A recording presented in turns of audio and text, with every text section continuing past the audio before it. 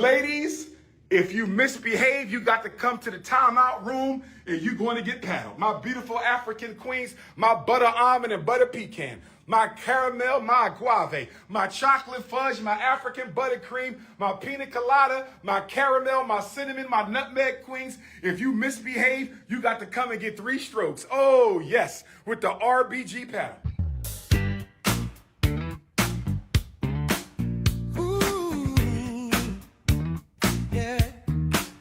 Got one question.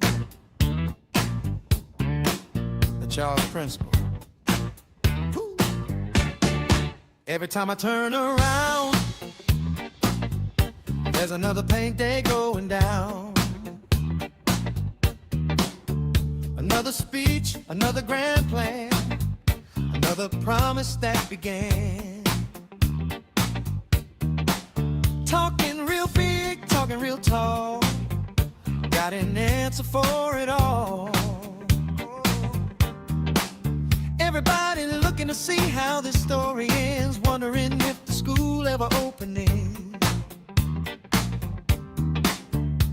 One day it's this, next day it's that. Everybody laughing in the Cookie Crush chat. Is this the man that claims to be the boss? Every conversation turns into a cookie-free call. Ooh, the mold keeps growing. Ooh, the grass need mowing. Ooh, FDMG keeps rolling on. The Charles principle. The Charles principle. The one who's paddling your mom. That Charles principle. Every week another big reveal. Every donation is money he steals. Oh, that Charles principle. The one with a speech for every occasion. That Charles principle. Everybody singing while the groove rolls on, trying to figure out what's going on.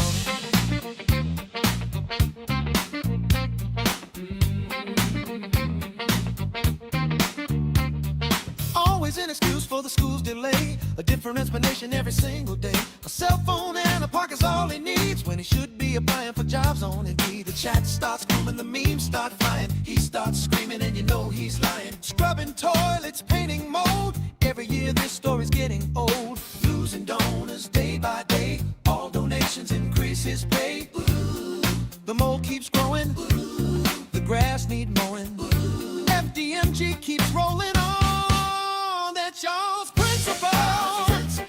The one who's paddling your mom. That Charles principle. Every week another big reveal. Every donation is money he steals. Oh, that Charles principle.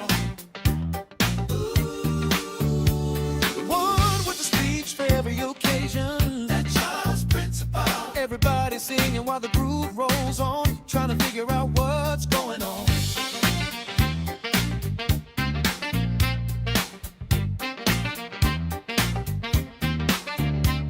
Now somebody asks one question and somehow gets a 30-minute lesson. Somebody tell me, is this your guy? 14 years and running with this lie.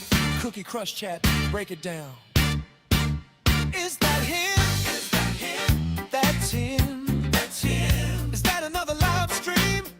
That's him. That's him. Is that another speech? That's him. That's him. Is that another explanation? That's him. Well, all right then, Charles principle. The one everybody knows by name. That Charles principle. He keeps rolling on, and somehow the life's still holding strong. That Charles principle.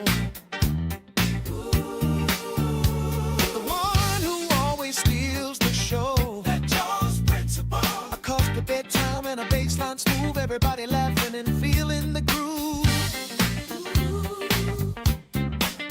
That Charles principle.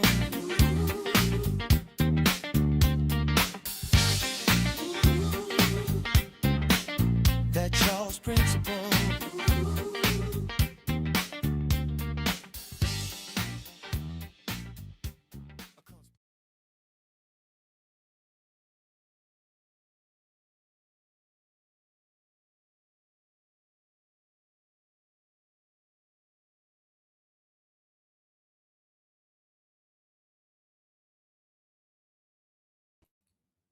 If you can all stand, ladies and gentlemen, It's the 4th of July.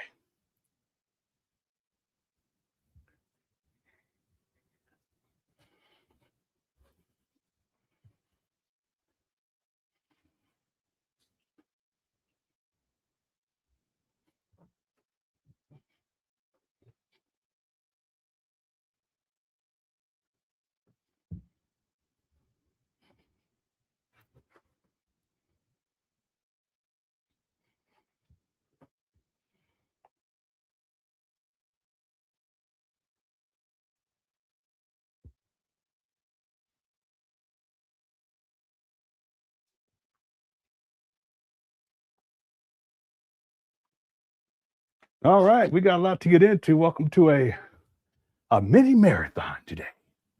I literally just ran down them stairs into the garage to get that. That's why the screen went black, because I was trying to get back up here. you notice how I stopped putting the comments up on the thing because I was going down the stairs to get out the garage. I'm all tired now. You know that's bad. I'm all winded. That's how you know you get old. Them stairs, boy. I just want to put this so that we'll put it next to the Cookie Crush chat. How about that? Yeah. There we go. Well, actually, let's move it a little over. Just a little more. Yeah, maybe we could. That's good. And then we could drape it over like that. Yeah.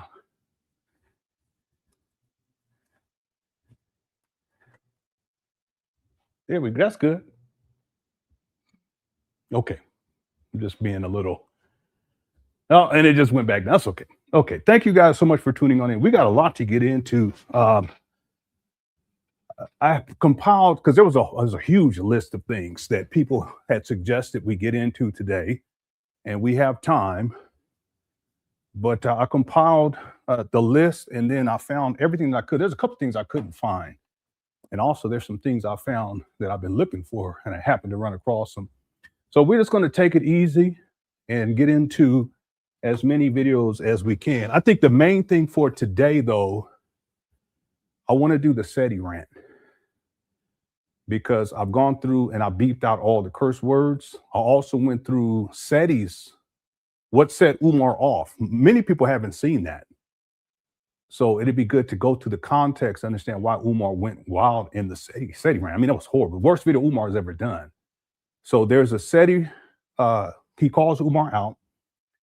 And there's a backstory to that, though, too. I'll explain that a little bit later. And then Umar, he goes ballistic. And then I want to go, if we have time, this will be much later, we'll get into Umar's response where he apologizes for the SETI rant, which was ridiculous. But outside of that, we got a whole lot to get into. And we will be live streaming tomorrow around the same time. And I'll have everything queued up for you all. Okay. So I want to start, though, and welcome everyone inside the Cookie Crush Chat. Thank you guys so much for being here. YouTube 5 says 4th of July, 4 baby mamas and 4 shangos for Umar. Okay. No, officially he has 3. Okay, I don't know about, it's likely that he has more, but for sure he has 3. Okay, thank you for the super. Happy 4th of July to everybody. Okay. TJ said, Lenon, you sounded winded like Umar. Yeah, I am. I'm sweating because I ran down real quick because it was like the last maybe minute and a half when we were watching the intro song. And I realized, wait a minute, I forgot to bring, because I was planning on bringing it up. I said, I forgot to bring up the flag. So I ran down there real quick. I need me something to drink. Yeah, this is how I am. Stuff got to be where it needs to be. Otherwise, I ain't going to. This pillow thing. All right, now I'm ready to go. Yeah. Oh, I got to turn that on too. All right.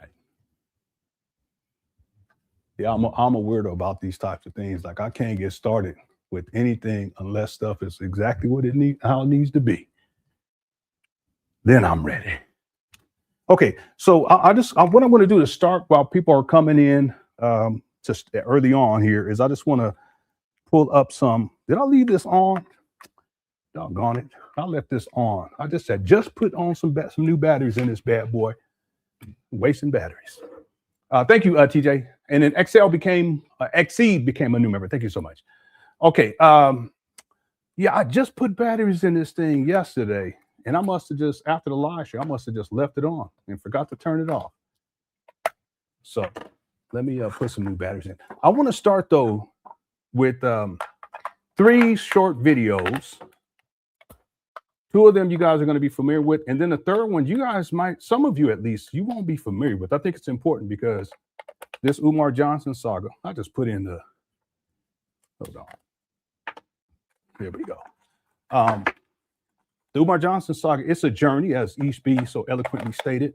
And there have been so many different things that have taken place in the past dealing with FDMG that it's hard to keep track of. So I'm going to bring something out from the crates that a lot of people don't know about. Okay, I got my thing going here. All right. There we go. All right. Okay, so let's get going here, everyone, for this 4th of July mini marathon. Of course, most of you guys have seen this. We played it many times, and this goes back to 2019, the last time Umar had his own place. Strong males, send those resumes in. FDMG resumes at gmail.com. FDMG resumes at gmail.com. FDMG resumes at gmail.com is what we're looking for. My thing is y'all need to, what happened? Okay, this video's from 2019. This is the last time Umar had his own place. He had been there since at least 2010 because he was facing eviction back in 2010. I have that paperwork. He also faced it in 2019, and he did not resolve that eviction, and he became homeless. He was living in and out of motel rooms from the end of 2019 until 2020 when he moved in with his mama, and he's been living with his mama ever since. He's been homeless. But I'm playing this because I want to bring something else up dealing with Umar's child support in just a moment. I'm in the process of relocating to Wilmington, Delaware. And he goes right to lying. He never moved to Wilmington, Delaware. By the way, he's a hoarder. Okay, he's filthy, and this is relevant, especially when we talk about visitation rights or even custody. That if you're living in filth like this, it's extremely unlikely that a judge is going to give you some sort of custody. And again, Umar's been homeless, and he's been at this residence since at least 2010. But more modern times, if you will, he stays with his mama in Section 8 housing. It's filthy in that house too. But you can see he's a hoarder, and this isn't an isolated incident. And instead of him owning up to it, he starts lying, and and that's what he does. He lies a lot. He's a pathological liar. Okay. And then after he moves in with his mama in 2020, because he a little bit later on in 2020, because he's homeless, and you'll see him live streaming in and out of hotel rooms. He doesn't live stream from this apartment room anymore. And he ends up moving in with his mama, and she has Section 8 housing. He's been living off of her ever since. And then here's a video from him in his mama's house, inside his mama's closet, from 2023. Tap in with the Prince. Who tapping in next? Who tapping in next? Who tapping in next? Tap in with the Prince. You got a question, comment? Tap in with the Prince. Tap in with the Prince.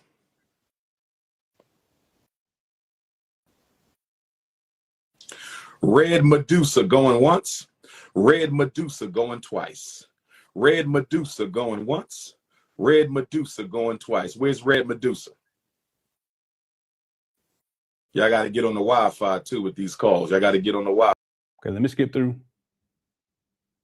You have this quick conversation with this young man. I didn't hear about that. Yeah, he used to live in Camden, New Jersey, right over the bridge. Yeah, I think that's the one that burned down. It was like a 78-year-old lady living inside there at the time when they were burning it down. And she said she's going to rebuild it. Wow, I wasn't even aware of that. Yeah, conspiracy to destroy Dr. King.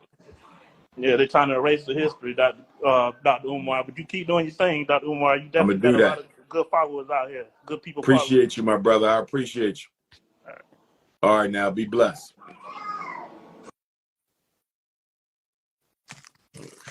All right, you see this? This is in 2023. So there's a pattern here. Same thing with FDMG, though. There's a lot of trash and filth there. He's turned the large gym into his own storage space, and it's a hoarder situation in there. So I just want to be clear about something that with Umar, he has a hoarding problem, and he's filthy. He doesn't clean up. So the idea of having custody of a child and homeless, but the other parent, in this case, he calls her evil vegan. That's what we're going to get into next. She has her own place and she's doing quite well. While Umar, at the age of 51, about to be 52, is homeless, doesn't have a job, doesn't have his own vehicle, living off his mama at the age of 51 in Section 8 housing and living in filth. So that factors into Umar Johnson's custody situation and also his child support situation. Furthermore, I have to mention, in visitations, I have to mention that Umar he doesn't care to be an active participant in any of his children's lives. And my research shows that, and that's clearly evident inside of his child support docket and dockets, I should say, because it's many of them. Okay, so I wanted to show you guys this. I got another video that I want to show you guys. It's a shorter video dealing with this Umar Johnson saga. I want to share something else because we've been talking a little bit more about Umar Johnson's child support situation. In fact, earlier this week, we did a show, and in the thumbnail, I listed some of Umar Johnson's child support dockets. And here's that thumbnail right here. He only claims 2 baby mamas, but he has 3. And these dockets are extensive. Okay. And then a 4th woman attempted to put him on child support, but was unsuccessful. We've talked about that extensively as well. So I wanted to share this with you guys because of something that Umar Johnson posted today. All right. And here's what he posted today, a couple of hours ago, in point of fact. And in fact, I'm not going to be able to, well, maybe I can't. Let me see if I could read this. That smaller text may be too small. Okay, I can get the larger text for sure.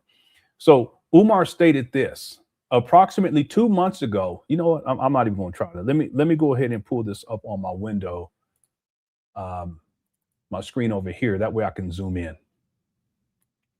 Yeah. Okay. I don't know who I was trying to fool. Okay. Okay, so it states, approximately 2 months ago, I received a telephone call from a friend of the evil vegan, and this is his 2nd baby mama. She didn't put him on child support right away. There was a number of years before she put him on child support, and during those years, Umar impregnated another woman, and she was in her early 20s. He was in his early 40s at the time. So I didn't know the woman. So he got a phone call from a friend of evil vegan. I didn't know the woman, but she expressed that my daughter was ready to reconnect with her father. Okay, why would some other person express that to Umar?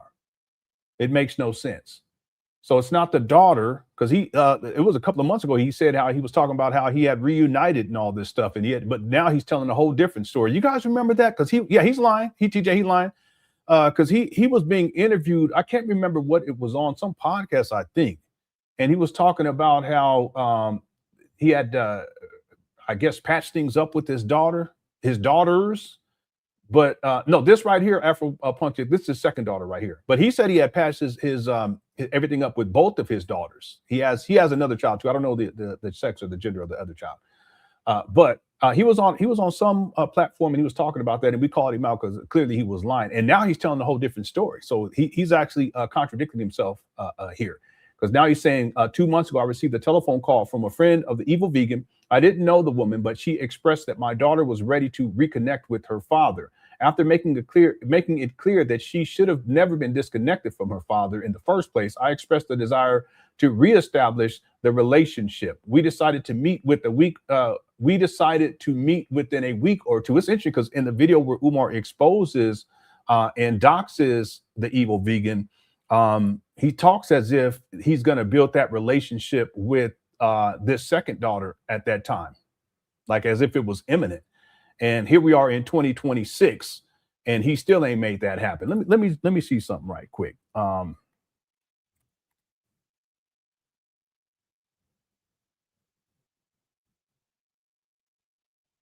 Yes, this video right here.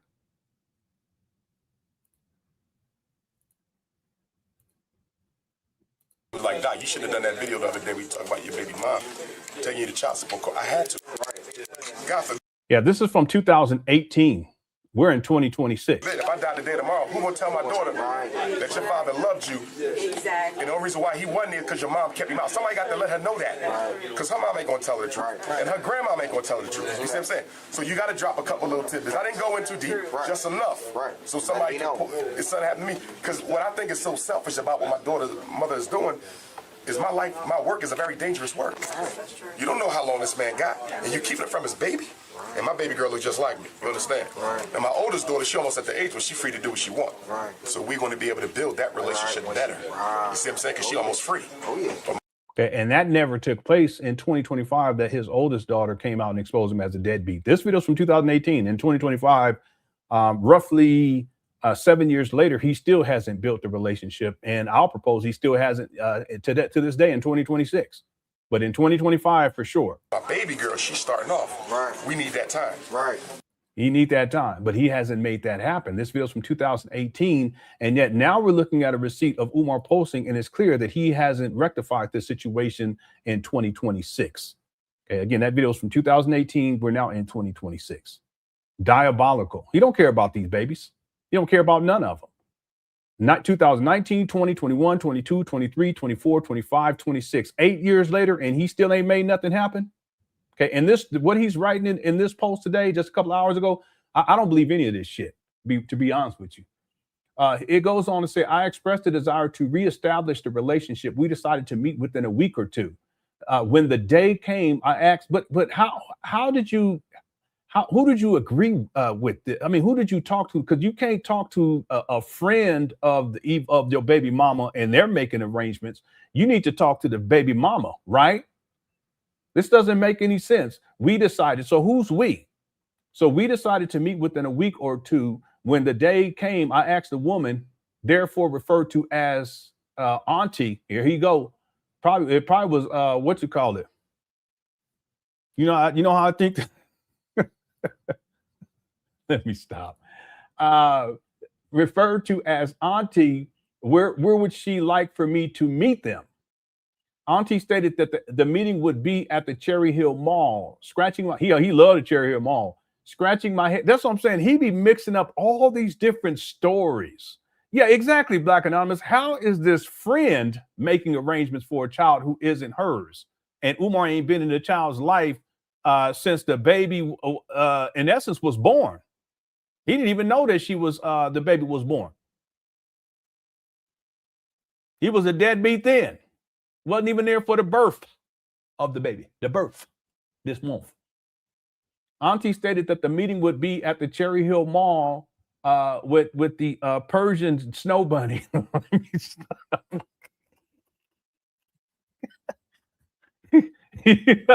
The Persian snow bunny was going to be observed. You know, they can have, sometimes can't see the baby. You got to go see the baby. There got to be an observer to watch him. That was the Persian queen. So the Cherry Hill Mall, scratching my head, he's such a storyteller. Scratching my head, I said to myself, why am I meeting my daughter for the first time? Damn. Deadbeat. After a very long time, for the first time after a very long time, you deadbeat. At a busy mall on the weekend. Although this seemed odd, it would have been better if it was on a weekday. I don't know. Why am I meeting my daughter for the first time after a very long time at a busy mall on the weekend? Although this seemed odd, I decided to proceed. Upon arriving at the mall, I texted auntie, not the mama, not the baby mama, not the daughter, texted auntie, and asked where would we be meeting, and she said the Apple Store. Shouldn't you know where you're going to be meeting before you get to the mall? You big goofy. That don't even make no sense. And he got Apple phones, so he's just mixing stories up. I responded by saying the Apple Store is way too busy. How do you know that? You don't know if it's busy at that time. It don't even make no sense. Yeah, let's go meet at the let's go meet at the Apple Store. What kind of bullshit? This is some bull jive. You ain't seen this. You ain't seen your daughter in many years. And the only thing you can come up with this storytelling is to meet her at the Apple Store. Come on. Umar, you got to stop. It's ridiculous. I don't mean to laugh, but it's ridiculous. He says, Apple Store is way too busy for a meeting with my child. There is neither privacy nor a sitting area there, and I am too popular to be seeking any privacy with my child at an Apple Store. That's the narcissism. He's too popular. I suggested we meet at a restaurant, but she insisted that it had to be the Apple Store. After refusing to meet at the Apple Store, she decided on a restaurant. Auntie asked me to call her when I parked outside in the Cherry Hill Mall's parking lot. I did so, and she came out to meet me. This don't sound right. It don't sound right to me at all. Auntie told me that my daughter was inside the restaurant along with her mother, the evil vegan, and her mother's sister-in-law. So now there's a sister-in-law. Okay. I told Auntie that you and I arranged for me to meet with my daughter. How is this so-called auntie, this phantom auntie, have the authority to make arrangements for Umar to meet with his daughter that he ain't seen in years, decades, at least a decade? And he's already had a falling out, evidently, with the according to him, with the evil vegan, the baby's mama. Because remember, he had already posted a couple of days ago, he's talking mess about her and the child support. This makes no sense to me whatsoever. You never said anything about the evil vegan and her sister-in-law being present. It makes no sense whatsoever. That's what I was going to say. I think this auntie is Uncle Nancy. That's what I was going to say. Y'all think that, because you know how Umar be mixing things up. I really think that this auntie that Umar is talking about is really, this auntie is really Uncle Nancy. That's what I think. Because he just be mixing up. Be who you are. All right. I think it's Uncle Nancy, personally, in my opinion. Okay. Allegedly. So he goes on to say, you never said anything about the evil vegan and her sister-in-law being present. I've never met the sister-in-law and wasn't interested in meeting her now. I asked Auntie, why was I expected to meet with my 15-year-old daughter with 3 grown bitter women staring in my face? He's the one that's bitter and he's the one that's absent. You've been a deadbeat for 15 years. You got some nerve and no shame. Anyway, she said my daughter was scared or nervous and made the request. Okay, Umar, cut it out. I knew that was a complete nonsense and nothing more than the evil vegan scheme to prevent me. Here he goes, scheme to prevent sabotage, to scheme to prevent me from having a private conversation with my child. Real talk, it ain't your child. You a deadbeat for 15 years. You talking about that baby don't know you, you goofy. You're a disgrace. I asked to see my daughter and she brought her outside. Who brought her outside? So the mama, so-called evil vegan, gonna let this so-called auntie, Uncle Nancy, take the baby and let her go see that you without her present? That don't make no sense to me. My daughter asked, could her aunt and mom sit at the table with us? I told her that she's 15 years old and we don't need to be supervised while we meet. This whole story don't make no sense. We would already be inside of a restaurant, inside of a mall. We would already be inside of a restaurant, inside of a mall. Mom and mom's sister-in-law, he can't write word. Boy, this guy, he got 6 degrees. Mom and mom's sister-in-law could be elsewhere nearby, but not at our table. I could clearly tell that my daughter was only repeating what her mother had told her to say. My child didn't need anyone with her to meet with her father, but the evil vegan wanted it this way. I don't believe any of this.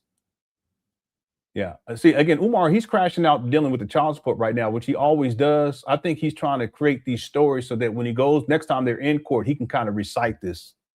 He can recite like she's done him wrong. She won't let him see the child. So he's trying to put it on social media as if this really happened. That's what I think. He's diabolical.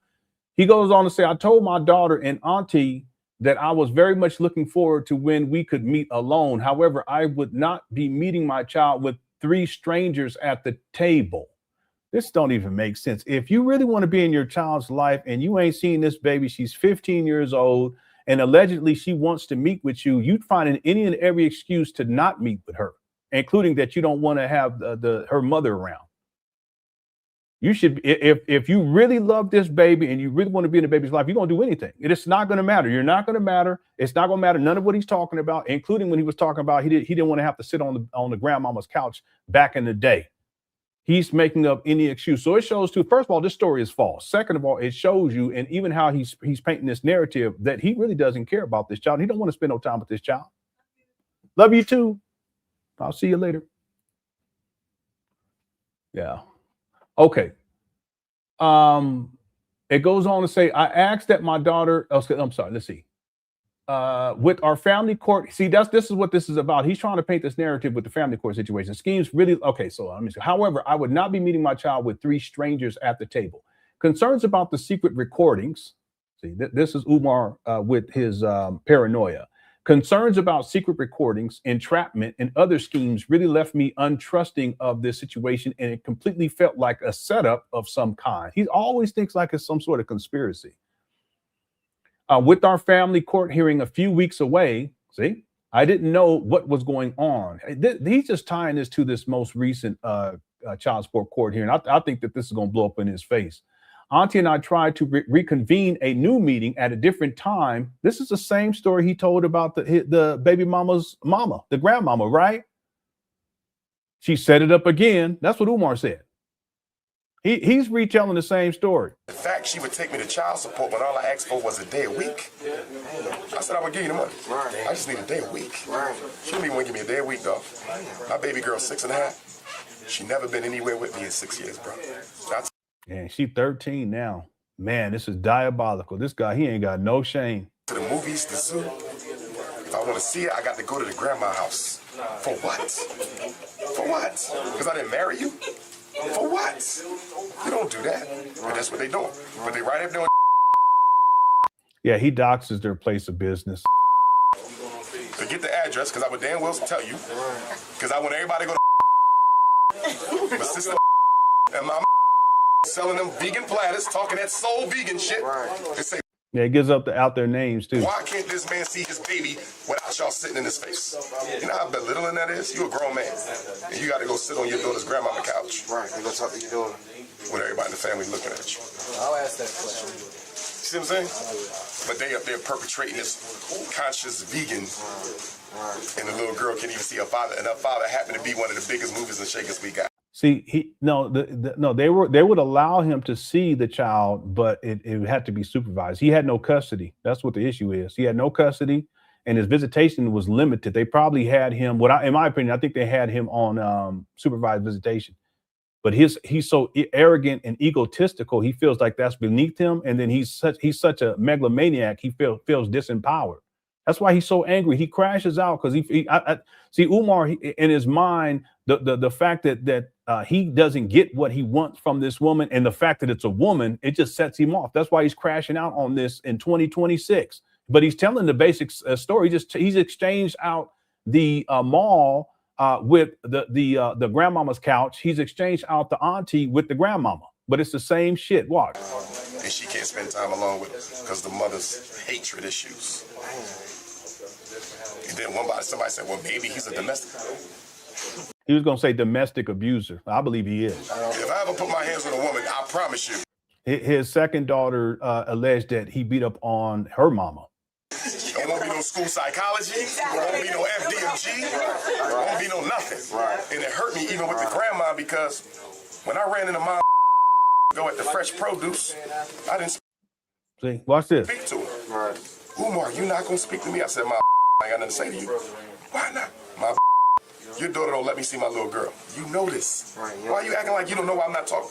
Oh, I didn't know. How the hell you don't know I can't see my baby when the only time I can see is on your damn couch? See?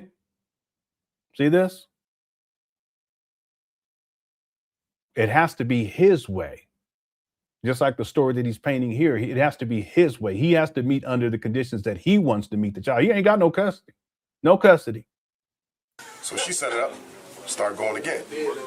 See, start going again. She sets it up, starts going again. Okay, let's go back to the narrative that he's spinning. What is this? He's spinning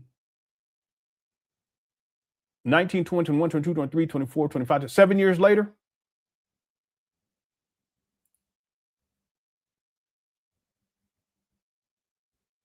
With our family court hearing a few weeks away, I didn't know what was going on. Auntie and I tried to reconvene. Here we go. Grandma and I tried to reconvene a new meeting at a different time, but I decided that it was time for me to speak to my daughter on the phone. What do you mean it was time? What you could have done that if it was time? Why didn't you do that back in 2018, you deadbeat? See, I don't believe any of this. All of a sudden now you're able to communicate with her. Why didn't you do this back in 2018 then, Umar? Or since 2018?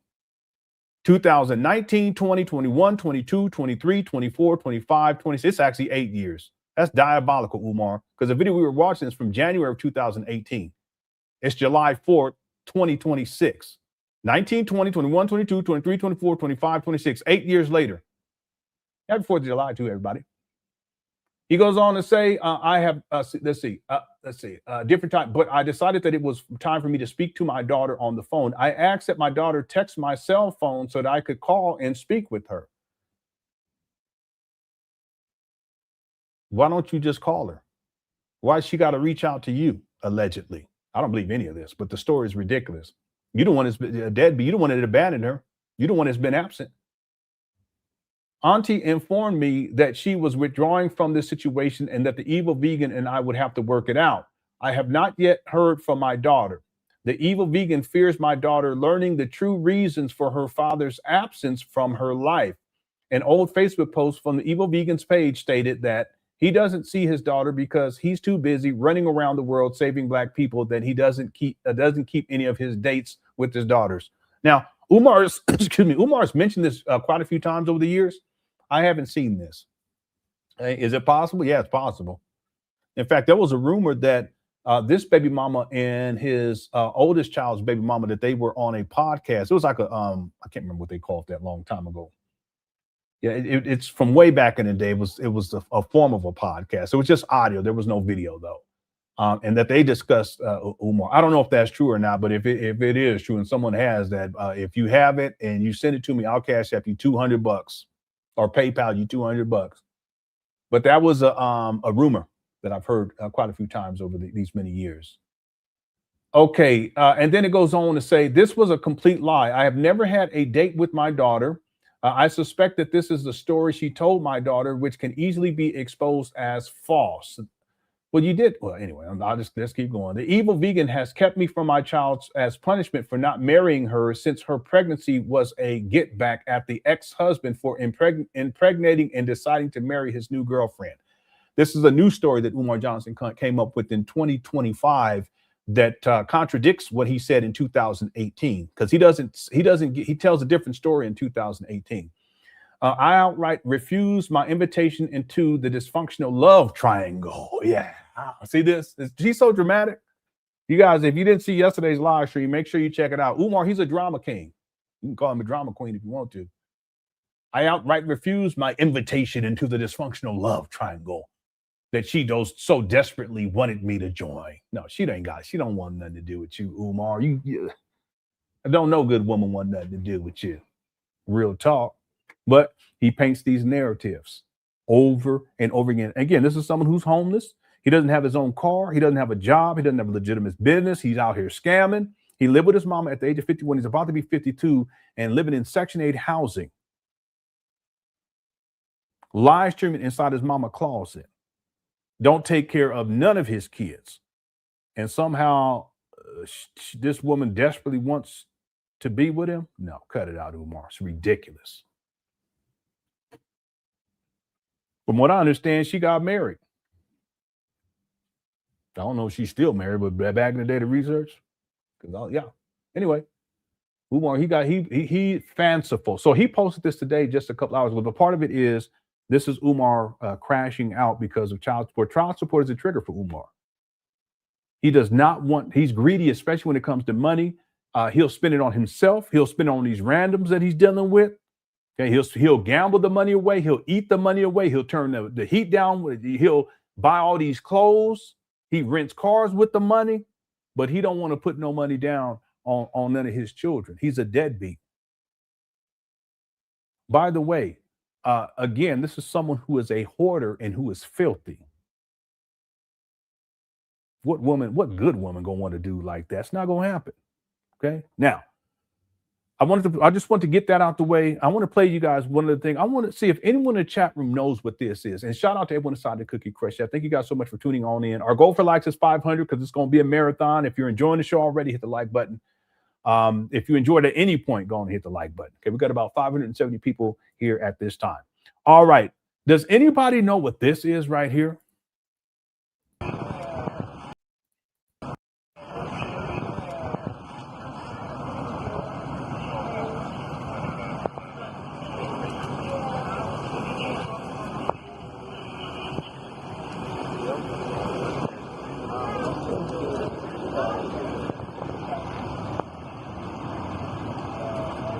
Tell Dad to bring it out.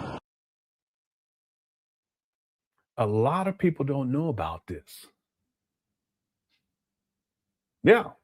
Yeah. Sweet D, how's it going? A lot of people don't know about this. Yeah.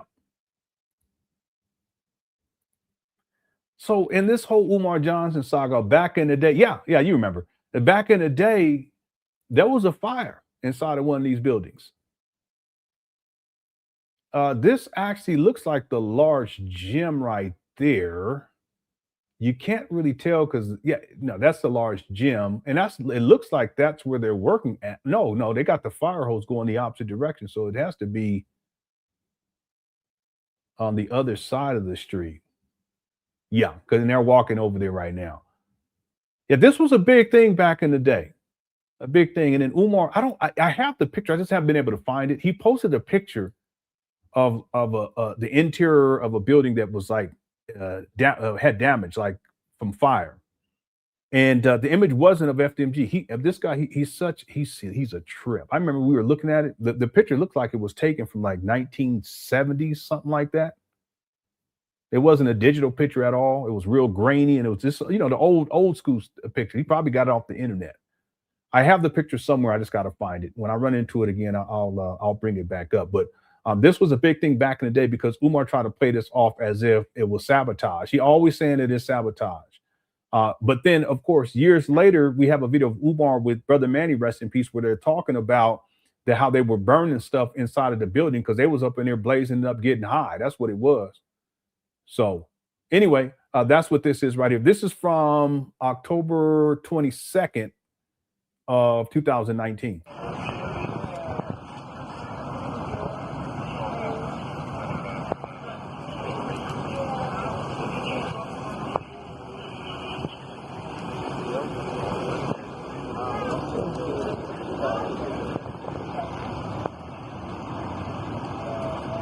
Tell Dad to bring it out. Yeah, and by the way, he did pull permits to have some work done on this situation, from what I remember. Okay, I could be wrong. That's such a long time ago. I may be misremembering. So let me strike that because I would have to go back and look. Okay, Timothy Chapman says, my thing is, that's what Umar did when he accidentally flipped that phone. He gets straight to lying. That's what he does every single time. Thanks, Timothy Chapman. Gospel Princess says, I don't believe any of that long mess Umar posted. Yeah, I don't either. That's the thing is it's like a big, long narrative. And he sits there and he writes it. He probably goes over it and then refines it. And then it just gets really drawn out. I mean, what's the purpose of even posting that in the first place? I just think we've been talking about his child support situation more recently. We talked about his child support docket. We've talked about his relationship, his lack of relationship with, he's a deadbeat, lack of relationship with his children. So he has to create these narratives to post on Instagram, thinking that somehow, and I guess some of these Umar Johnson followers, they're going to believe that foolishness. But I think he does it as like damage control. He may also be trying to create these stories so that the next time they're in court, he can recite them. And then, it'll at least to him, he'll feel more secure in reciting him because citing these narratives because he's already posted them on his Instagram page. He's diabolical like that. Thanks, guys, little princess. TJ says, Umar Tall Tales Tunde added again. Yeah. I mean, over and over and over again. The story does not make sense. It's always some aunt. Who's the auntie? Who are you talking about? I mean, he creates these different characters, puts them in there, takes them out. He flips them around. The auntie used to be the grandmama. Now the grandmama is the auntie. Tall Tales Tunde. Thank you, CJ. U225 says, pull up the Umar Japan hot tub manatee clip.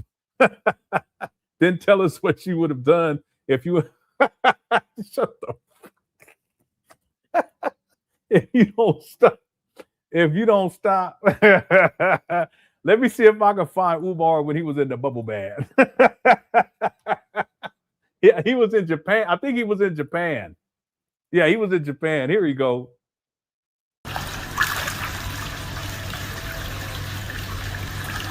Yeah, this is 2017. He was traveling off of that money big time. May 20th of 2017. Just living his best life off of donors' money. Peace and love, black family. It's the Prince of Pan Africanism coming to you live and direct. Nagoya, Japan. Taking me a nice Japanese bath. Getting ready for tonight's power lecture here in Nagoya. Shout out to all the brothers and sisters who came out yesterday in Tokyo. I thoroughly enjoyed you. Prince of Pan Africanism can't wait to come back in August. You feel me? To politic with y'all even some more. But we're here in Nagoya on the top of the roof. Hotel, the sun is out. Land of the rising sun. Good air, good heat, good temperature. This guy. I'm sorry. I just went through my spam folder. I gotta go through my spam folder every day. I get so much foolishness up in there. I just for whatever reason, when this first popped on, I just let me go clean out my spam. That's how Umar up in here. Okay. I'm just getting my Bruce Leroy on right now. I'm just getting my Bruce Leroy on right now inside of the Japanese spa. Very beautiful. You feel me? Nice scenery. You know what I mean? A lot of nice. Listen, I have to say, I would not be up in there, period. I would not. It's too much like that white film and then, you know, like dried up water and then the rust on the tub and all that. There's no way. I wouldn't even be up in there. I wouldn't even go in there. Scenery here. You know. You see that? Nope. Nope. No way. Just, you know, a nice place to balance and meditate. About to take a nice Buddhist meditation, nice transcendental meditation. Let it all, you know, let it all just fall out, you know, free the mind of any issues. Nice deep meditation. Y'all know how it go. Shout out to North Philly. Shout out to the Brooklyn family. The heart. I know. Alfredo, I would not be up in there, period. There's no way. Harlem family, the Bronx family, the Queens family, the Long Island, the Staten Island, the money-earning Mount Vernon family. See all that crust or whatever? It's like, just like crust. There's no way. Y'all will see me June 2nd, of course. You feel me? Shout out to... Look, even that water struggling to come out the pipe. The Detroit family, National Independent Black Parent Association Training Conference. Looking forward to seeing y'all then. Looking forward to seeing y'all then. There's a shot of the city, Nagoya. We on rooftop, doing it the way the Prince of Pan Africanism does. All right, anyway, there's one part where he goes underwater. I always crack up when he does that. Yeah, look at this. Nah, But you supposed to sit on that? That ain't happening. Filthy, this boy, look at that. Nope. Ain't no way. Here you go. Goofy. In Nagoya, Japan, you feel me? Go pick me up in a couple hours, so just take a look. This guy, he's such a narcissist. Little warm Japanese salt bath. Warm top Japanese salt bath. Feel me? And then we gonna get ready for the power lecture. You feel me? Shout out to all my Garveyites. That's them insects going up. Yep. All my race first renegades out there. You know what I mean? All those who ride with King Pan African and the Parent Association. You feel me? So we going to China day after tomorrow. Don't nobody care. Hold on. I just want to see where you... Did we already pass that part? Maybe we already passed it. Anyway, there's a part in here where he goes underwater. Maybe we already played it. Hold on a second. Let me see. Or maybe we skipped over it.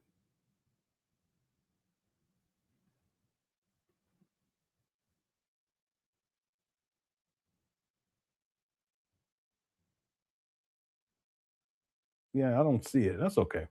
Anyway, I do. I have it in that the most recent musical piece I did that we did. Okay. So yeah, there you go. There you have it. U25. Thank you for the super chat. Godzilla Princess says, I paid my child support in both. They lying on me. Yeah. Yeah.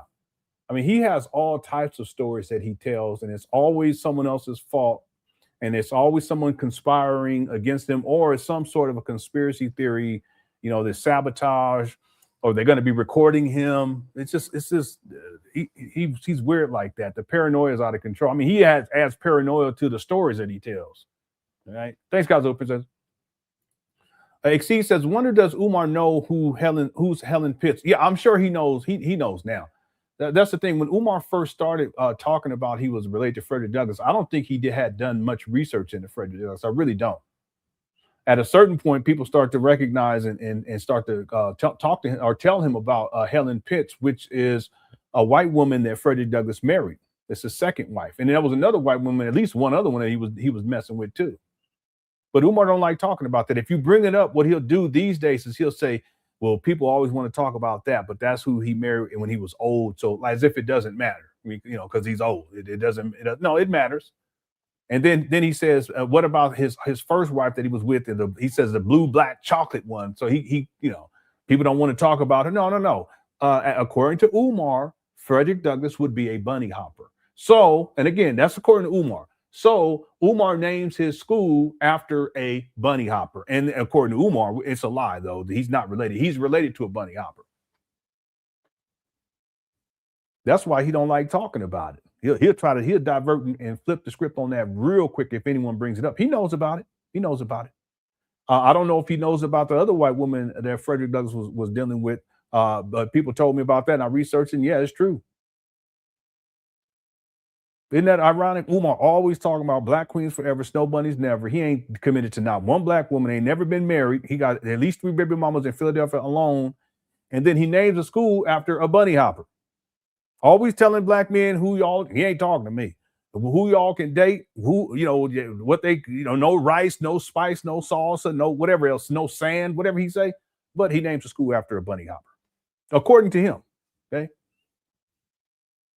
Thanks, Exceed. Yeah, there's a picture of Frederick Douglass and Helen Pitts, and he's sitting down, and then it's Helen Pitts and another lady. I don't know who the other lady is. I can't remember. Thanks, Exceed. LC says there is a reason why he has supervised visitation. Yeah, he complains about it too. He complains about it. He's complained about it quite a bit. Now he's told people that that's not what it is. That it's not. No, I'm gonna tell y'all. Umar has no custody. If he has visitation, it's supervised. Otherwise, he wouldn't be complaining about having to see the child at the mall. He wouldn't even be complaining about that, because if it was unsupervised, he could just, you know, pick the child up and go do it. What judge is going to grant that to Umar though? He's filthy. He's online acting a damn fool. He got substance abuse issues. He's quick to anger, quick to rage. He don't even have his own place. He doesn't even have his own vehicle. He speaks so abusively towards his baby mamas. I mean, people, the baby mama just take receipts into court, say, hey, listen, this is what he said, and he doxed me and my mother's business and told his followers to come up there. That's what he did. What, they're gonna give him unsupervised visitation with the child? No, I don't think so. It's not gonna happen. He's dangerous. Thank you, LC. TJ says Umar must have been in there blazing and it caught fire. That's what I was saying years ago. Okay, but Umar said he was out of town when he got the message, because the person who, this from what I remember, Black Anonymous would know, because this is so long ago. But from what I remember, Umar was out of town, and then he got the message, and someone sent them the video, and then he posted it. That's what Umar said. Okay, but the point is, who's to say that Umar didn't have somebody up in there? Because it's a kicking spot. I've been telling people that from the jump, that it's a kicking spot. He's probably had different, and I know this for a fact, he's had different people stand up there. One of the people end up suing Umar because Umar didn't pay him. And I have the video too. He was talking about how he was trying to get a place for him and Umar in Wilmington, and they found a place for real cheap, but Umar didn't want to do it. And then he also admitted that there was a time where he was actually living inside these bandos. Not Umar, but this the person who was helping Umar. Okay. The point that I'm making is ain't no telling who was coming up through there and when and what they were doing. Is it possible that they was blazing up and something caught fire? I wouldn't be surprised, because later on, years later, Umar and Brother Manny, rest in peace, they up in there blazing it up. And Umar was still live streaming, forgot he was live streaming, and then self-exposed. So it's possible. Okay. Thanks, TJ. YouTube 5 says Nagoya water supply forever tainted with mold Tunde. No, real talk. That what you call it was filthy in the first place. That's why Umar, he was perfectly fine in there. He was so happy. Okay. Thanks, user YouTube 5. Lenon, did you hear about Marie Pritchett Academy? Pritchett Academy opened up in Wilmington, Delaware in the fall of 2024. Yeah, $84 million academy. Shout out to Information Man. Yeah, and it was built from the ground up, from what I remember. I remember when they first started working on it, and we were reporting on it. And then I thought that it opened. I actually thought it opened in 2025, because I remember I read an article in 2024 where they said that it was going to be opening in 2024 or in 2025. I assumed it was 2025, but no, it's open. And you remember Umar was on Lord Jamar, and he said that these trap bandos were state of the art. No, the Maurice Pritchett Academy is state of the art. From what I remember, I think it's a STEM academy. Let me go look.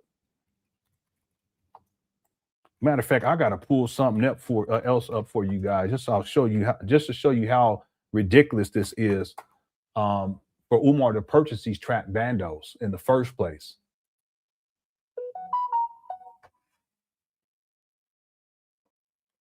Yeah, they got a professional website too. Umar's never had a website like this. There's 600 plus students enrolled, serving students in grades 1 through 8. It was founded in 2024. The teacher to student ratio is 13-1, and the national and state record, they have 2 awards so far. Professional website. It has information. You can look up information as it says find it fast. You can type something there and you can do a search. Thing for students, families, staff. You can click on it and see staff members, district home, and it shows a whole list of schools in that area. There's a translation button where you can translate the website to different languages, our school, academic programs, athletes and activities, parenting, and it's all built out perfect. And Umar's never had anything that looks like this. Never. The closest thing he's had to an FDMG website was called Umar Johnson, drumarschool.com, and it was trash. Straight trash. And today he don't even have a website. Never had a professional one. Yeah, so I wanted to see something though, because I remember we looked this up on the map, and it's not too far from the Umar's Trap Bandos. Yeah, it's across the Northeast Boulevard Bridge. Yep. Hold on a second.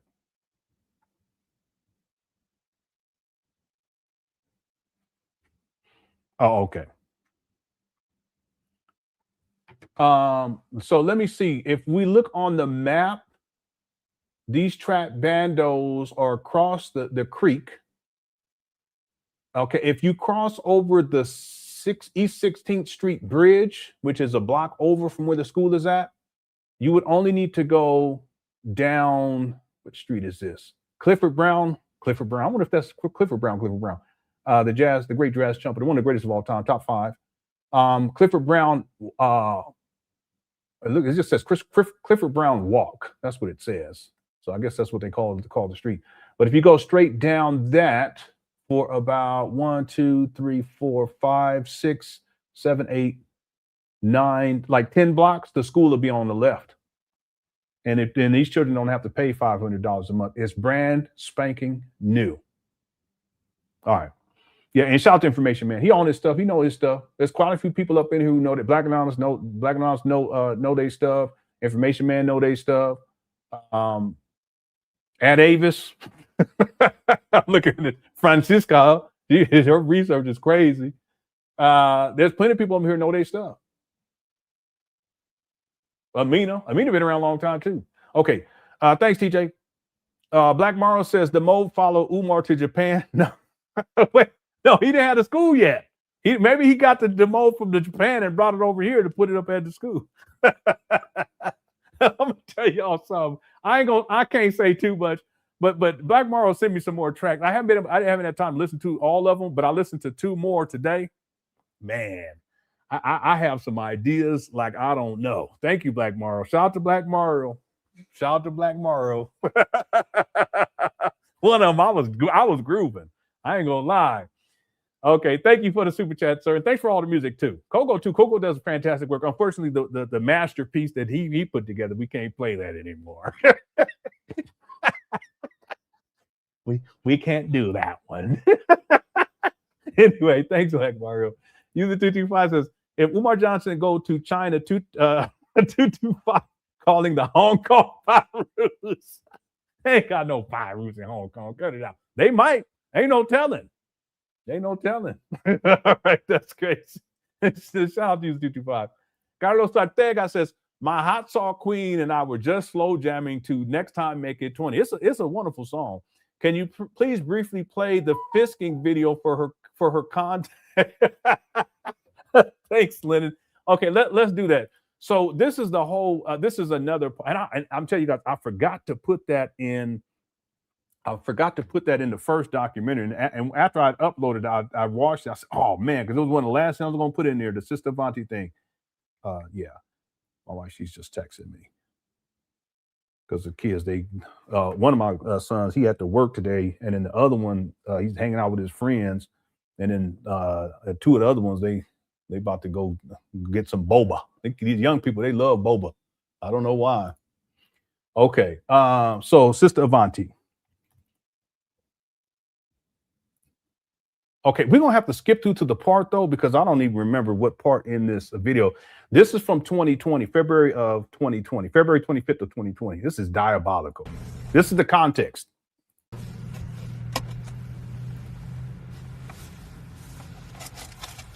Of the organization, whether or not we're trying to get the small school done, brothers and sisters, the Honorable Marcus Garvey School.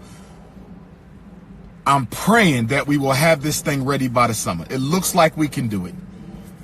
It looks like we can do it. Assuming y'all gonna keep donating, assuming everything goes right with these electricians and plumbers and HVACs, I'm looking to have a grand opening of the Garvey School by the end of the summer. I'm still working on that. That's the end of summer of 2020, and it's still not open. We want to celebrate 100 years of the red, black, and green flag at the Marcus Garvey School. Isn't that ironic? We're celebrating 250 years of the United States of America today in 2026, and this trap bando still ain't open. Excuse me, at the Marcus Garvey building of the FDMG Academy. Okay? The red, black, and green flag turns 100 years old this August. The red, black, and green flag turns 100 years old this August. The red, black, and green flag turns 100 years old this August, and we want to celebrate that at the Frederick Douglass Marcus Garvey Academy inside the Marcus Garvey building. But we need work. We need where to work. I'm looking for workers. Until you utter broken hearts, those automatically means what? Organization, you know, hospital. Be comfortable in Martin.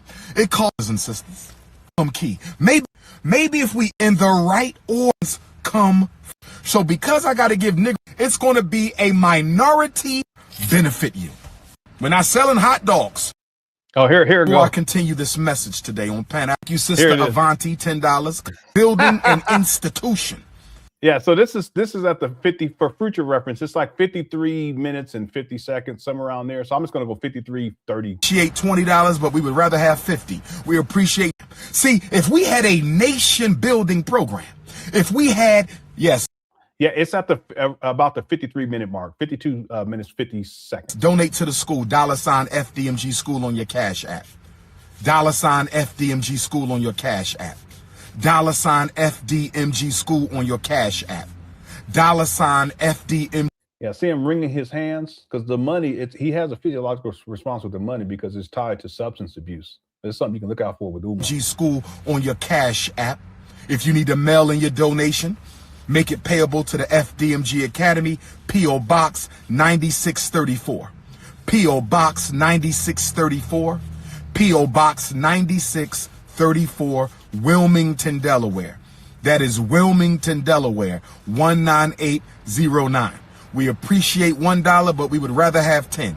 We appreciate $20, but we would rather have 50. We appreciate $50, but we would rather have 100. We appreciate $100, but we would rather have 200. We're trying to renovate a school, brothers and sisters. We're trying to renovate a school. We're not fixing a flat tire. We're not fixing a flat tire. We're not opening up a penny candy shop. We're not selling water ices, okay?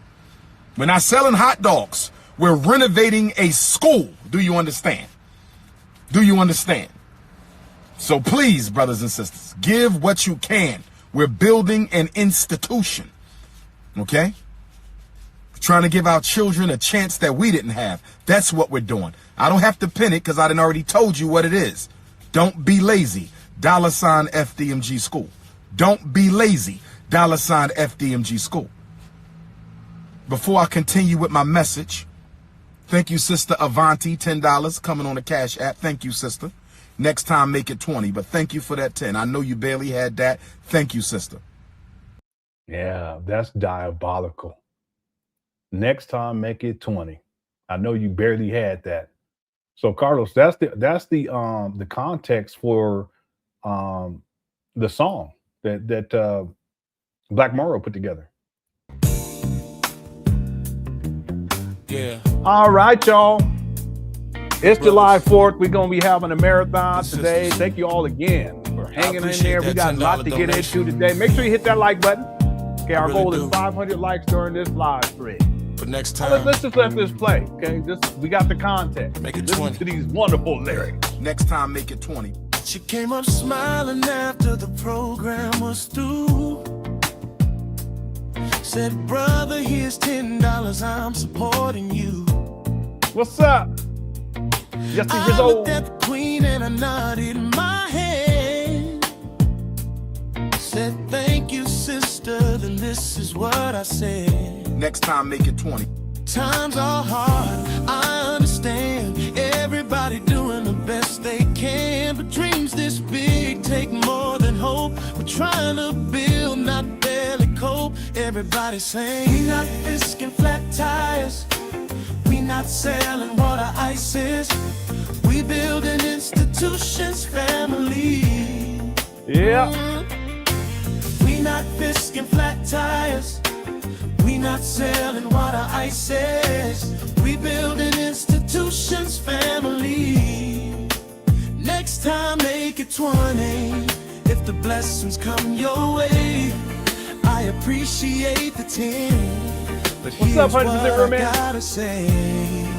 Oh, thank you so much. Next time, make it 20. You too. Let the whole congregation see. Happy 4th of July, everybody. Flat tires.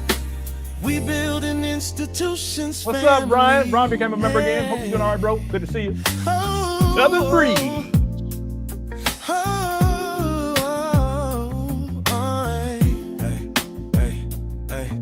People asking questions every single day.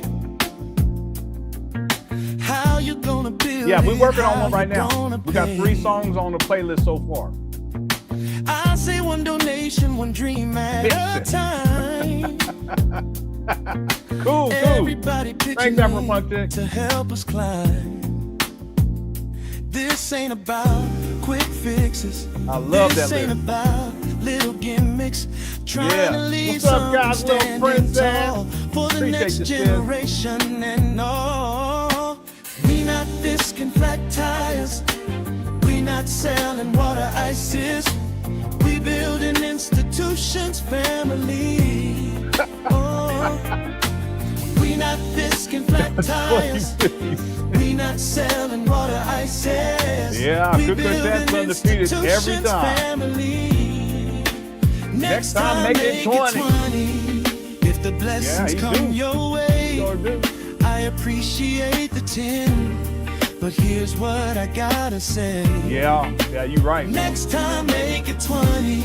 Yeah. Let the whole congregation see. What's up, BP? Hope you've been doing all right, sir. Tires. We building institutions, family. Institution builders. Say we build an institution, stop selling fish dinners. Institution builders. Fish fry dinners. Hi. What we doing? What's up, Amina? What we It's not called doing? Next Time Make It We not 20 fisking flat tires. by Black Mario. We not selling water ices. Thank you, One Smooth more Crew. time. One more time. We doing it. We building institutions. Yeah, I'm sure they've watched some of these. I'm now sure. everybody clap your hands. Left side sing. We not fisking flat tires. Right side sing. That'd be a good poll question. Sing. Everybody together. We building institutions. Family. Next time make it 20. When prosperity comes through, I appreciate the 10. And I appreciate you too, yeah. Next time make it 20. That's the message for today, yeah. We building institutions, family. And we're doing it all the way. We not fisking flat tires. We not selling water ices.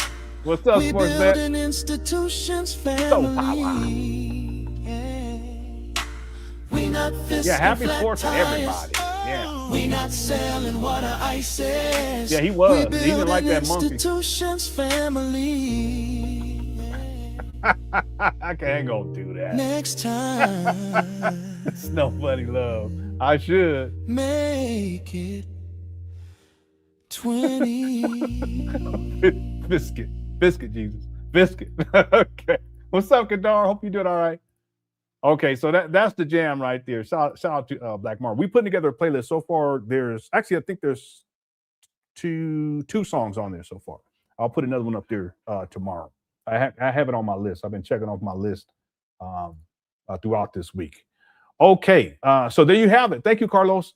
User 225 says Umar Johnson makes an exception for snow bunnies over 300. All right.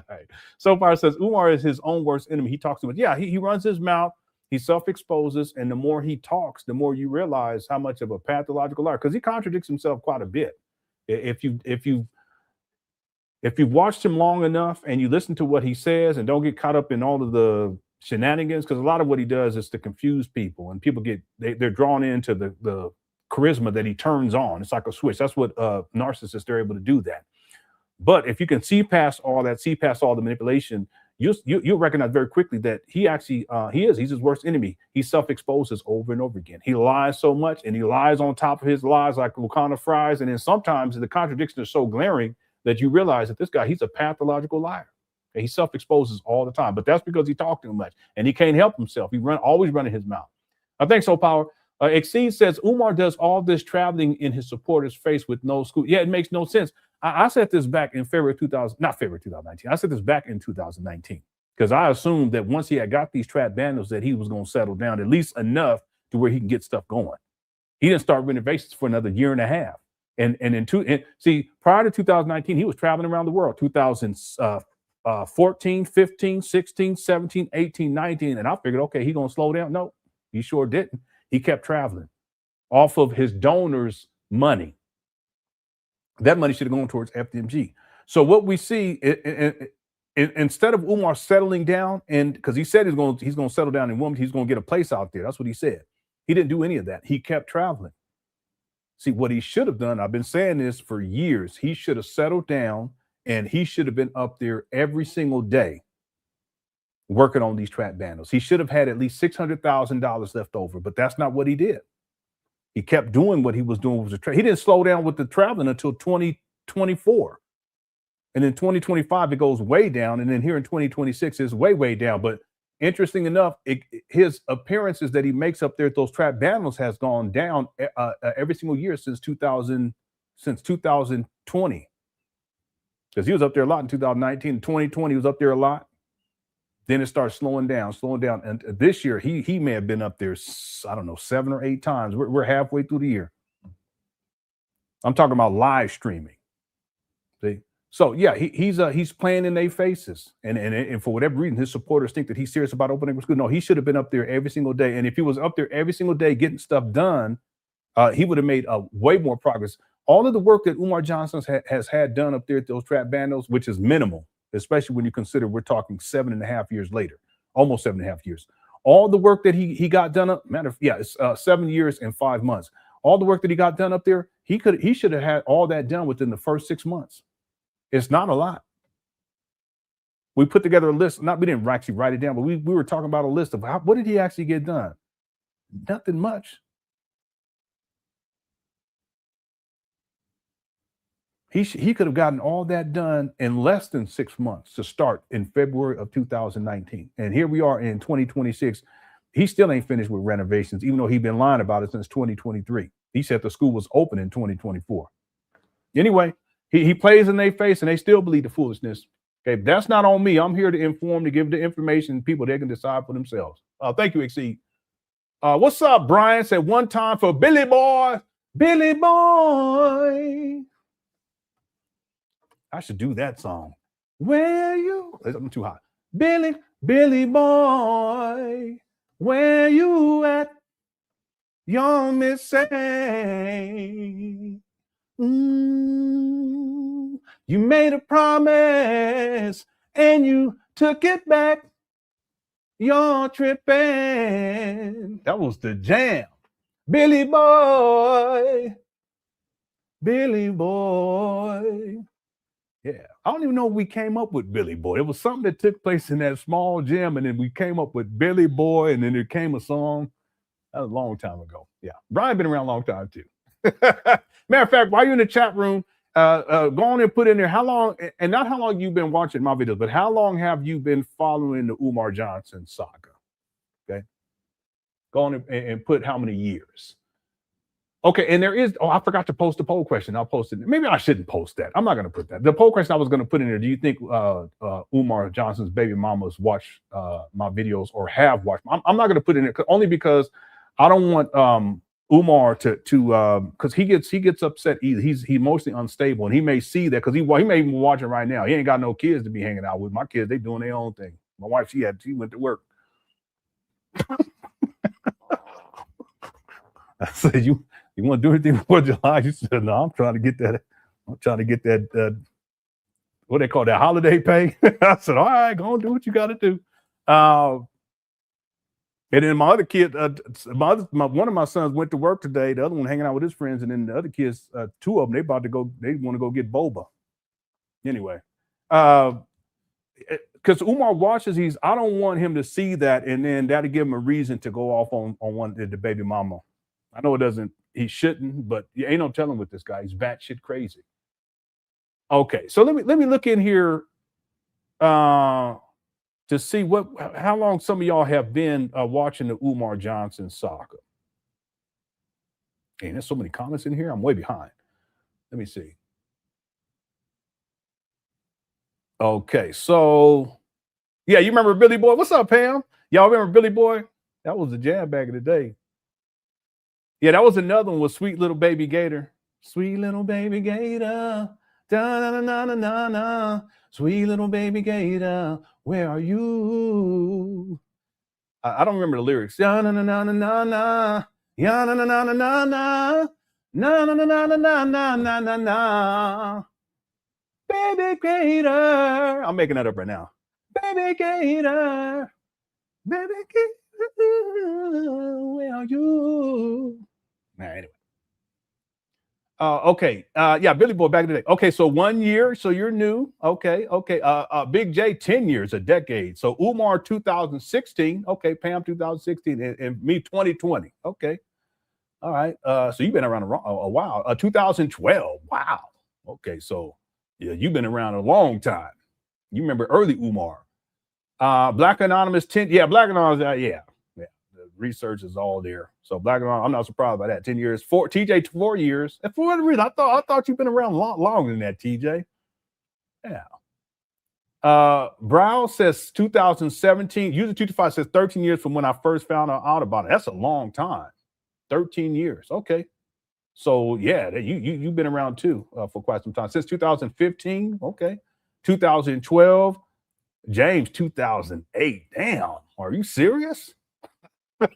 No wonder why you know your stuff. I didn't know it was that long, man. 2008. You got like a decade on me. I heard about Umar in 2014, though. I did, but I didn't start actually researching him until like 2018.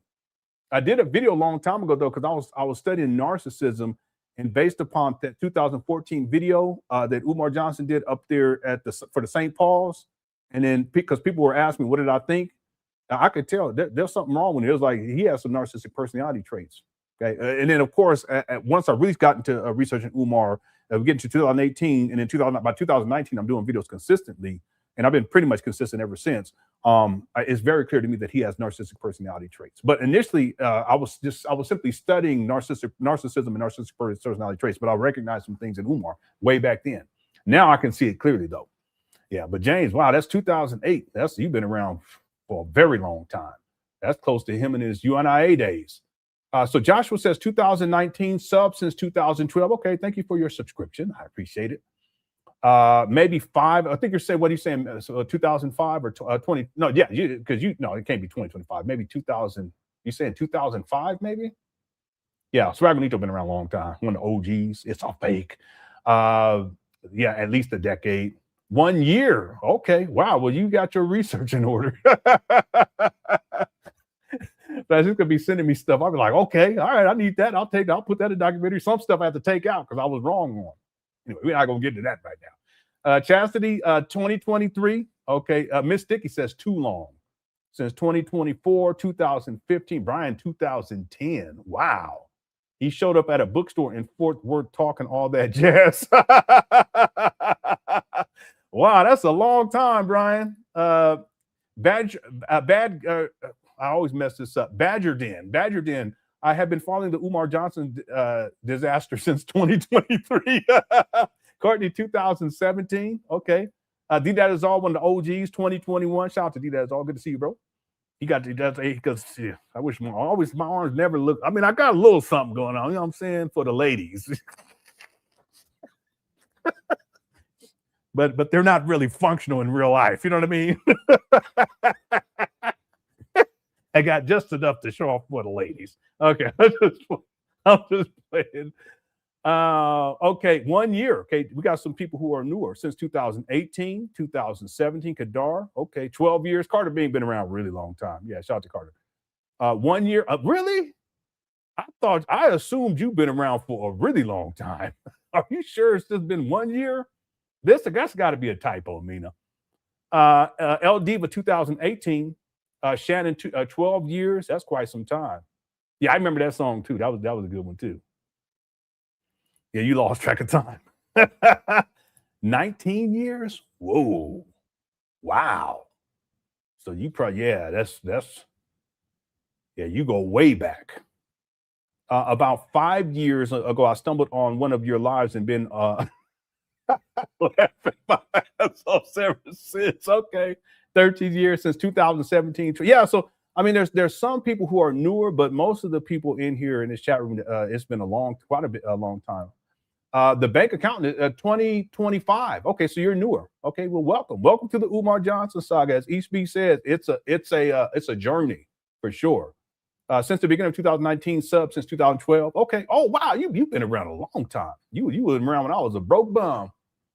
Yeah, thank you. Thanks for hanging in there with me. I'm doing a lot better now. I'll tell you that right now. 7 years. Okay. 12 years. All right. 4 years. Many months. Oh, this is Jamal. Okay. Yeah. I hope you're doing all right, bro. Yeah. Good to see you in the chat room. I ain't seen you in quite some time. Since 2000. Wow. You must be from Philly then. Because that's early. I mean, that's when Umar had a job. Umar had a job back then, so you way long time ago. Okay, let's get back into it. Thank you guys for sharing. Okay, I appreciate it. Okay, let's okay, so this is what we're gonna do. There's one other thing I want to show you guys, because remember we were talking about that the new school that went up there. I can't remember the name. It slipped my mind. It's a STEM academy, if memory serves me correctly. But I want to show you guys something about Wilmington. So here's this is from 2018. Remember, Umar he acquired these trap. Yeah, no, for real. And that's when you had a job. Umar acquired these trap bundles in 2019. Did you guys know that in 2018, Wilmington, Delaware was listed under the top 100 most dangerous cities in the United States? Okay. So this is the actual one we're going to look at right here, because this is for that article.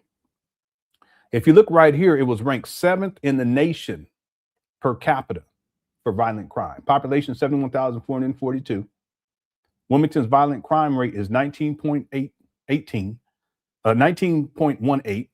Number of violent crimes 1,370. Assaults 822. Robberies 480. I don't even want to say it, but 41. And then unalivings 27. Chance of being a victim 1 in 52. So why would Umar purchase trap bandos? This is from 2018.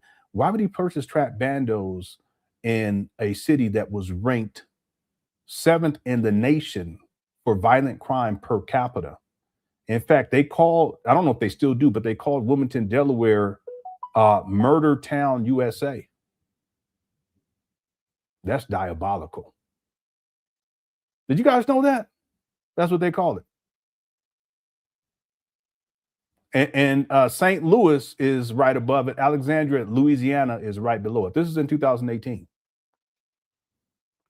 Let me show you another one, though. This is from, this is from 2018. Okay, Umar acquired these trap bundles the following year. But here's something from 2022. Delaware City among 100 most dangerous cities in the U.S. for 2022. And right here, it was ranked number 12 in the nation. So according to the Neighborhood Scout, this is the methodology used to determine their annual list. Here's the methodology. According to the Neighborhood Scout, our research reveals the 100 most dangerous cities in America with 25. Anyway, at this point in 2022, it was ranked 12th in the nation for violent crime per capita. So in addition to purchasing these trap bandos, and I remember he was on the Lord Jamar show, he's like, I like where we're at, as if it was a nice location. No, it's hood up over there. I've been saying that from the beginning. Shout out to Nappy Yankee. Years ago, he went up there, and it's a weed and seed community. I don't know if it still is. It probably is. It's crime infested, drug infested. I found the video where, I'm not going to play it though, but I found the video where there was a homeless lady sleeping up on the steps. I have a video where there's a dope fiend nodding out.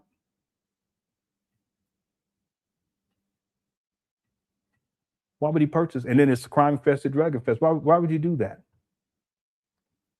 And then there's millions. On top of that, they're in horrible condition. They're a biohazard, as we've been talking about over the last week. And then on top of that, millions of dollars of renovation work needs to go into these trap bandos. Okay.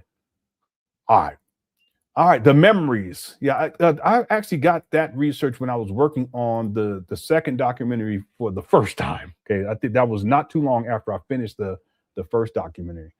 But I'll have all that information inside of the new documentary when I finish that in 2058. Anyway, it's a labor of, I can't even say it's a labor of love. It's just a lot of work.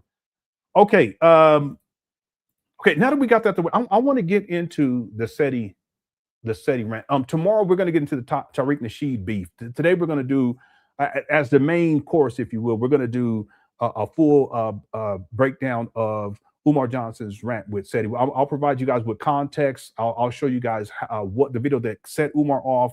We'll watch the Umar going off, and then we'll also watch the video of Umar apologizing, kind of, sort of.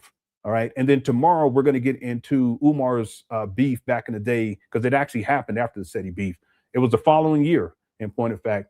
It happened after the SETI beef. It was a Tariq Nasheed beef, and I'll show you guys Umar talking reckless about Tariq Nasheed, and then Tariq Nasheed deciding finally to go on Umar. He actually did at least 3 videos to do, but we're only going to cover one of them. It's the main one. So that'll be the main thing for tomorrow, but we got a whole bunch of other stuff we'll be getting into during this live stream.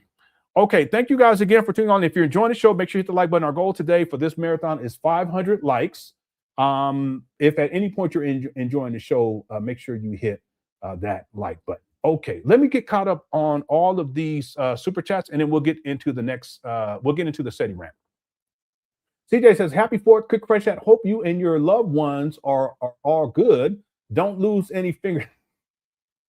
Yeah, you're right about that. Out here, people go crazy with the fireworks. I remember the first year we were out here, it was like, I kid you not, it felt like a war zone because people were popping so many fireworks that even in the air, it looked like you know, like if a bomb exploded and then there's, I don't know, with the smoke all over the place. That's what it looked like. It was all down the street, all over the place. I was like, these people crazy out here. This year, they got signs posted in different places because people can't use fireworks. There's been a lot of fires out here because this last winter, we didn't really have a major winter storm. Like very little snowfall, very little rain. And so a lot of stuff is really dry. But I guarantee you, people going to be going crazy a little bit.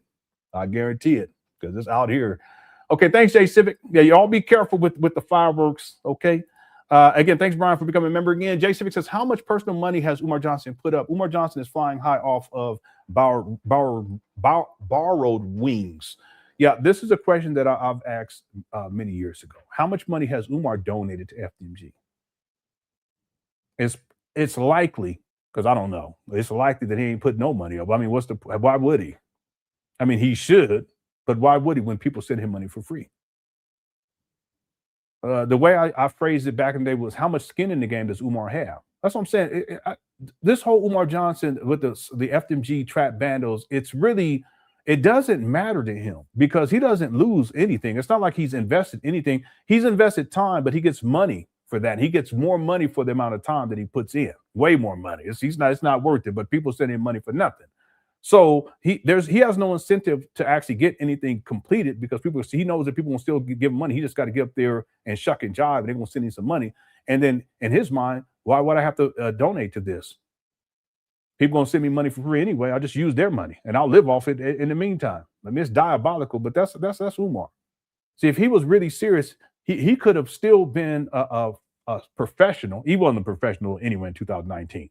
But if he was really serious about opening up a school, well, in the first place, he wouldn't have purchased these trap bandos in the seventh, in the year prior to him acquiring the seventh, ranked 7th in the nation for violent crime per capita. You don't do that. Plus millions of dollars of renovation work.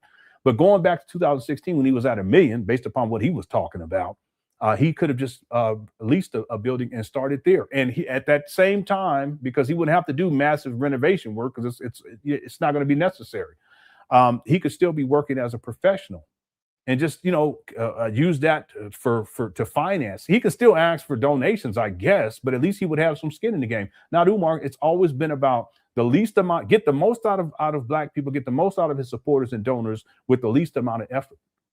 And he's still living like that today in 2026. That's why nothing's done. He's nowhere close to having the school completed. He don't even care. It's just whenever he really desperate for money, he'll get back up there and start begging. Thank you, Jay Civic, for the super chat. Chaotic Man says, y'all off the chain. Another music video just turning into an EP. Yeah. Well, we have quite a few. Tomorrow I'll upload another one onto the playlist. And then there's Black Morrow sent me quite and I've listened to 2 of them. They're really good. I just got to find the time, but it takes a lot of time to edit and sync everything up to when people are dancing. It fits with the beat, and I got to go with what the lyrics are in the song. I enjoy it though. If I could have a career that I could just do that, it would. Well, I would be on YouTube full time, but I would also do video editing because I love that. It's tedious work. It's extremely time consuming, but I can sit there for like 8 hours, and I'll get up to go use the bathroom or have me something to drink, but I'm right back. I love it. But there's more coming. And shout out to Black Mario. Thank you, Chaotic Man, for the super chat. I appreciate it. Okay, Exceed says that song goes so hard. Yeah, it does. It really does. Yeah. I mean, we've had some classics. We really have. There's another one that we can't play. But that one was a classic. I mean, we could, but yeah. Okay, thanks, Exceed. Pam says next time I'll make it 20. Play Snow. Should I play Snow Bunny? I mean, it's a marathon today.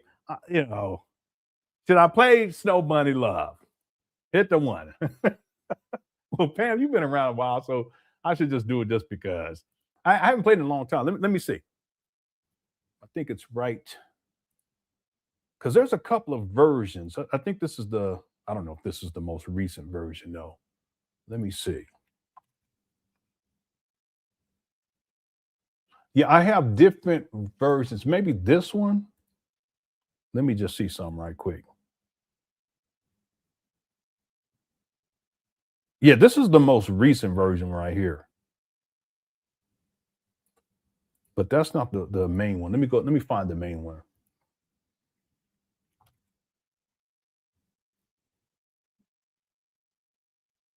Yeah, let's go with this. I think this is the original one, actually. Let's see. Oh my gosh, so you're fancy, huh? Yeah, black community activist. Ah, Yes, ma'am. okay, Yes, ma'am. well, good for you. I forgot about this. Here you go, Pam. See her eyes shine, she's my snow bunny face. In the winter light, so she's my sweet dove supreme. Talk to my nose, this love has got it so raw. Make it What's up, move, step Lucille? out, out of control.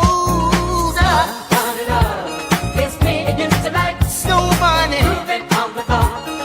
Everything's alright. Got that You're welcome, Pam.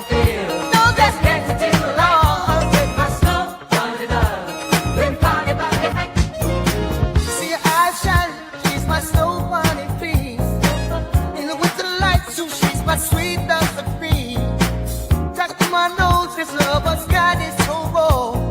Make it move, stepping out of control. It's me against the light, Snow All right, bunny. John Denner. on the bar. Everything's alright. Got that smooth soul feel. No, that's Dancing till the lawn with my snow bunny love. Been party by the night. see her eyes shine, she's my snow bunny face. Oh, yeah. That's the lead In you the to winter pass the light, beast, so kid, she's my huh? sweet dove Okay, I'll see what I supreme. can do for you. Talk to Thank my you for nose, the this feedback. love has got it so raw. Make it move, stepping out of control. It's me against the light, Snow bunny. moving on the bar. Everything's alright. Got that smooth soul feel. No, that's Dancing till the lawn with my snow bunny love. Been party by the night. see her eyes shine, she's my snow bunny face. In the winter light, so she's my sweet dove supreme. Talk to my nose, this love has got it so raw. Make it move, stepping out of control. It's me against the light, Snow bunny. moving on the bar. Everything's alright. Got that smooth soul feel. No, that's Dancing till the lawn with my snow bunny love. Been party by the night. see her eyes shine, she's my snow bunny face.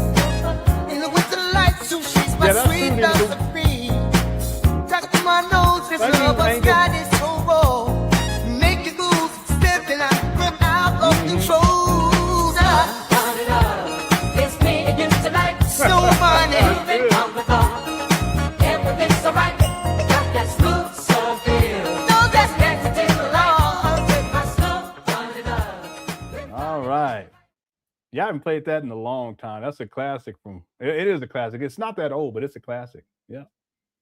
Natural Living says, Leonard, you bring so much to look forward to in these hard times. These Umar Johnson videos really do help stave off boredom. Something. Yeah. And I enjoy just hanging out with you guys too. We have a good time. Okay, so there you have it. I haven't played it, but Pam had asked, so it was worth it. Thank you so much, Pam, for the super chat. Kadar says, Umar is the worst example of a so-called leader the Black community has ever seen. Crazy that women still sleep with him and men still defend him. Yeah, this is an ongoing issue with Umar. It's an ongoing issue. You have men that defend him, and then women, they'll give up the cooch. I've stated many times, you can't say, well, you can, but it just doesn't work that way. But you can't say, you can't say, I want men to respect you, but then you giving up the cooch to someone like Umar. It shows you don't have enough respect for yourself. This guy got bumpity bump on his lip. This is someone that got 3 baby mamas that don't take care of none of his kids and be throwing his baby mamas under the bus. His baby mamas ain't saying nothing about him. He's vindictive. He's mean-spirited. He's rotten to the core. I have videos where he's talking about women and their fat asses. He's a pervert. He's a freak. P. Diddy type. He's into that. He's into that freaky shit. So it's a serious problem. It really is. And as I've gone through this, while I was going to find all these videos, I see pictures and stuff of women, and because that's a big thing with him, And there's a significant percentage of those women they give up the draws. Yeah. And again, people do what you want to, but I'm just saying you got to have standards, and if that's the standard that you accept, to where you're gonna give it up like that, that's a horrible thing. It is. And then for men to defend him, I never got that, because unless you similar to Umar, because you have people who defend him because Umar reminds them of themselves. These low quality men who are out here always complaining and whining about shit, don't want to take care of their kids, don't want to commit to no woman, got all this baby mama drama and so forth and so on. Not all of them, but a lot of them. That's why they defend Umar. And some people defend Umar just because they see him as some sort of a black leader. He's not. He's just a bum from Philly, living off his mama at the age of 51. Thanks, Kadar. Brian says, need that drunk version of Cal. I could pull that one up too, but we're gonna get. Well, the thing is Brian. It's you. So let me let me go find that one. There's another one where he does it too, but this one, let me see. Yeah, I got it under Tupac. Yeah, here we go, right here. This is from August 11th, 2020. But no, yeah, August 11th of 2020. August 11th, 2020. Here you go.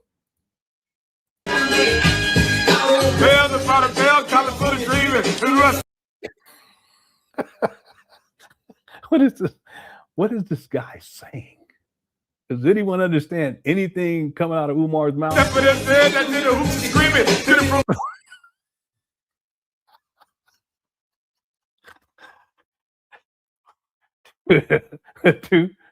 Tupac Shakur rolling around in his grave. Let's see. I'm gonna keep pausing so y'all can figure out what he's saying. Money and alcohol to feed them the best What? What did he say? What did he say?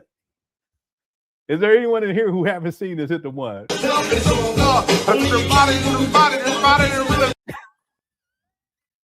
He said, the body, tipping the top of body. That's right. That's right. That's all he can get. All Umar could figure out was that's right.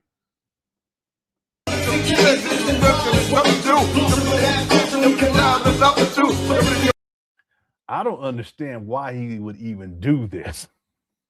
I mean, it's like he want to be down so bad, but he's a fake. He's a phony. He really is. He's a fake. He's a faker. Yeah. Pac didn't say all that. He's a low man. Tippy, like a slow jam. It's West Side, so you know that I'm bad down to no man. He remember that part. Yeah, it's a fake. He a fake, Swaggle-Dito. Put it up, bomb beat from Dre. Sippity. Hey, from Oakland to Wester.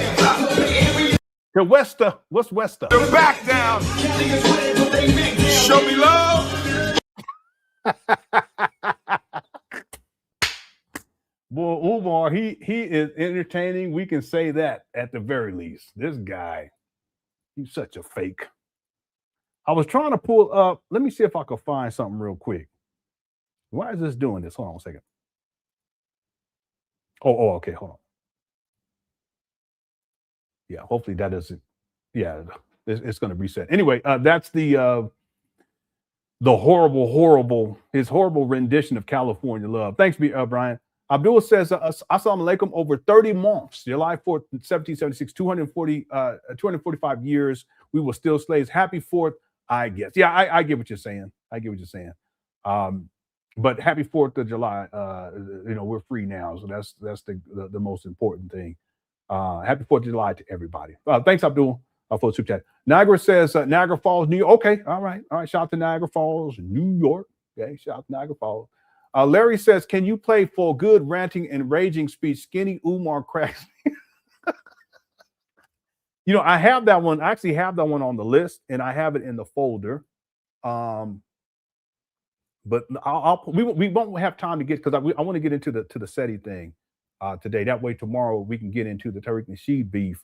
But I have it in here. At least let me pull it up, and I'll play a little bit of it just so we can, if someone reminds me, we can get more into it tomorrow.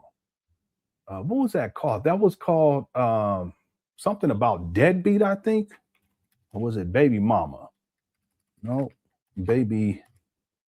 Oh, maybe. Oh, I'm in the wrong folder. Yeah, I'm looking in 2020 because I was trying to find that Tupac thing. That's why. So let me go to today's show, and I think it's deadbeat. Yeah, solving deadbeat daddy mama drama problems. That's what it was called. You guys heading out? Okay. Are you gonna bring some boba back for your sister? Okay. Where are you gonna go? You guys gonna go? Okay, because a lot of stuff's gonna be closed. Okay. Have fun. Yeah, so this is from 2014. This is the video that Larry's talking about. Being miseducated or psychiatrically medicated because you got somebody you can call on. Ashe, the energy is in here. It's pros. Is it playing for you guys? It's not playing for me. Let me try again. Anybody in here's children being miseducated Here we go. or psychiatrically medicated because you got somebody you can call on. Ashe, the energy is in here. Oh, maybe on the video it froze. Let me skip through and see what happens. Because you didn't think. Yeah, it's not playing for some reason. It's freezing on my end. Is it playing for you guys? Think about what you're doing. Fathers, same thing. You didn't want your daughters to be in the lives of the mothers. So guess what? When the daughters start getting nasty, you don't know what to do with it. So you say, come get your daughter. Well, Yeah, for some reason it's not. Let me go into the 2014 folder and pull up the version there, because that may make a difference. Yeah, he screams throughout this video. Anybody in here's children being miseducated or psychiatrically medicated because you got somebody you can call on. Ashe, the energy is in. Yeah, there's something going on with the play. I don't know if it may be the browser. I don't know what's going on with it. Let me see if these other videos play. Let me pull up something else here.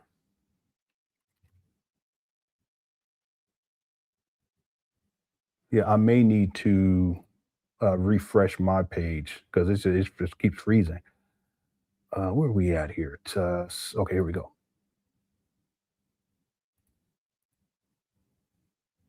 I'll pull up this one right here.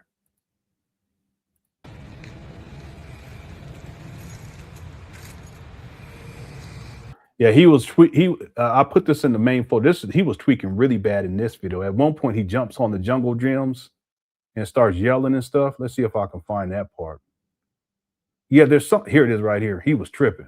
Academy, get on your Cash App. Cash.me/$FDMG school. Cash.me/$FDMG school.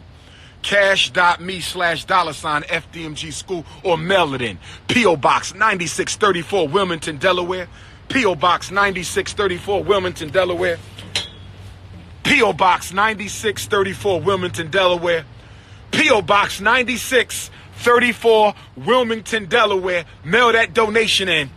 Mail it in, because we're going to create a whole new world for black boys. P.O. Box 9634, Wilmington, Delaware, 19809. Get your donations in. Donate every payday. Donate every day. Donate every month. Can you repeat the states? Go to the website, brother. Rusty, go to the website, brother. All the states are there. Go to the website. DrUmarJohnson.com. Go to the website. I'm going to take a few questions, and then I got to be on my way. Got a lot of work to do to get ready for New Orleans. Tap in if you have a question. Yeah, I don't know what's going on with this other video. Anybody in here's children being miseducated, interest of a daughter. Brothers, you can. Yeah, it just keeps freezing. I mean, I could run it through Handbrake. I'll do that before we Handbrake screaming video. I do have a compilation though of him screaming for intro. Let me pull that up. At least we can do that because he screams a lot in that video. Here we go. That's somebody you can call on. Ashe, the energy is in here. Maybe so much. I always know what it is because you know your tongue can cut. Watch what you say to your son ever. Ashe. And then you want to call us up to come in and play the damn cops. Walk in the house and dance. It's a beast. There's going to be some vampires in there. Like, damn. They look like people, don't they? You think they human, ready to give up. Everybody was there. Cousins, grandpa with a cane. I said, damn. Y'all want to fight the man just because he want to see a scene? Whether the door locked or not.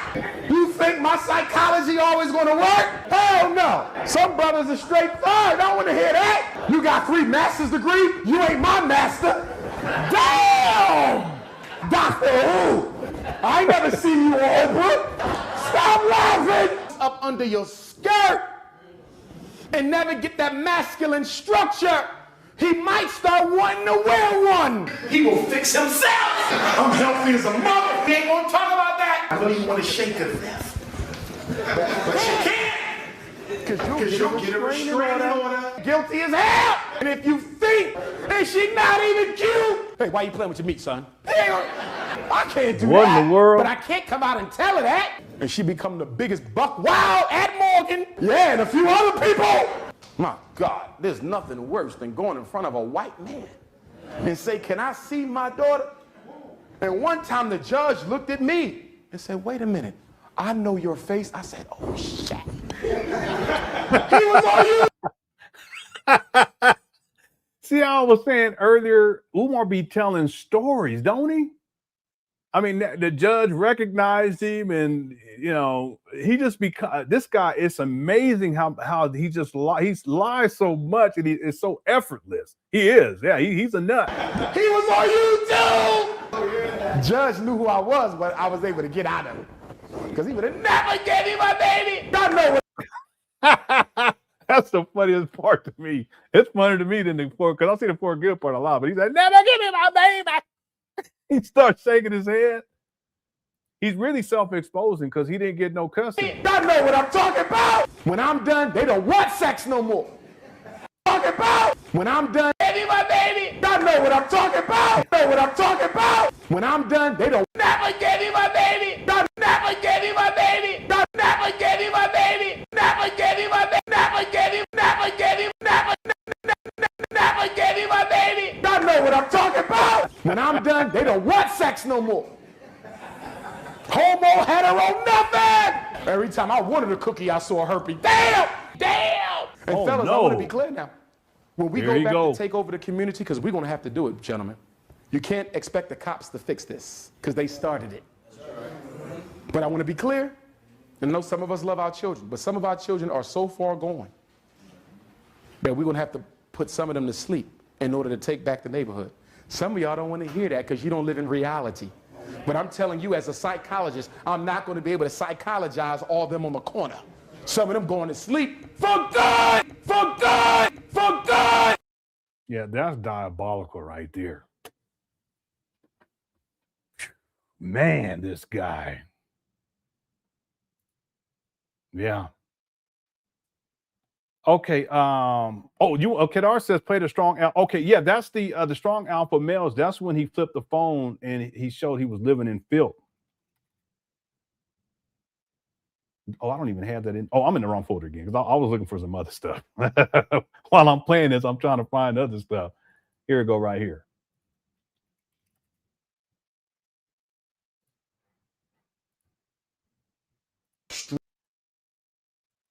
Strong alpha males send those resumes in. FDMG resumes. Strong alpha males send those. Strong alpha males send those. Strong alpha males. Strong alpha male. Strong alpha males send those. Strong alpha males send. I to this day, I don't know why he was making that gesture when he's talking about the strong alpha males. But it's very, very, anyway. Strong alpha male. Send those. Umar is Umar is crazy. Why would he say that? Do that gesture? Strong alpha male. Send those. Strong alpha male. Strong alpha male. Strong alpha male. Send those. Even if you take the audio out, it's still kind of.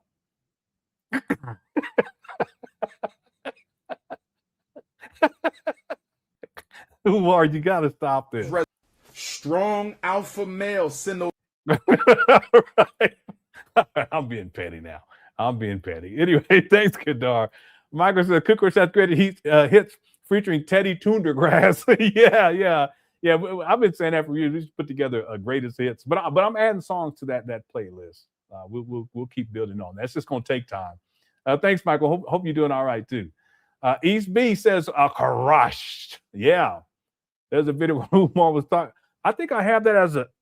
What is that one in? I thought I have an intro with that too, don't I? Where he says some of them want their cookies crushed. I thought I had a. I can't even remember. No, it's nothing coming up there. Didn't I have an intro with that one in it? Someone said, don't play that one, please. Yeah, I don't remember which one it is, though. I got so many of them. I got the one, Hey There, the Gorgeous. I got ones from the Block Party Countdown. Also have this one. Let me make sure this is the one where I blurred out this poor lady's face. I think it is. It may not be. The only way I can tell is if I play it. Let me see.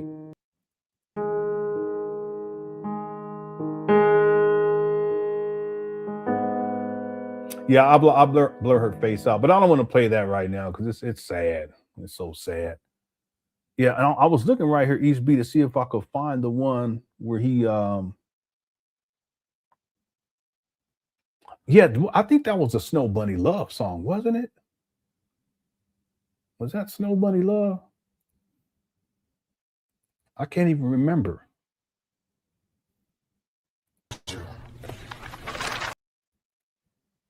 Family.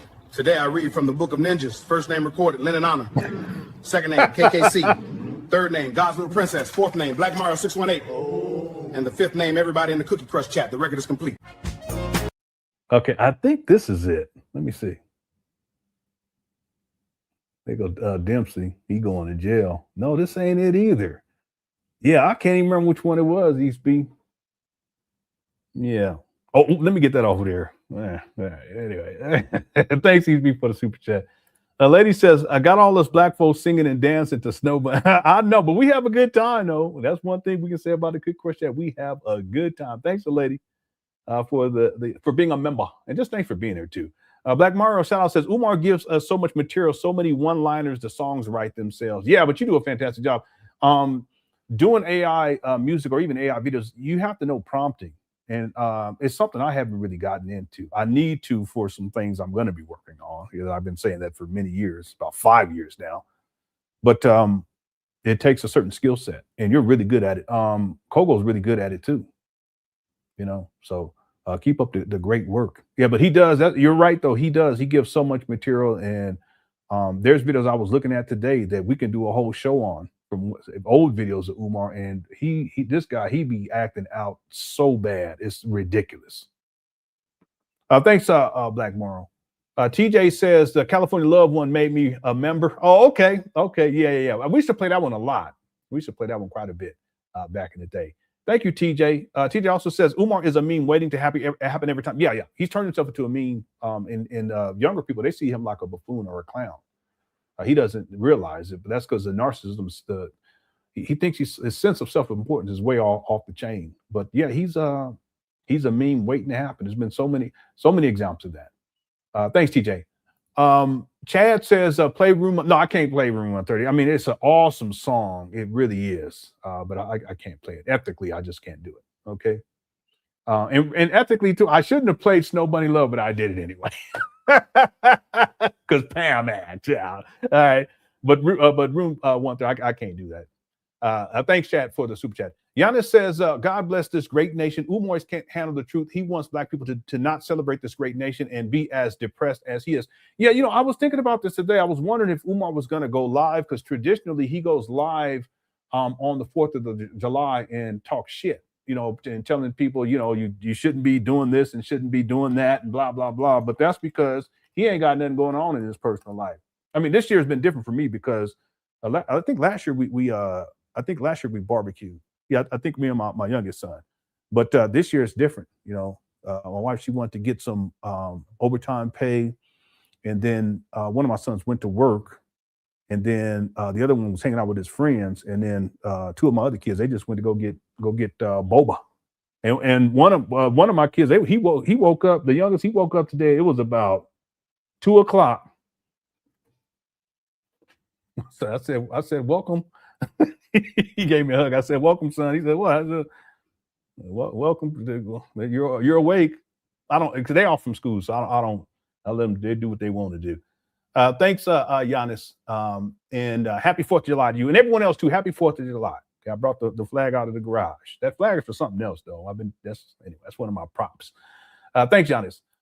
D. Will says he higher than Home Depot shelves. The F is he doing climbing on that jungle? Yeah, I know. I had been looking for that particular video for a long time, and I don't know if that's around the time where he did the. I think it is around the time where he did the Kobe Bryant rant. But I'll have to go and look at the dates. But I think it is. I'm not sure. Don't quote me on that. But I was looking for that for a long time, and because I was looking for videos that people were requesting, I happened to run across it, and I said, "Wait, I think this is the video," because I saw the jungle gym behind him, and I remember years ago we watched at least part of it, and he started jumping on the jungle gyms, yelling to tell people to send money, to donate, just begging.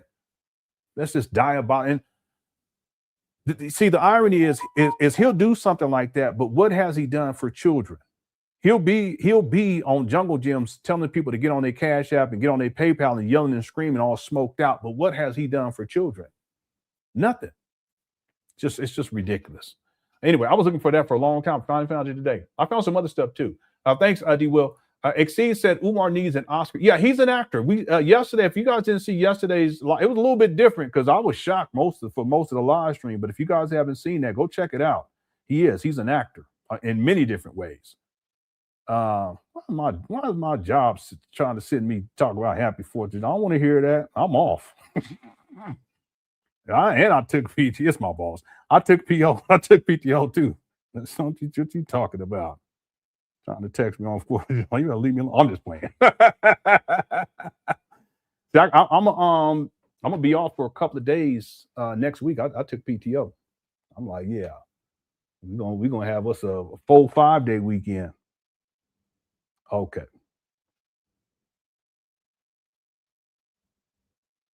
Oh, I guess there's people going to be going in tomorrow. That's why he's texting people. Not me. Thanks, Exceed. For a super chat. Jam says just turned into Umar yelling for yeah. You just tuned in for that. Yeah, that's classic. That's big time. I had that in the first documentary, and people, when they heard it, everyone was talking about that. Thank you for the subject. D. Will says, do you still have the video when he was talking to someone online wearing the red shirt on the bed and leaned back and his whole belly fell out? Yeah, I have it. I have it inside the folder for today. Here it is right here. We ain't gonna have time to get into it though. We may, because again, I took PTO. We may just continue this on Monday. Just continue going through these older videos. If we can do that, because I'm gonna be off for a while. This is the video right here. I'm stretching my back.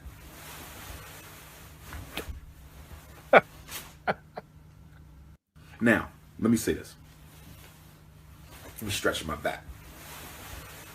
Yeah, this is from an intro, but I have the full video too. I have it right here. I'm sitting straight up. Tall brother. Sometimes oh no, I pulled it up twice. Oh, I'm in the wrong folder. That's why. Hold on. The loosey goosey. You. There you go. The loosey goosey. You.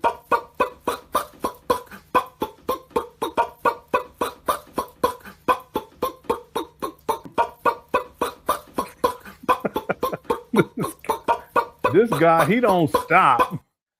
Anyway, this is the video, but this is for an intro. I have the original one. There's two actually. Here's one of them. Peace and love, black family. This is the Prince of Pan Africanism, Dr. Umar Johnson, coming to you live and direct from Tokyo, Japan, day 2. I'm going to get ready to go out and do some sightseeing. Me and the good hostess, I'm going to go visit some of the Buddhist temples. Yeah, this hostess too, she ended up exposing Umar. She actually did a good job, a fantastic job, in my opinion. She actually exposed him later on. I can't remember her name right now, but she was his hostess while he was out in Japan. This video is really long. No, this isn't the long version. So I don't think this is the one where his belly fall out. This one right, his belly fall out. That sounds crazy. It's this one right here. Yeah, this is it. It's long too. Peace and love, black family. It's the Prince of Pan Africanism. Yeah, he looked tired. He couldn't sleep. Damn, look at his eyes.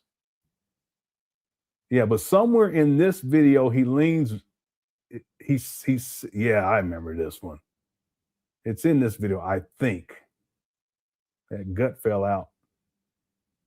Yeah, this is when he gets up to go use the bathroom and he don't wash his hands. Watch.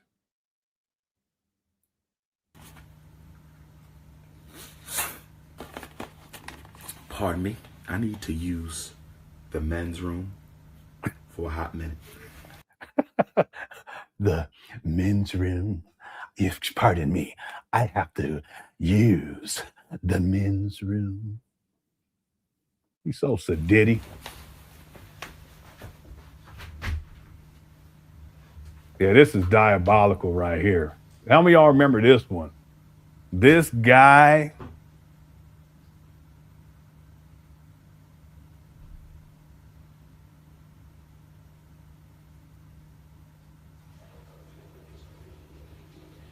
He's using the bathroom right now. And this isn't the only time.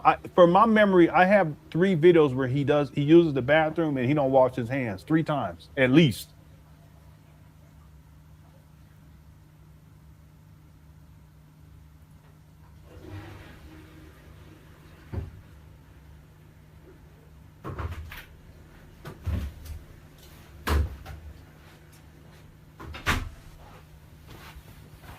See that? He didn't even wash his, and then he gonna change his clothes. I don't get this. Look at this guy. He bending over to take his pants off. You see his shadow? What in the world? This guy ain't got no home training whatsoever. No, I think he flushed the toilet. Did he flush the toilet? I think he flushed the toilet. He didn't wash his hands for sure. I know that. Let me see.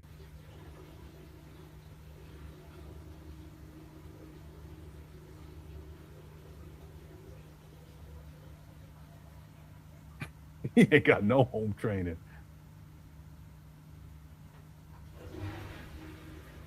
Yeah, see, he just flushed it, but after that, he don't wash his hand. Watch.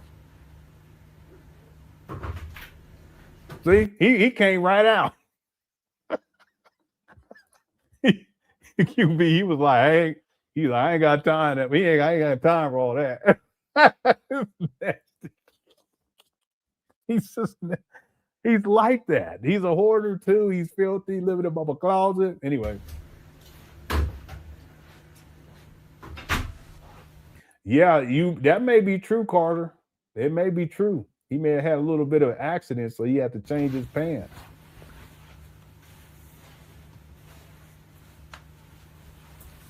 Look at this guy.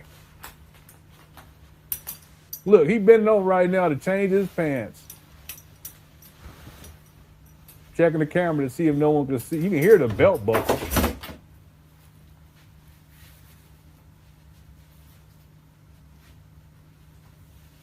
There's quite a few. I have 3 videos where he doesn't flush. I mean, he doesn't wash his hands after he uses the bathroom.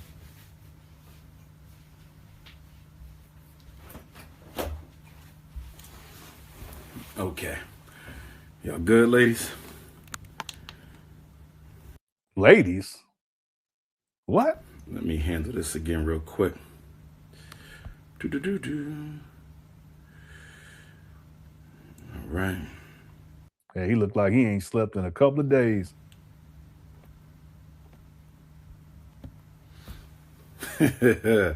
Somebody said wash them hands. Y'all damn trip.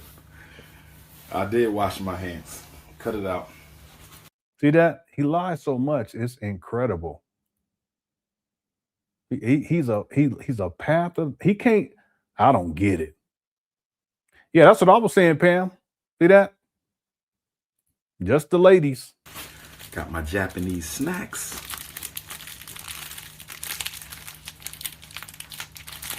Can't even open it.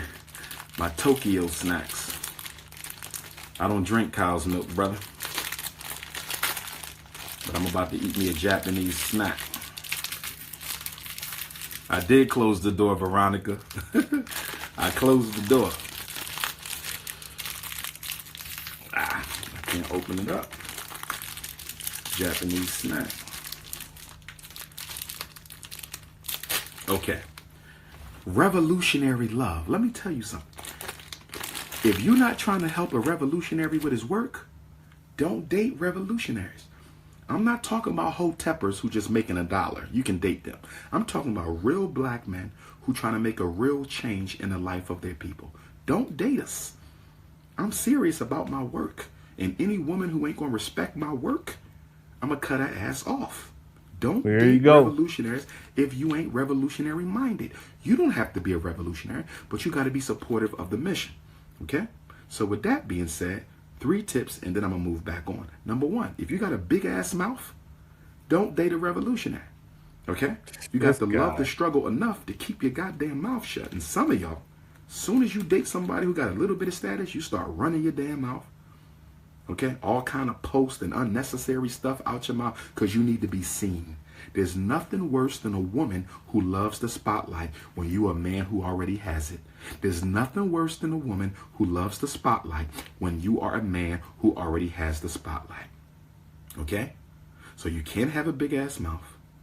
You have to be willing to do some work. I'm going to tell you something. When I look over my career within the Black Conscious Movement, it's amazing the amount of women who are attracted to the Prince of Pan Africanism, but they don't want to do no work. There you go. The arrogance, narcissism. They literally think that you. Yeah, he really thinks that he's God's gift to women. He's conceited. That's what it is. He's conceited, extremely conceited. And he ain't washed his hands. He about to eat this. Just more, I tell you. You just want a pretty thing on your arm. What the hell do I care about a pretty thing on my arm? You're going to be put to work. You will be working. My wife or wives will be working. Do you understand me? Your ass won't just be showing up to lectures with your favorite outfit on from the $10 store trying to look cute. That will not be what's going on. Okay? Anyway.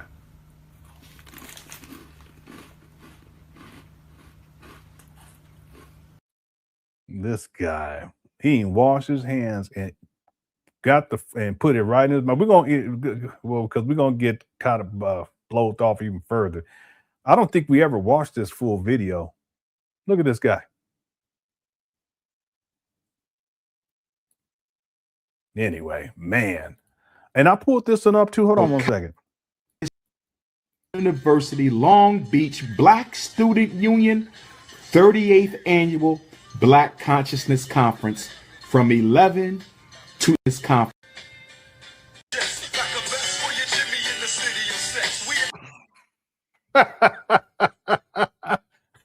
I gotta put this in the next song. I forgot about this one right here.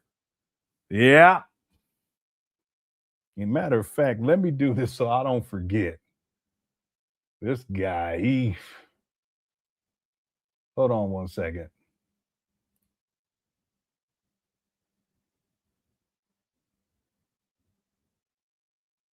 Here we go. Yeah, let me just, because I want to, otherwise I'm going to forget to do this, because I've been meaning to do it for such a long time. But now that I brought it up, what is this, from 2017? Oh, it's not coming up in here. Where did I get this from? Yeah, I gotta find this because it's not coming up here. And it's not showing the full title over here either. Anyway. Okay, we need to get going now because we got quite a bit to cover with the SETI rant. Did I get to all the super chats? Let me see. Have you ever seen Umar with a laptop or computer? Yes, when he had a job in 2017 and he was in an office. He worked as a school principal, but it was for like I think it was 3 months. But he did have a laptop there. But outside of that, no. There were a woman or women that donated years ago. They donated a tablet to Umar, but he's not tech savvy, so ain't no telling. Let me see if I can find this right quick. I think it was 2017. 2017. No, it's not coming up in 2017. So 2017, 2016. No, it has to be 14. I think it's 14 now that I think about it. Let me see. Yeah, right here. I thought I saw a laptop on the desk. I could be wrong though. Let's see. Yeah. There's actually two. There's one on his left and there's one on his right. This is the only time that I can remember. He's not tech savvy. That's why I've often wondered how it is that he got through college, because he's just not tech savvy. He's not tech savvy at all. But that's the only picture that I have, and in terms of a video, I haven't seen that. This is all I've seen. Thanks, Michi, for the super chat. Abdul says, Uncle L, you should throw a gala with speakers, food, books, music. I'll come down with the brothers from Southside Jamaica, Queens. I seriously think of it. Yeah, we call it a Cookie Crush Chat Gala. That would be interesting. Okay. Umar, Umar show up too. He'd be asking for some donations. Okay. Shout out to Southside Jamaica, Queens too, by the way. Appreciate you. Thanks, I'm doing for a super chat. TJ says, can you play the clip about being put in the book? Oh, didn't I just play that one? I thought I just played that one. Was it this one? Oh my gosh. Oh no, that's Snow Bunny Love. Oh, that's Uncle Nancy. I may have already taken it off. Let me see something. That's somebody you can call on. Ashe. Oh, you already took it off. Energy is I'll go in pull it back here. up. Maybe so much. I always know what it is because you know your tongue can cut. Watch what you say to your son ever. Ashe. And then you want to call us up to come in and play the damn cops. Walk in the house and dance. It's a beast. There's gonna be some vampires in there. Like, damn, they look like people, don't they? You think they human? Ready to give up? Everybody was there. Cousins, grandpa with a cake. I think this is it. Family. Today I read from the Book of Ninjas. First name recorded, LenonHonor. Second name, KKC. Third name, God's Little Princess. Fourth name, Black Mario 618. And the fifth name, everybody in the Cookie Crush chat. The record is complete. All right, there you go. I forgot about that one. Yeah, I forgot. I got a whole bunch of those though. Shout out to Kogo, sent me a gang of those. Black Mario sent me a gang of those too. Thank you, TJ. Afro Punk Chick says, please play the Tokyo video, Lenon. He was. He was. He definitely was. We don't have time to get through the whole thing though. I mean, really, we need to do a whole show on that one because I don't think we ever covered the whole thing. And there's two of them. And he was talking real crazy because I'm gonna tell you what I think. Because remember, he got back after he used the bathroom. He got back on when he says ladies, he because the topic he was trying to give relationship advice. But I'm gonna tell you what I think. I think he got over there to I think it was in Japan or China, wherever he was at, and he was just lustful. So he gets online. He should have been asleep, but you can tell he's real tired. He even says that in that video at the beginning of it. He couldn't sleep. But he's real lustful. So he gets on. He needs to connect to some women. And then he gets on her and he just starts talking real reckless, sexual type of stuff. That's what I think. Thank you, Apple Punk Chick. God's Little Princess says, where's Umar's Black Queen? No, Umar's never been married. I have a video where he admits that he's never lived with the woman. And that's crazy. And again, this was years ago when he did that video, but even still for that, at that point, whatever, how old he was, that's crazy. See, but he's ran through, ain't no telling. I mean, it could be thousands at this point. Definitely hundreds, but thousands. Now, no, maybe not. That's a lot. Man, I don't even see that boy.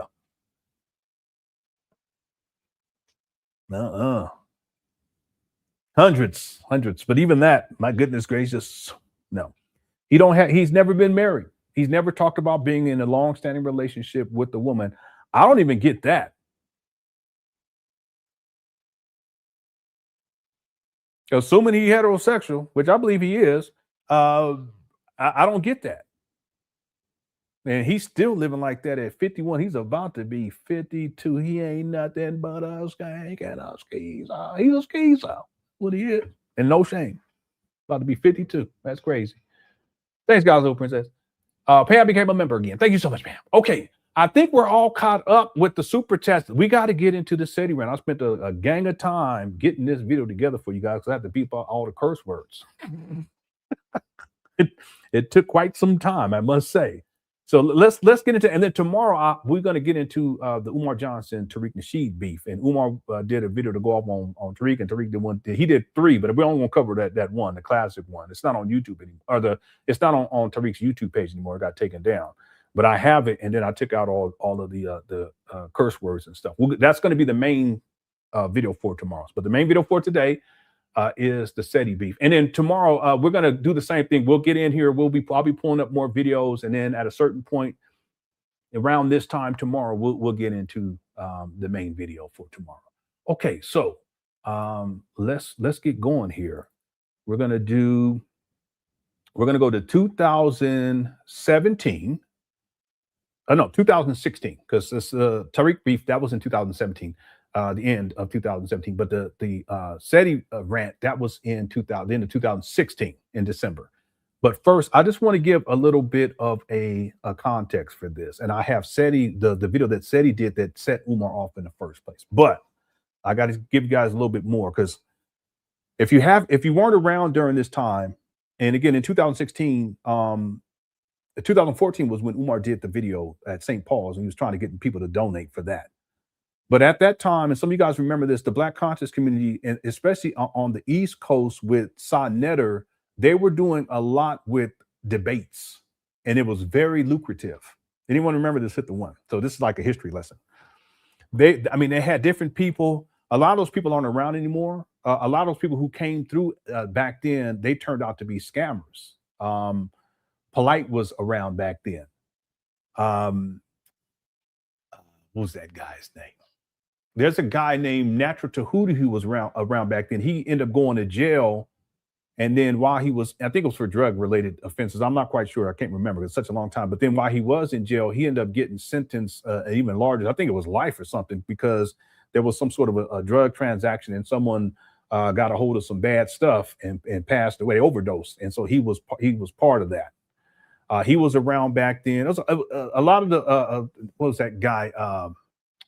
Ali Muhammad, who had a fake degree.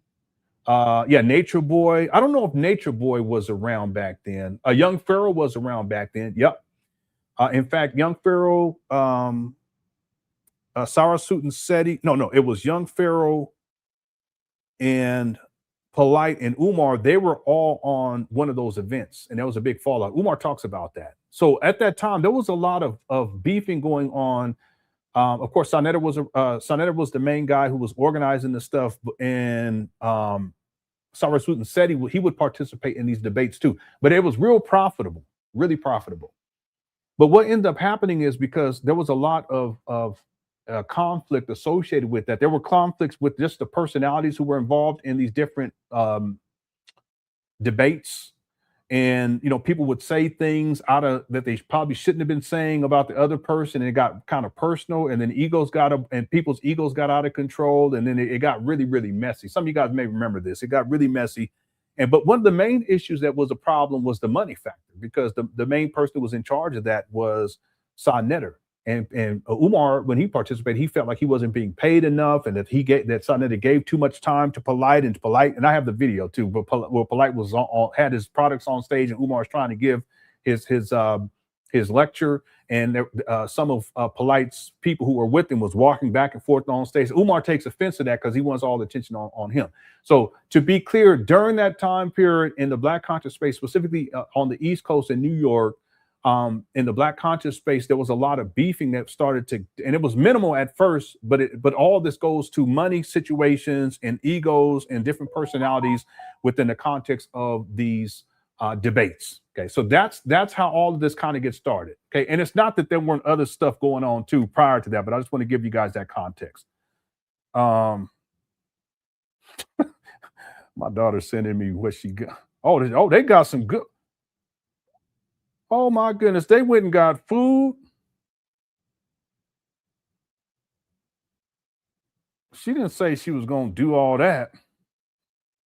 Anyway, it looked good. That looks good. Do they have vegan food?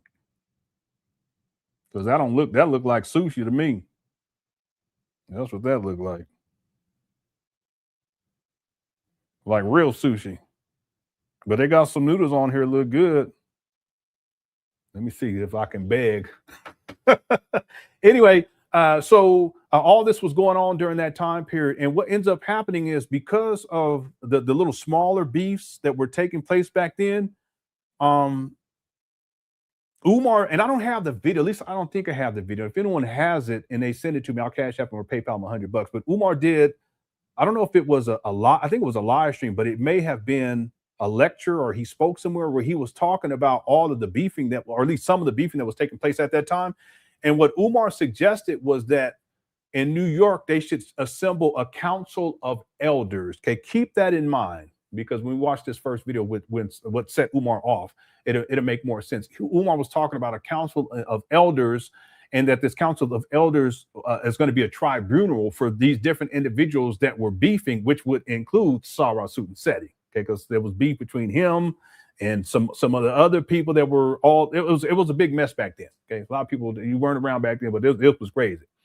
So that's the context for all of this. So let's go to in and around December 27th of 2016. And this is the video that set Umar off with the SETI rant. Okay, here we go. From now on, we run. By the way, if there's anyone in the chat room who was around back then, does that sound as if my explanation is it reflective of what was taking place back then? Okay, is there something I missed or something that I said that was, because it was a long time ago. Okay, I remember when all this was happening. Okay, let me know in the chat room. All right, here we go. Running it all from the top to the bottom. Okay, and anybody that we with will be solely contracted out. Okay, ain't gonna be nobody bring. You ain't big enough. You ain't. Okay, yeah, Swaggo. So it sounds good. Okay, cool. I just want to do that because I don't want to misrepresent. It's a long time ago. You know what I'm saying? We're talking. This is 2000. This is over a decade ago. Yes, yeah, more or less. Yeah, it's over a decade ago, and it's not like it just started then. There was stuff that was going on before that, and a lot of it had to do with that whole because it turned into beef, but it was debating, you know, and then it was very lucrative at that time. Big enough. You ain't big enough. You call me, say, Seti, I want to bring you in. I'll tell you exactly what you need to do to have a successful event. Been doing it longer than anybody. Them one events y'all having up there don't mean shit. I move all year. Every motherfucking month I move and been doing it for the last now 11 years. Okay, I know how to run a profession. I don't need no minimum wage working ass out there to tell me that, and you up there sucking the A-Rab. You ain't even got the ability. Listen, I gotta say, some of this I don't even know. I don't know what's going on. Some of this. Buy a nice outfit to take your girlfriend out. Use a bum thinking that all that matter is. Has anyone seen this hit the one? He goes in on Umar. I don't think he says Umar's name, but everyone knows who he's talking about because of some of the other stuff. He went in. You know, it's a book and a necklace. It's more than that. See, that's where we losing. That don't mean lose your soul, but that don't mean be no fool out here when trying to really make it in this world. Okay, I have to be successful in what I'm doing because the job I have is a professional job, I may add. And if I was working on the motherfucking campus, I'm quite sure I'd be making 75 to 100,000 right now. Okay? I'll be doing that. But ain't nobody gonna control me. Ain't no gonna control me. You see? Ain't nobody gonna control me at all. I hear people making some comments about a tribunal, calling some elders to a. Okay, so you guys see that? I told you guys, keep that in mind. The tribunal and the council of elders associated with that tribunal.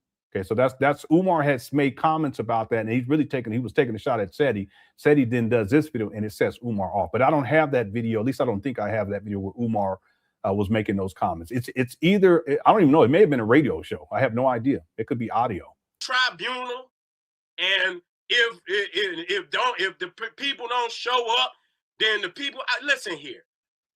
I'm not coming to no mother tribunal by some goddamn elders that have not even been active in the goddamn community. What make you an elder? I got elders in my goddamn home. Don't come out here calling out no elders. And I heard exactly when I don't call no names, because you ain't big enough. Talking about ain't nobody out in the game bigger than him. Let me explain this to y'all one more time. Okay? I created this in my mind long before it existed. Oh, I haven't? I don't remember, May. I really don't remember. Maybe I do. But I don't remember it would have to have been around this time, though. I would have to go look in my folders and look for this date, because this was around December 27th of 2016, around that time. Let me go look, matter of fact. Motherfucking component. And that big ain't have a part in putting together. See, he's talking about Umar. He called him a big mother. No component within this community at all. Okay? And I don't have to run this down no more. The way I judge is where was you at Aline Seti, which is the first classic of all classics that ever came to New York.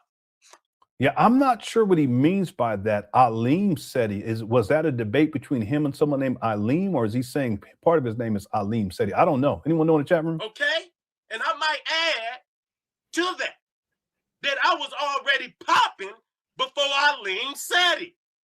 Okay? So I don't want nobody to think just because I came to New York that somehow I was already at True Bookstore every Friday, uploading all the videos that's still classic today. I already did The Making of the White Man, one of my crucial lectures of all before Alim Seti. I already did The Black Woman is God, and many of you got it confused about who brought that. Okay, I brought it. Okay, we can go back to Dr. Ben, but none of you motherfuckers knew that. Okay, I the one made it an everyday, phrase in the Black Power community that still talking about right now today. Yeah, you guys know I have a lot of videos from around this time. I would have to go through and see which one it is, if I have it. But for the sake of time, we're going to keep with this. But that it's a historical piece, because this definitely needs to be in a documentary. So if I have that video, I got to find it one way or the other. Daxter says, thank you for this marathon. Sour Student said is hilarious. Yeah, I mean, he went in on Umar. I mean, and I have to admit, I'm biased too. I am biased. I'm biased because Umar needed to be called out back then, and he still needs to be called out now. So there are people who called out Umar, and said he did a good job. I mean, we're going to go through this whole thing, and you'll see why exactly Umar gets set off. Because it's not so much of what he's saying. It's not even about the tribunal as right now. I think Seti's more upset about this idea of tribunal, because Umar's the one who's talking about it, but he's actually, it's relevant to Seti, because again, there was a lot of beefing that was going on, and this council of elders and this tribunal are going to bring all these different brothers together that's been beefing, and they're going to resolve it somehow. That's what Umar proposes. But I don't think that's what sets Umar off. Seti talking about the tribunal idea. There's some other things that he says later on. Okay, Thanks, Daxter. And you're welcome to everybody. You're welcome. Hope you're enjoying this mini marathon. And if you are, make sure you hit that like button. Our goal is 500 likes. Okay. All right, let's continue. Here we go. You tell me what lecture from any one of them that's so classy that you just got to have it. Man, please, please, please. That one title, one lecture having, you're not a teacher, you're a preacher.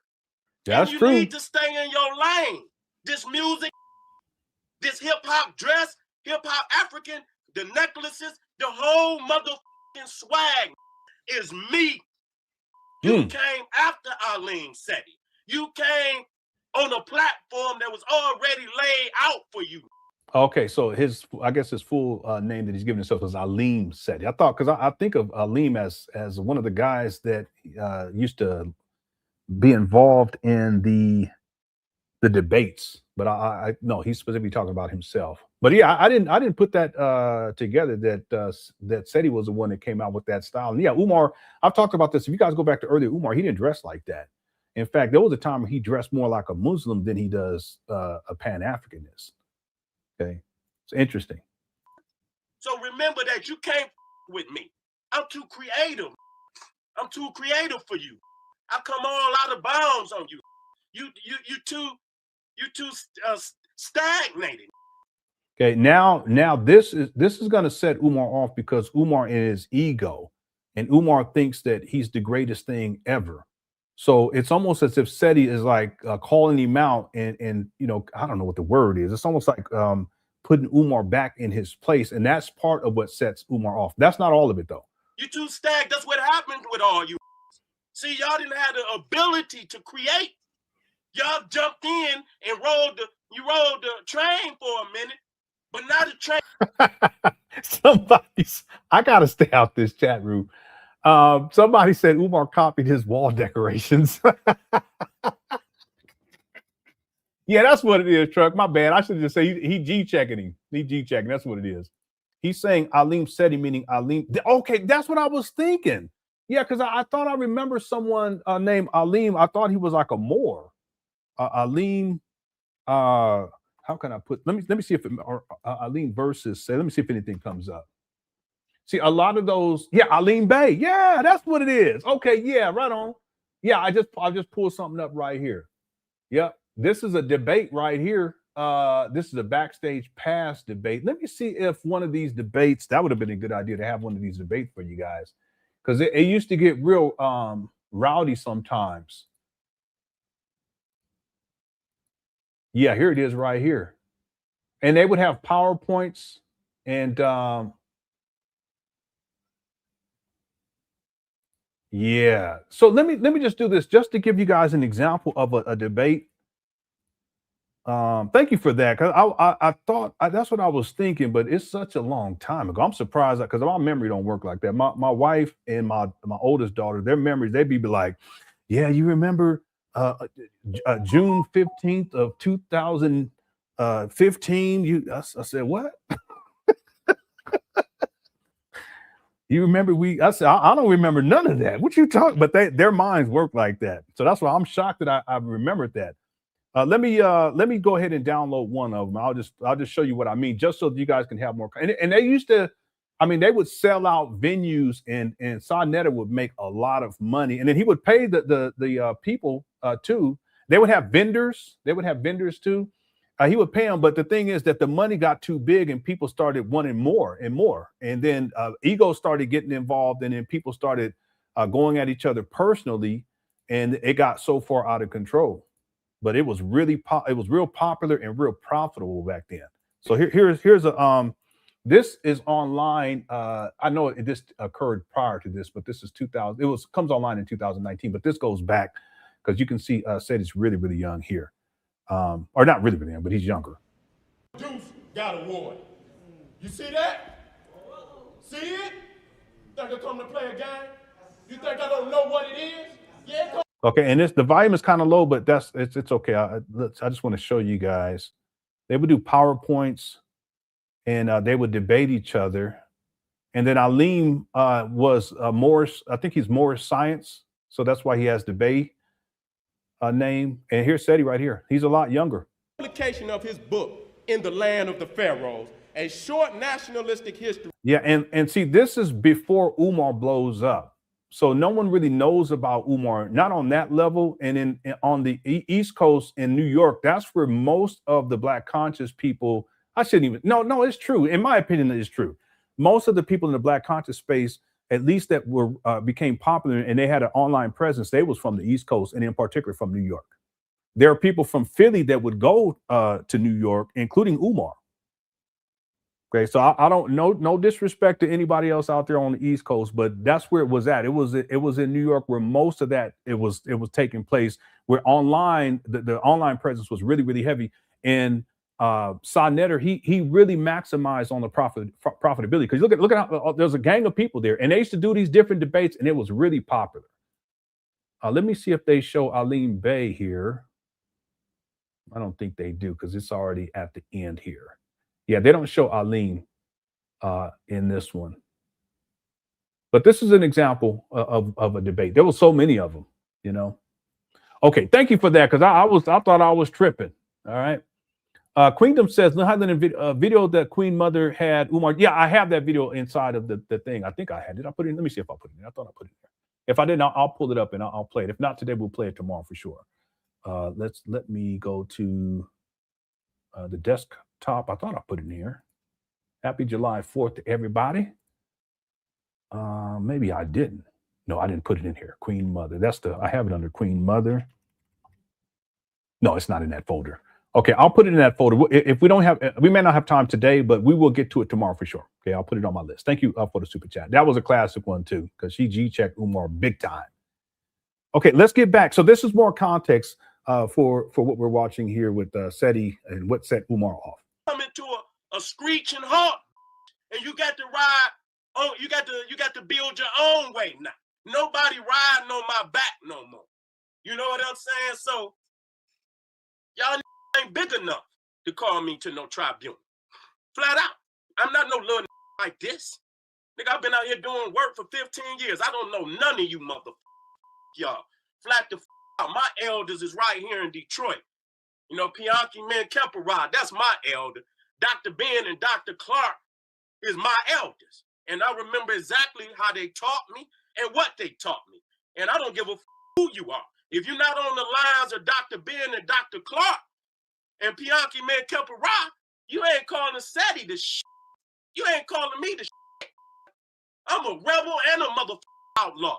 And the reason why my spirit was so very necessary is to come out of this oligarchy of no inactivity elders who don't give a about the community unless there's an economic plan in it for them.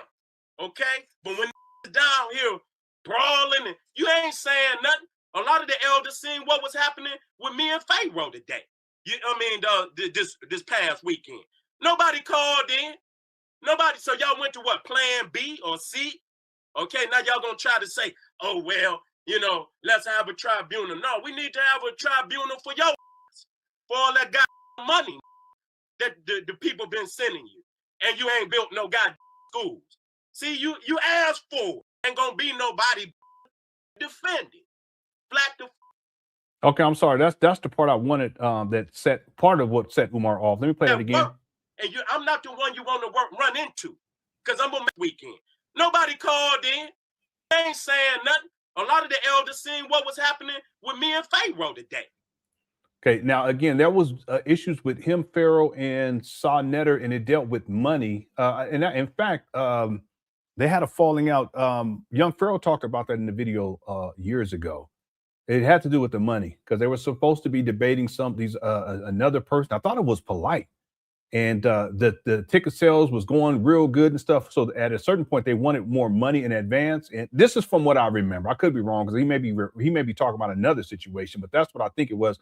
And stuff got out of hand, and that's when Umar decided to run his mouth. And so Seti decided to do this video, and then he starts talking about Umar and the school scam, and that set Umar off in part. There's some other stuff too. This past weekend, nobody called in. Nobody. So y'all went to what? Plan B or C? Okay, now y'all gonna try to say, oh well, you know, let's have a tribunal. No, we need to have a tribunal for your for all that goddamn money. He's right on that. He's right on that. That's what I'm saying. There were people who were calling him out back in the day. This is 2016. My goodness, this is a decade ago. The people been sending you, and you ain't built no goddamn schools. See, you and he still hasn't. Asked for it. You asked for it. You know what I'm saying? You didn't know how to stay in your lane. You trying to capitalize off of what it seemed to be, you know, a downfall right now. You think? Yeah, that's what he was doing. Yeah, Umar always running his mouth. This is so true. You can creep in. You ain't boss enough, man. Straight the up. If you gonna be just like the last who think he bigger than what he is, and then when the serve you, I'm gonna serve you that plate because you got to eat now. Okay, I'm gonna serve you that plate. Now you got to eat. You know, good God well, I'm gonna stay booked. Okay, I'm gonna stay booked. Y'all want a war? I'll bring it to you. You remember that part about being booked when we watched the Umar said he ran. I'll bring it to you. It's not a problem. I'll do you too. Not a problem. Every motherfucking day. Because y'all worthless. Y'all only come in when y'all trying to assume some power. When was out here and wasn't no elders out here, you didn't say when was out here rumbling, you didn't say. Now you're thinking you could come in through the back door and seize power. Nigga, y'all don't know where these young Africans is going. I know where they going. You ain't got the heart to deal with this type of bullshit. So you need to stay up there with them suit and tie, dog. Because I'm going to give you that work. And you see, he's saying suit and tie. Because Umar back then, Umar used to wear more like suit and tie stuff. At least he was kind of like, actually, in all fairness, he was on the back end of that type of presentation by the time we get into 2016. But he is referencing Umar because Umar used to wear like three-piece suits and stuff. I'm not the one you want to run into.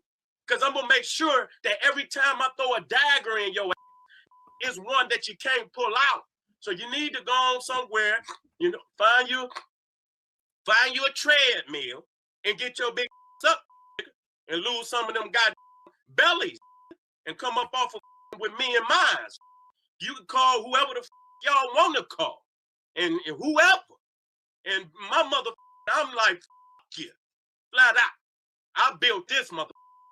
I built this, and whatever I build, I'm gonna defend it. Flat the out.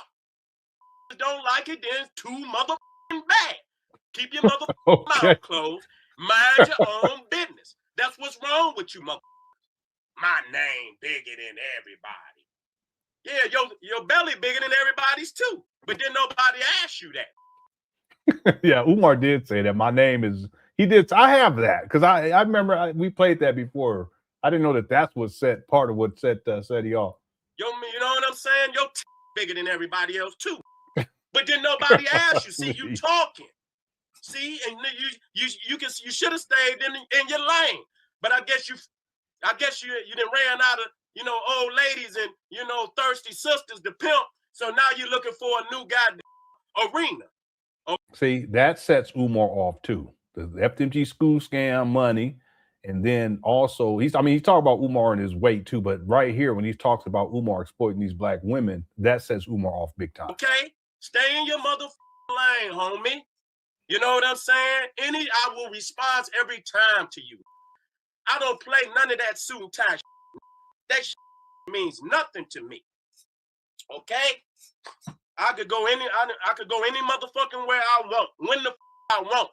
And don't have to ask nobody. I'm not one of them. I take off tomorrow. Take off tonight. The motherfucking world that I want to go. Okay? Don't get it twisted. Been around everywhere in this country. I didn't need no degrees. I didn't need no motherfucking rap managers. I didn't need no Sony music. I didn't need shit. I built this shit. And when it wasn't a motherfucking platform, I created it.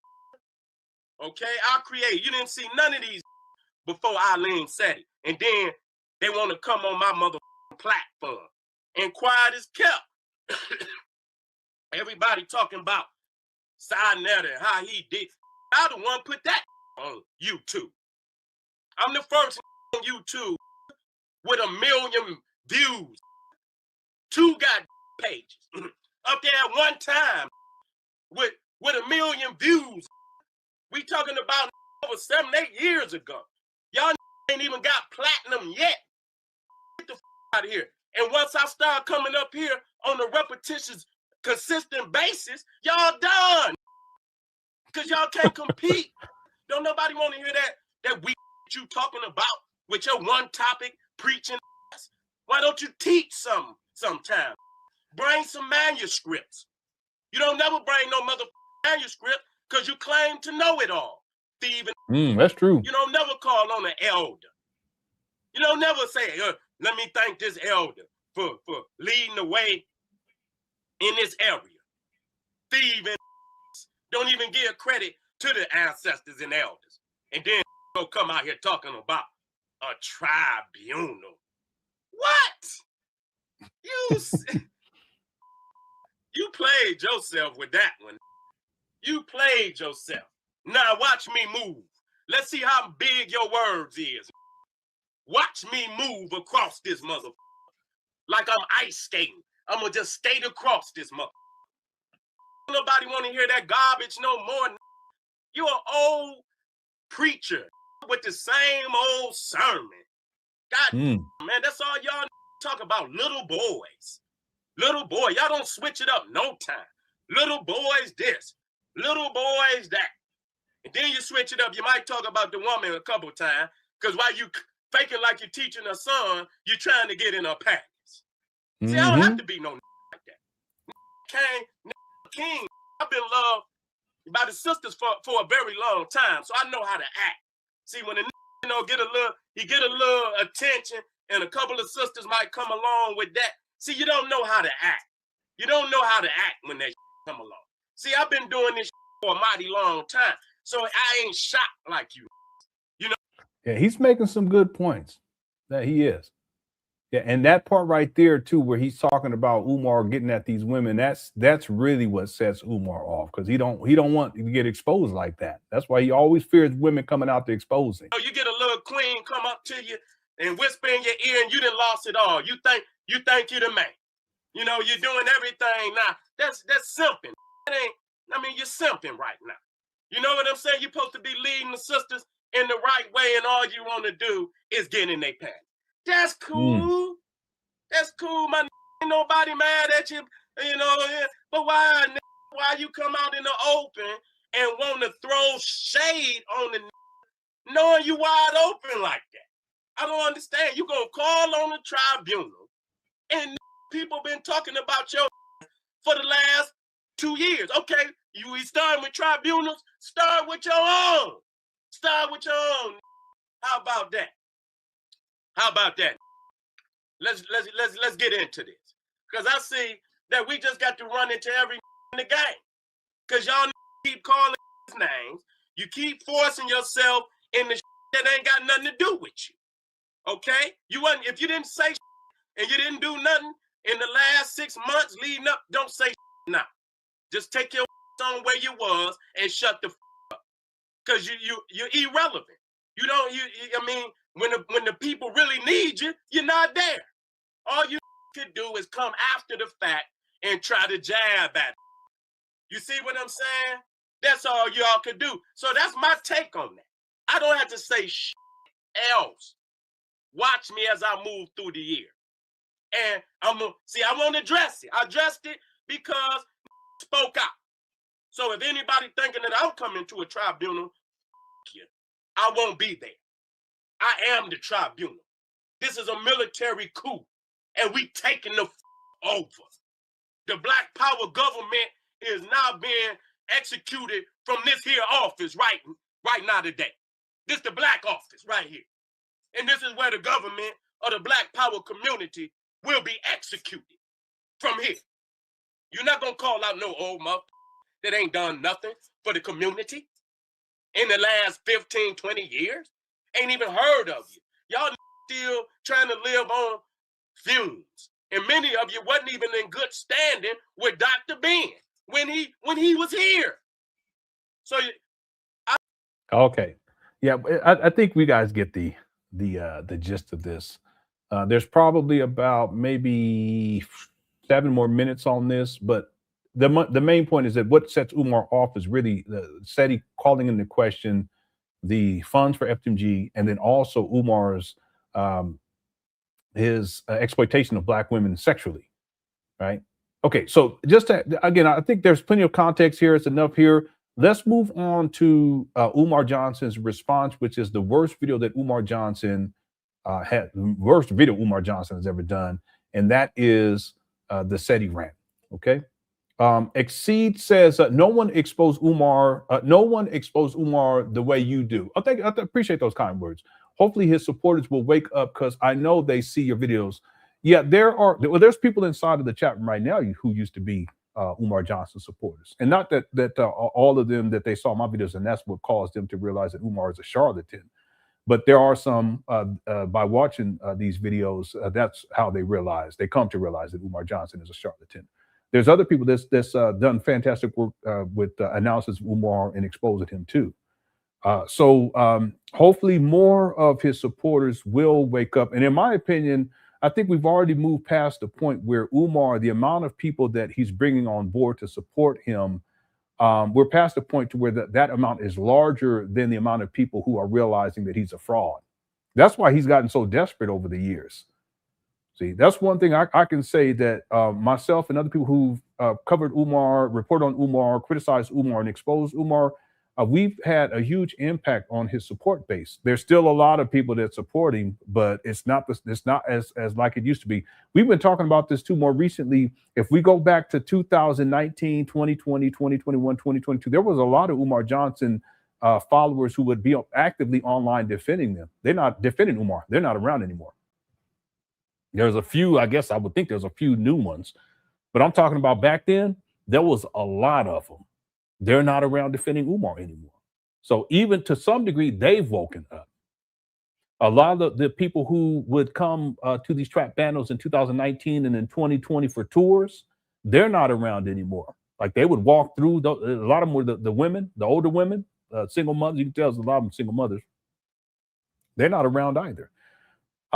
So this to say that more and more people are waking up, and in my opinion, there's more people have walked away from Umar, realizing that he's a fraud over the last, I don't know, 5 or 6 years, than the amount of people who have been drawn to Umar and support him with this FDMG school scam. Okay. All right. Thank you for those kind words, Exceed. I appreciate it. Thanks for the super chat too. I appreciate it. TJ also says, my first time seeing this, and so this gives context. Yeah, so this is part of the context, but then also just what was going on in the Black conscious space with the beefing that was associated with the debates, which were really, really huge on the East Coast in New York, and spearheaded by Cy Netter. Yeah. In fact, Cy Netter, he has a treasure trove of videos too. I'm sure he has videos on Umar that from way back then that I haven't seen, and most people haven't seen. I'm sure he has them, because he has a backlog of stuff that goes way, way back.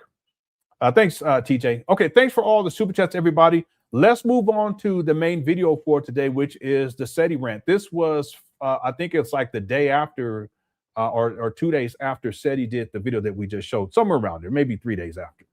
All right, here we go. Peace and love, Black families. The Prince of Pan Africanism, Dr. Umar Johnson. We live and direct from Jacksonville, Florida. Live and direct, Black Florida, Jacksonville. Looking forward to tomorrow, Regency Square Mall Event Planning Center. This will be my first time speaking in the good city of Jacksonville since 2012. It's been 5 long years since Dr. Umar Johnson has spoken here in Jacksonville, Florida. So brothers and sisters, I want to see y'all tomorrow. Doors open up at 4. Program will be from 6 until 9. And then we will sign books until we get up out of there, Black family. So today what I want to do is I want to talk a little bit about the upcoming National Independent Black Parent Association Training Conference. Okay, so Umar, he's uncomfortable, and he has to somehow, I don't know what it is. He's insecure. There's another term, but he's an insecure person.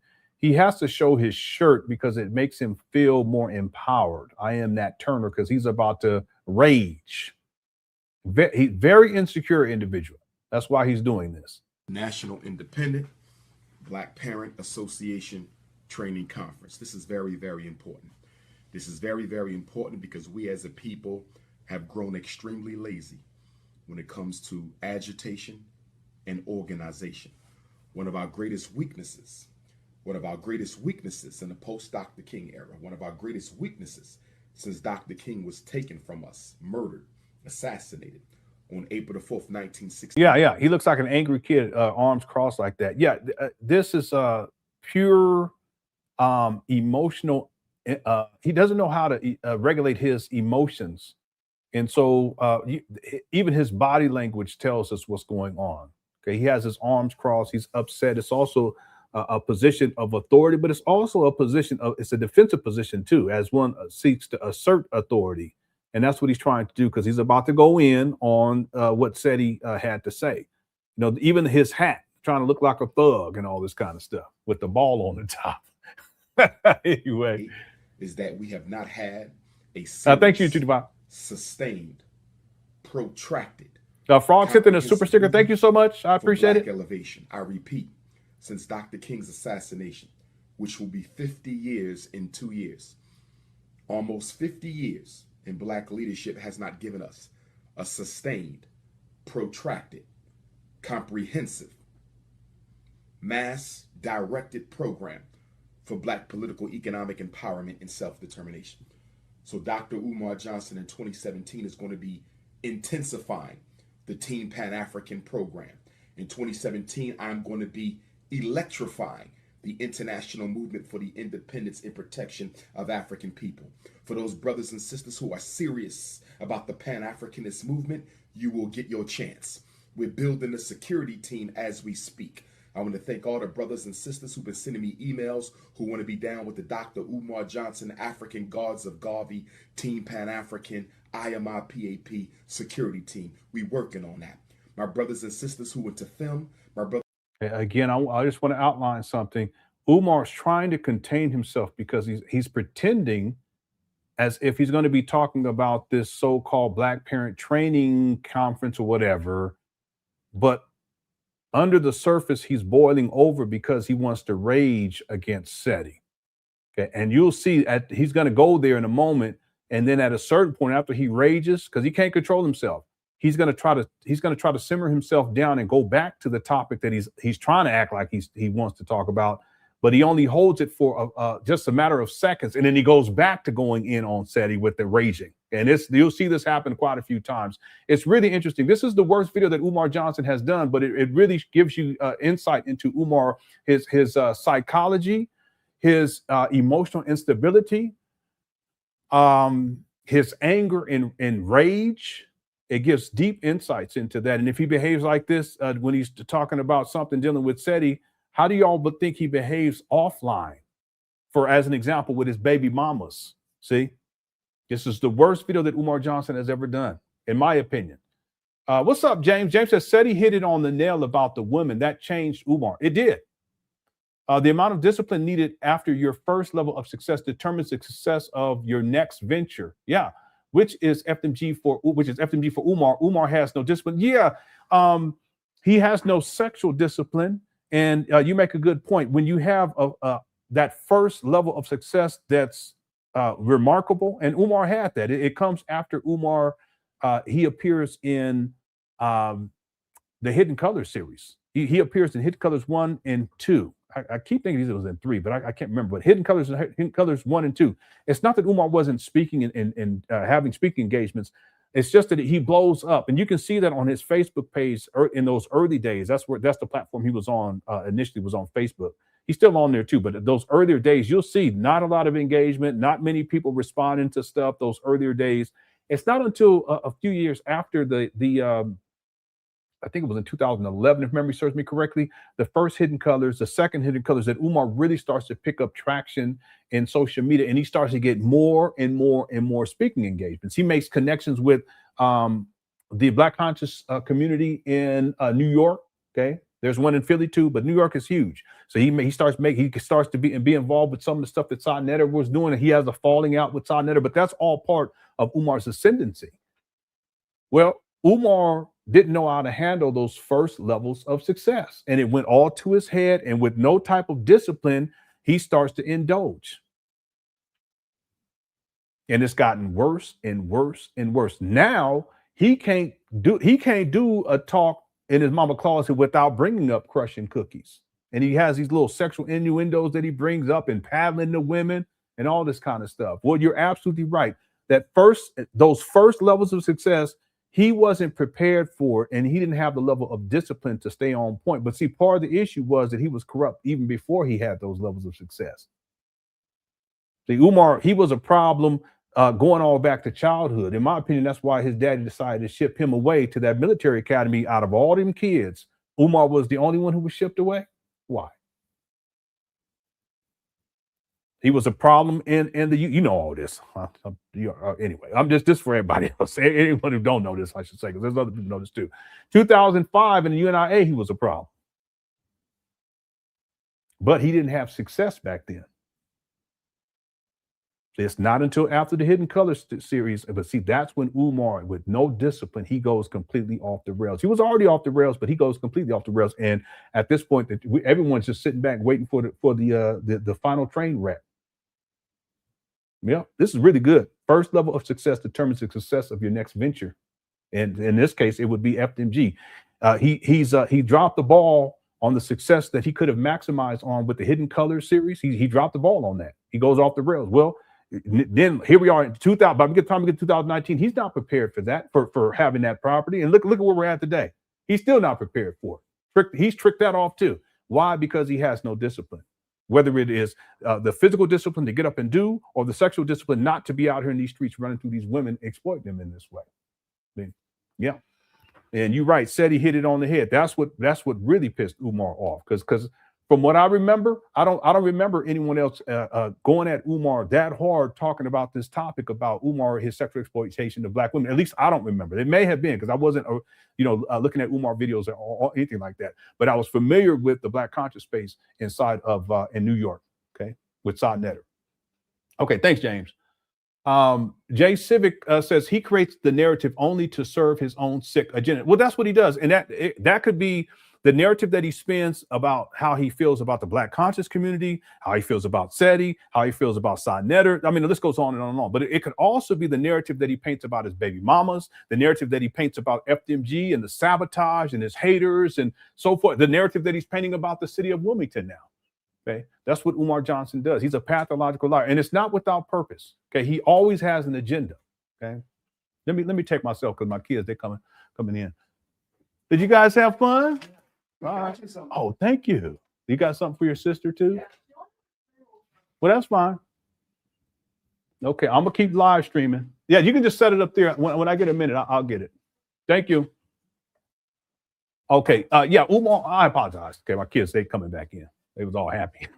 Like, I said, yeah. All right. But yeah, it's always about. Umar always has an agenda, and I can't say that he has one agenda. I think he has several. I think one agenda is the money. Another one is the sexual exploitation.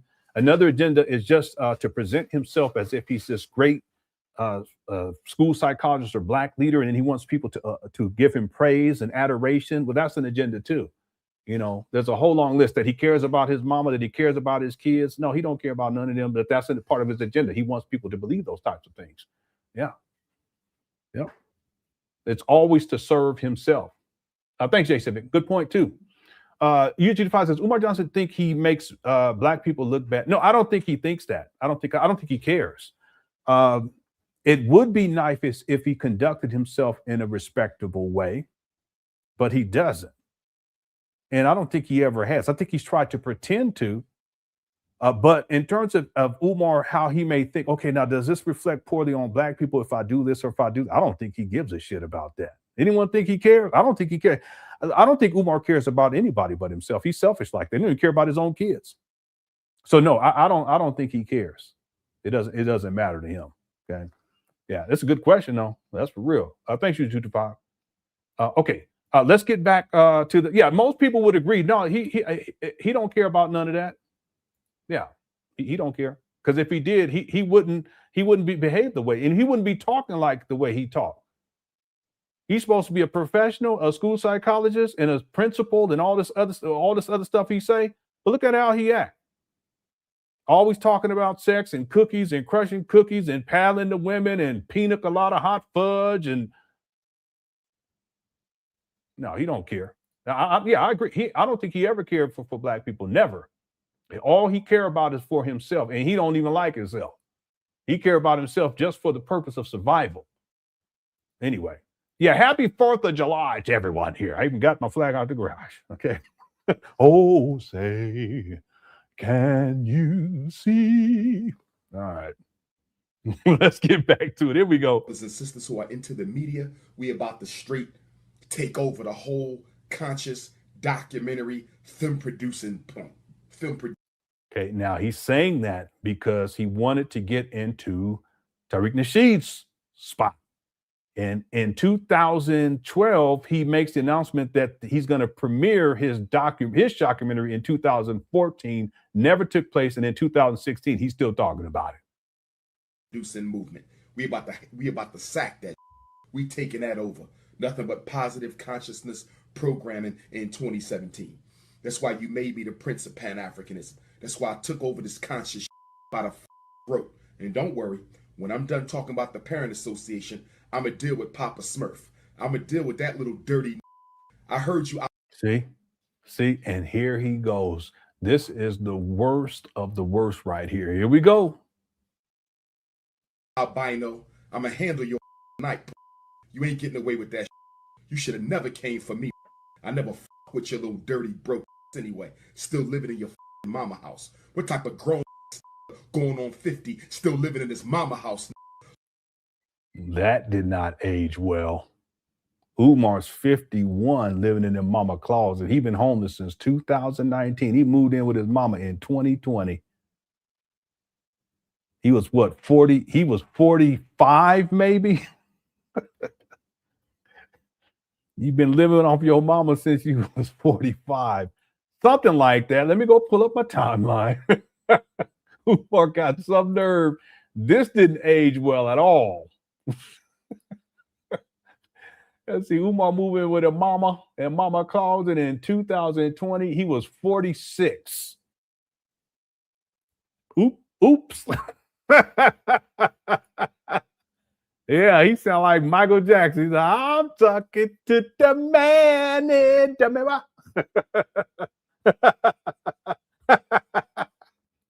He said, Umar Tariq said Umar Johnson was a conscious. Don't do that. Don't do that. Okay, let's keep going. Here we go. Look at my face when you talking to me.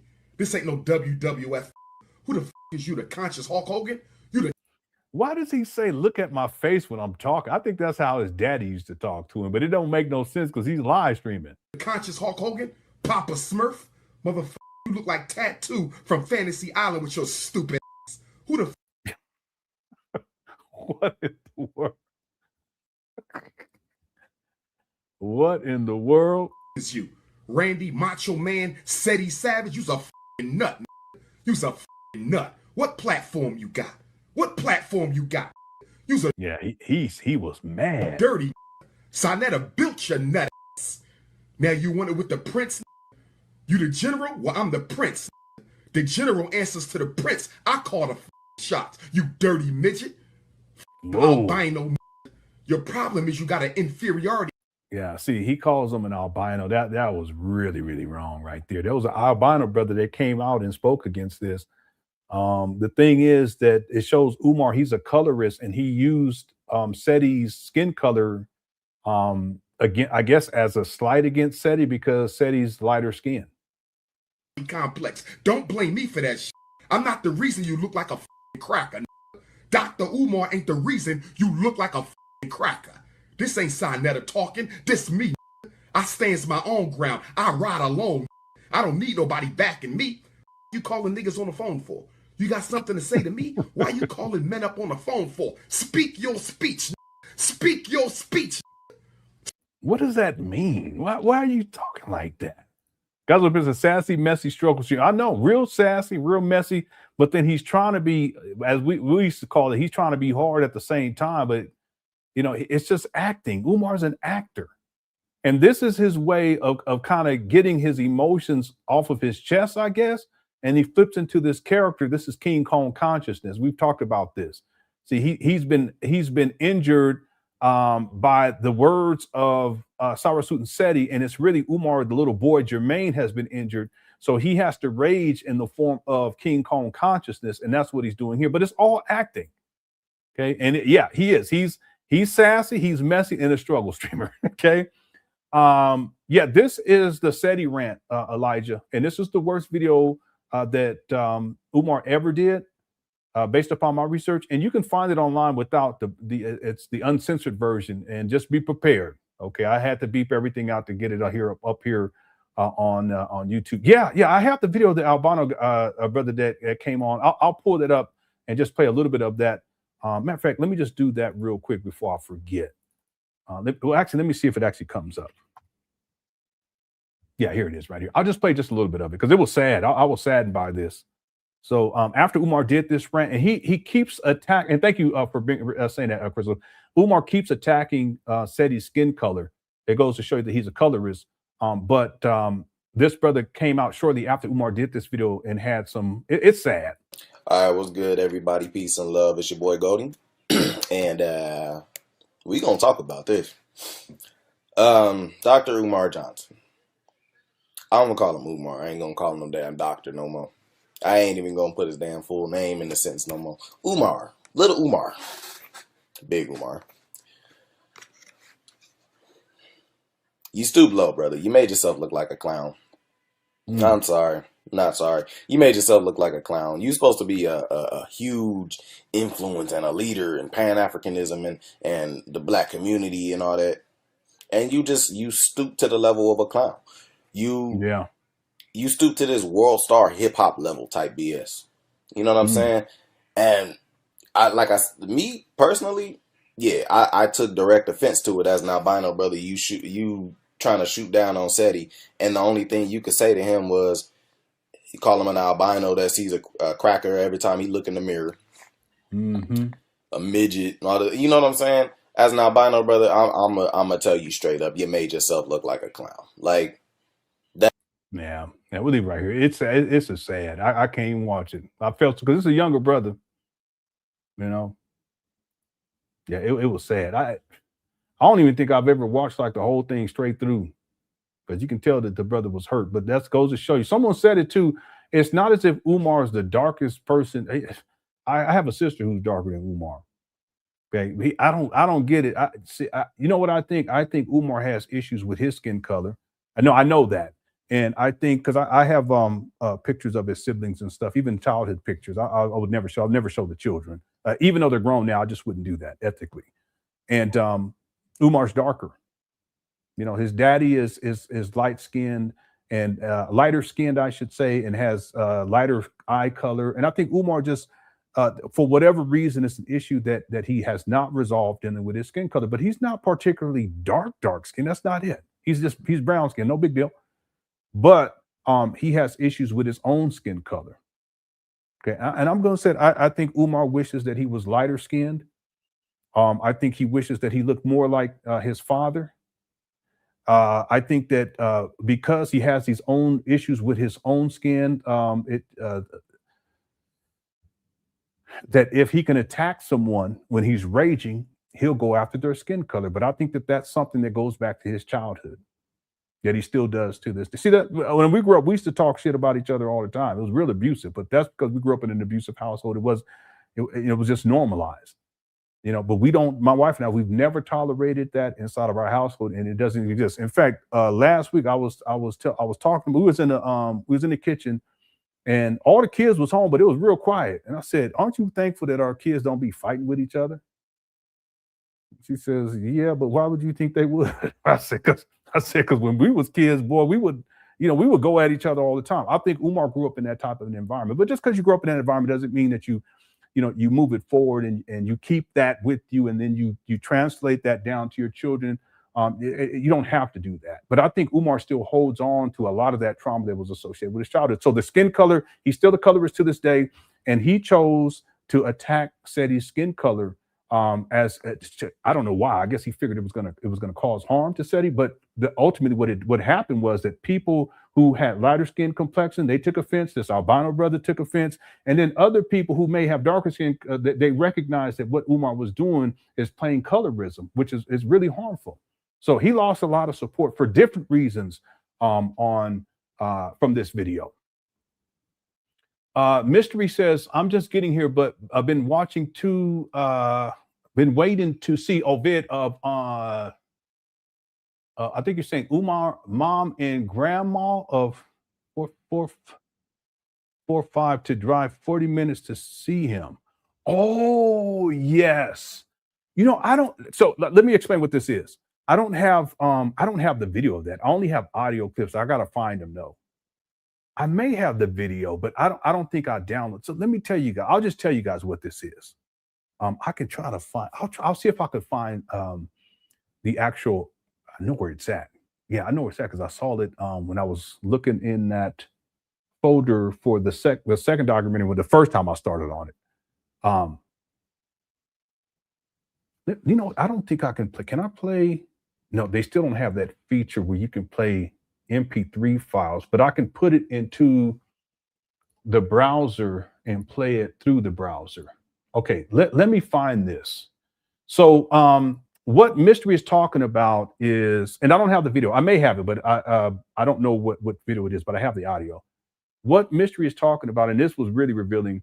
There was Umar, because he used to do a lot of these Black parent.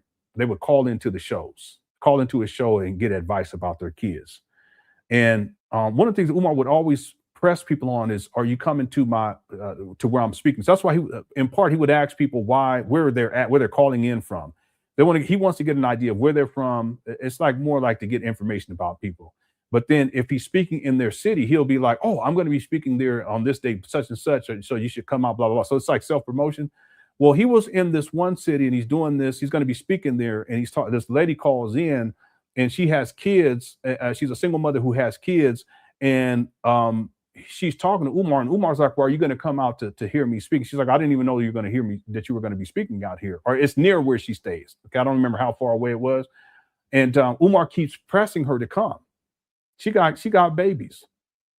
And he starts kind of going at her about this, and then she hands the phone over to her mom. And then Umar kind of starts going in on the grandmama, the baby's grandmama, all because he wanted them to drive, I guess it was 40 minutes or something like that, to come hear him speak. I'm gonna see if I can find it, but that's what you're talking about.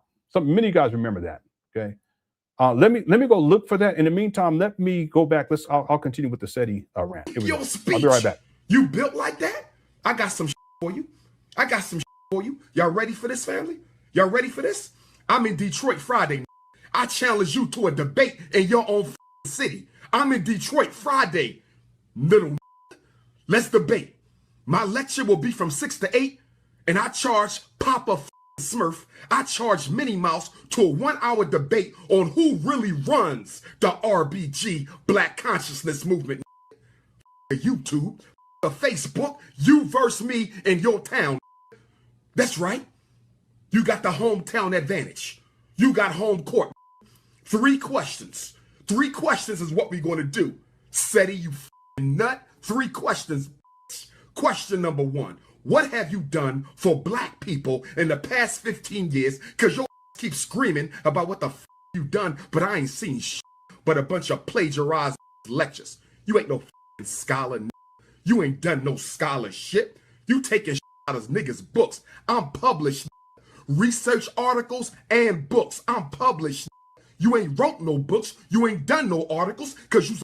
Yeah, he's not published. He's not peer reviewed. He's not published in any professional journals either. He's just talking. Plagiarists. All your information come from other books. Talking that Mighty Mouse. You think I ain't studied your little nut? Think I ain't studied you? Every time you look in the mirror, you see a crack. Yeah, Every time horrible. you look in the mirror, you see a crack. So you got to go extra hard because you're trying to prove to yourself that you're a black man. I ain't got that problem. I'm melanated, bitch. I'm melanated, bitch. When I horrible. Look in the mirror, I see a black man. When you look in the mirror, you see a cracker. You got that Napoleon thing going on. You got that Napoleon. You see that date, August 21st. That's when I was born. 821. Bring it. Bring it, motherfucker. Little dirty midget. Yeah. This guy. Again, he shows the shirt again because it gives him, I don't know, more confidence. He's a very insecure individual. I found the MP3 files. Let me cue those up because I'm going to play that for you guys too, because it was horrible. I wish I had the actual video. I may have it, but I just don't know where I archived this. It would have to be sometime. This was sometime in January of 2019. Okay, I'll cue this up. I'll let this play. I called for an elders meeting because getting out of hand. It wasn't about you. I don't go around think about you, you broke. Do you even have a job? Talking about you leading the RBG movement and you living on your mama couch. How the f you leading the movement and you living on your mama couch? Explain that to me. Who gonna follow a who can't even get his own place to live, still got to live at his mother's? Do you even have a job?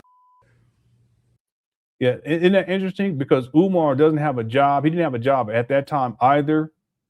And he lived with his mama. He's been living with his mama since 2020. 6 years. Over 6 years. He's not the one to talk. And then you bringing up female? You really want to go there, family? You bringing up female? Really want to go there? You better think twice. You fail to realize you dealing with the prince of this. You dealing with King Kong consciousness right here. I done came across people you done dealt with. I know chicks who didn't spend time with you.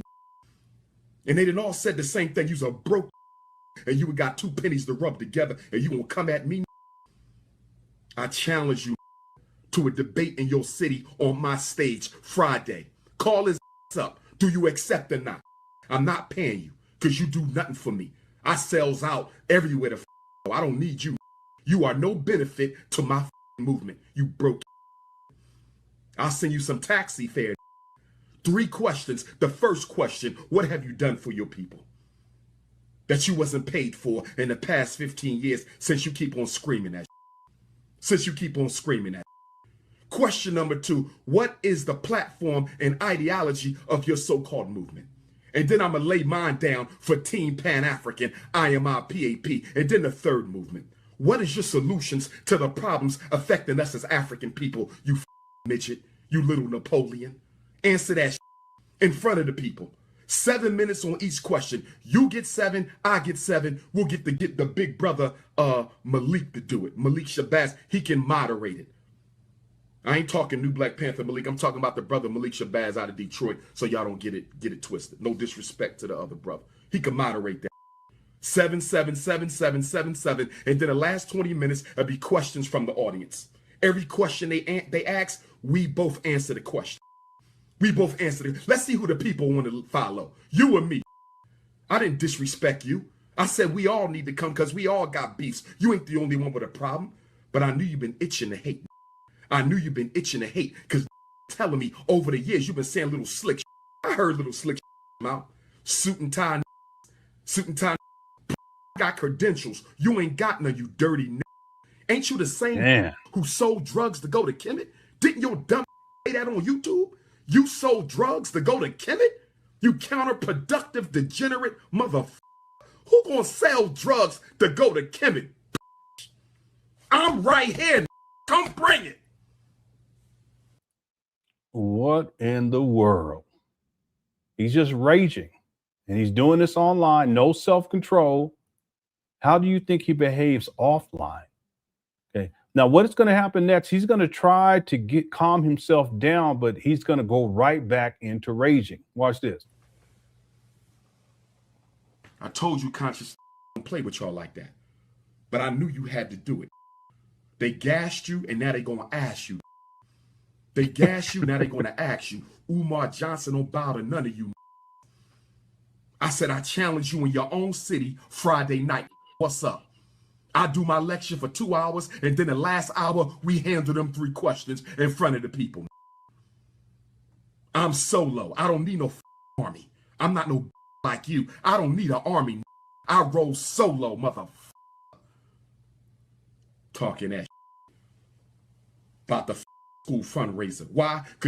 See, that fundraiser was part of what triggered Umar. Now he's getting to it. Because you had a GoFundMe and you make no money. You claim you got all this love and you hardly got any money. How much you made on your GoFundMe? Dirty. See, I think Umar, at least at that time when he had his GoFundMe, that he felt like the amount of support that he received was reflective of his value. And so he's using the amount that he received to compare to other people as comparative, so that if they got less than he did, then they're not as important or as valuable as he is. It's really ridiculous. Randy Macho Man said he's savage. Minnie Mouse. You got a million names. Tattoo from Fantasy Island. Look at this guy's face. Jay Civic says, us as men working towards a positive goal, don't talk to other people like this. He is so effed up. Umar Johnson is a leader in his own, in his mind, all self-proclaimed. All of his titles are self-proclaimed too.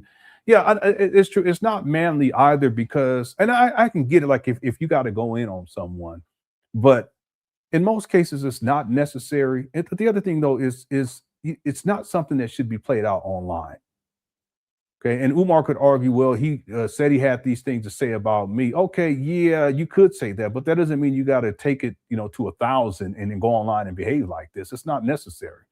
If he wanted to, he could have contacted SETI and talked about it, I guess. But for Umar to get on here and behave like this, I think it's very telling. It shows you that he's emotionally unstable and he's not a disciplined person.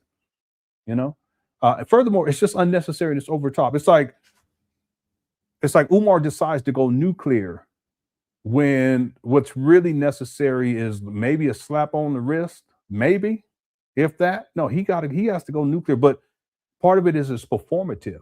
See, this is the thing. When I went back and watched the SETI rant, I was thinking about this, because the way that SETI approached this was more like street. Okay, and it's really more in line with how SETI has presented himself anyway. So it's not extraordinary per se. I mean, he's going a little bit further than what I remember, but it's not like way over the top. Umar feels like he has to outmatch him. He has to go further than that. So his rant is more aggressive. It's profanity laden, even more so. Umar's posturing and all this kind of stuff. He's yelling more than. So it's more performative. He's performing. He's acting because he wants to outdo what SETI did. And then on top of that, he feels as if SETI disrespected him. But it's more performative than anything else. But you would think that if he's some sort of a leader, a black leader, that he would understand that this is not the appropriate way to address this issue. In point of fact, he would have a level of self-awareness to know that he shouldn't do it in the first place. Umar doesn't have self-awareness. He doesn't have self-control. And he ended up doing this. He lost a lot of support by doing this video. And there's a lot of people that don't even know about this. They don't know about this SETI rant. Yep. Thank you, Jay Civic. Latoya says, the abusers allowed to linger in the community is an epidemic. So much damage has been done. Your manhood series is much needed again. Thank you for those kind words. I appreciate that. I think if I ever decide to do those again, I think I'm in a much better place to speak on those topics with better experience. I can say that, and with wisdom. I'm a lot older now. But you're right. It's the issues in the community, or even in the Black conscious community, this isn't anything extraordinary, and it's been going on for a very long time. And I have to say that there's a lot of people that came through the Sodnetter and what was called the House of Consciousness that end up turning out to be just diabolical. One of the people who comes to mind is what's his name? Polite. Polite was built up over many, many years, and he transformed into different things at certain points. Because at one point he was more military, more like revolutionary type. And then at one point he was more comedic sciences. At one point he was dressing in dashikis, and he was trying to be like more African, which is more in line with his heritage, right? When I say African, I can't remember where he was from exactly right now. But he tells a story. But there was a time where that was what he was pushing. Then later on, it was more of a pimp type of thing. But it's not that what it was that all of that was in him from the beginning, and people knew that. People knew about him. They also knew that he had some issues with these children, that he was messing with children way before he finally gets hemmed up a couple of years ago. People knew that in the Black conscious space. There's other people too. So it's unfortunate because a lot of these individuals, you know, they're kind of brought up in these different Black conscious community, or even in the community in the Black conscious space, and it's not about ethics or morality. It's about building people up for financial gain. You know, and then egos filter into that too. It's unfortunate because there's been a lot of damage that has taken place by these types of individuals, and they could have been checked way before the massive damage occurred. Okay? And Umar is another example of that. He should have been checked a long time ago. And sometimes I wonder how it is that he's gotten this far. Real talk. Real talk. He should have been checked way long time ago. Okay. Anyway, thank you, LaToya. And tell your husband I said hello. Okay. LaToya been around when I was really struggling. So I appreciate anyone who's hung out and hung in there with me. Okay. I'm doing a lot better now. Okay. All right. Thank you so much. Knowledge says, have that debate today. Umar would look bad if he had to answer these questions now. This is a good point, and you're absolutely right. If let's say, if these debate series were still taking place in 2026, and SETI debated Umar on FDMG and used the same talking points that he used back in 2016 about Umar with the money situation, the FDMG donations, and then Umar exploiting the single mothers of these children who are supposed to go to FDMG. Yeah.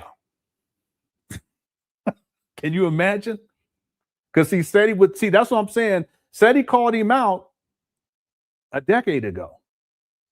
And in terms of what he was talking about with FDMG and Umar exploiting these Black women, he was spot on. Now, some of the other stuff, okay, I get it. Okay, I don't know. But that right there, yeah, he was spot on. So if that was a debate in 2026, it would be bananas. Okay, King Kong, no pun intended. Yeah, Umar would not do well.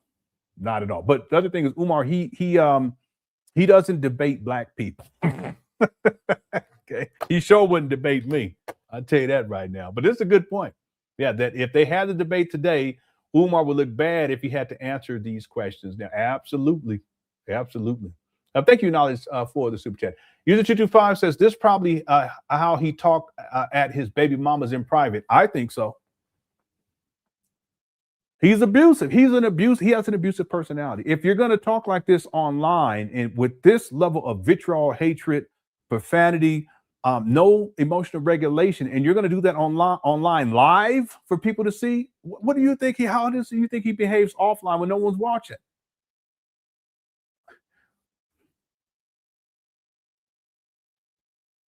Listen, when I'm offline, I don't really talk all that much. Even at my job, I know it makes people feel uncomfortable. That's because I got work to do. I didn't come to work to be talking, and they be talking. I ain't got time for all that. Y'all need to do is get on your job. That's how I am. Okay, because I look at it like if I'm gonna come in, I'm gonna be busy. Because if I'm gonna get there and be chilling, and that's a waste of time. Why would I go to a job to waste my time? That's the thing. I don't got time like that. I could stay home and waste some time. But I'm different like that. When I'm at home, I'm real quiet. I don't really talk all that much. When I get on here, we have a good time. I'll let loose. Okay. But when I get offline, I'm not out here, motherfucker, man, fuck me. No. I'm telling you, if you see people online acting crazy, batshit crazy, you understand that offline they uber batshit crazy, or as Umar says, Uber. One time, I kid you not, because Umar was talking about Uber, he said Uber. I said, damn. I said those 6 degrees didn't work out, sir. You need to go take them things back, homeboy. All right. Anyway, thanks, Susan 225. M. Romaine. I'm Romaine. I apologize. Getting money just makes you more of who you are. I agree with you with this. And see, Umar was greedy before See, even with his child support, this whole child support is greed, but it's also he's vindictive. He wants to cause harm to the baby mama by denying the baby mama by denying his children financial support, because that puts more pressure on the baby mamas to take care of the children financially. They may get the money later, but he'll spite them anyway. You know, he'll go to court. He'll have child support. He'll wait till child support call him in. He'll get bench warrants. He don't give a shit because he's vindictive. See, so yeah, when Umar gets the money, he becomes more arrogant. He gets the money, he becomes more narcissistic. When he gets the money, he feels more entitled, which is part of the narcissism. You're absolutely right about this. See, it could be argued that, and I've stated this, that Umar Johnson's followers, the donors, they've actually enabled Umar to self-destruct. But he would have just self-destruct. I mean, he was already on the path of self-destruction anyway. But what happened, because he lived a self-destructive lifestyle, but when he gets all that money coming in for FDMG, he's able to indulge in more and more and more self-destructive behaviors. But he was already that way. It just, the money enhanced it. Okay. Thank you. It's a good point. Thank you. I am Romaine. It could be M. Romaine, so I apologize if I'm mispronouncing it. YouTube Spy says, why won't just one of these podcasts pull up clips of Umar Johnson's daughter talking about how he treated her and her mom and ask Umar to respond in real time? I don't have an answer for that.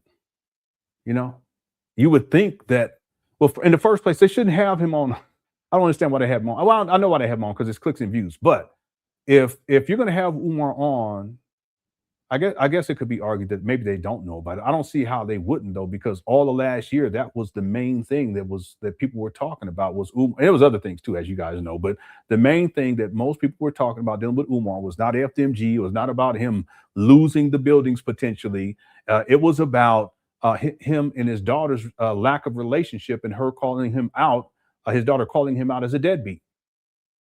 So yeah, I don't know. I don't know. I think that most of these podcasters know about it, but they just don't give a shit, you know. But if they know about it, I think they should ask him about it. He gonna get up there and lie about it, obviously, but still press him on it. That's what I don't understand it. If he's unwilling to be a participant in his children's lives, why would you have him on in the first place? And then he cries and whines like he's being denied access. No, that's not it. He never cared. He still doesn't care. And truth be told, he ain't got no business being around kids in the first place, including his own children, because he's abusive. He has an abusive personality. Look at how he's talking in the SETI rant, online, live for the world to see. Okay, again, like I said, if people act batshit crazy online, live, you best believe that they're even worse offline. Okay. Thank you, user 225. User 225 says, because most people get online, they try to act better. For me, the difference is when I go online, I run my mouth, we have a good time.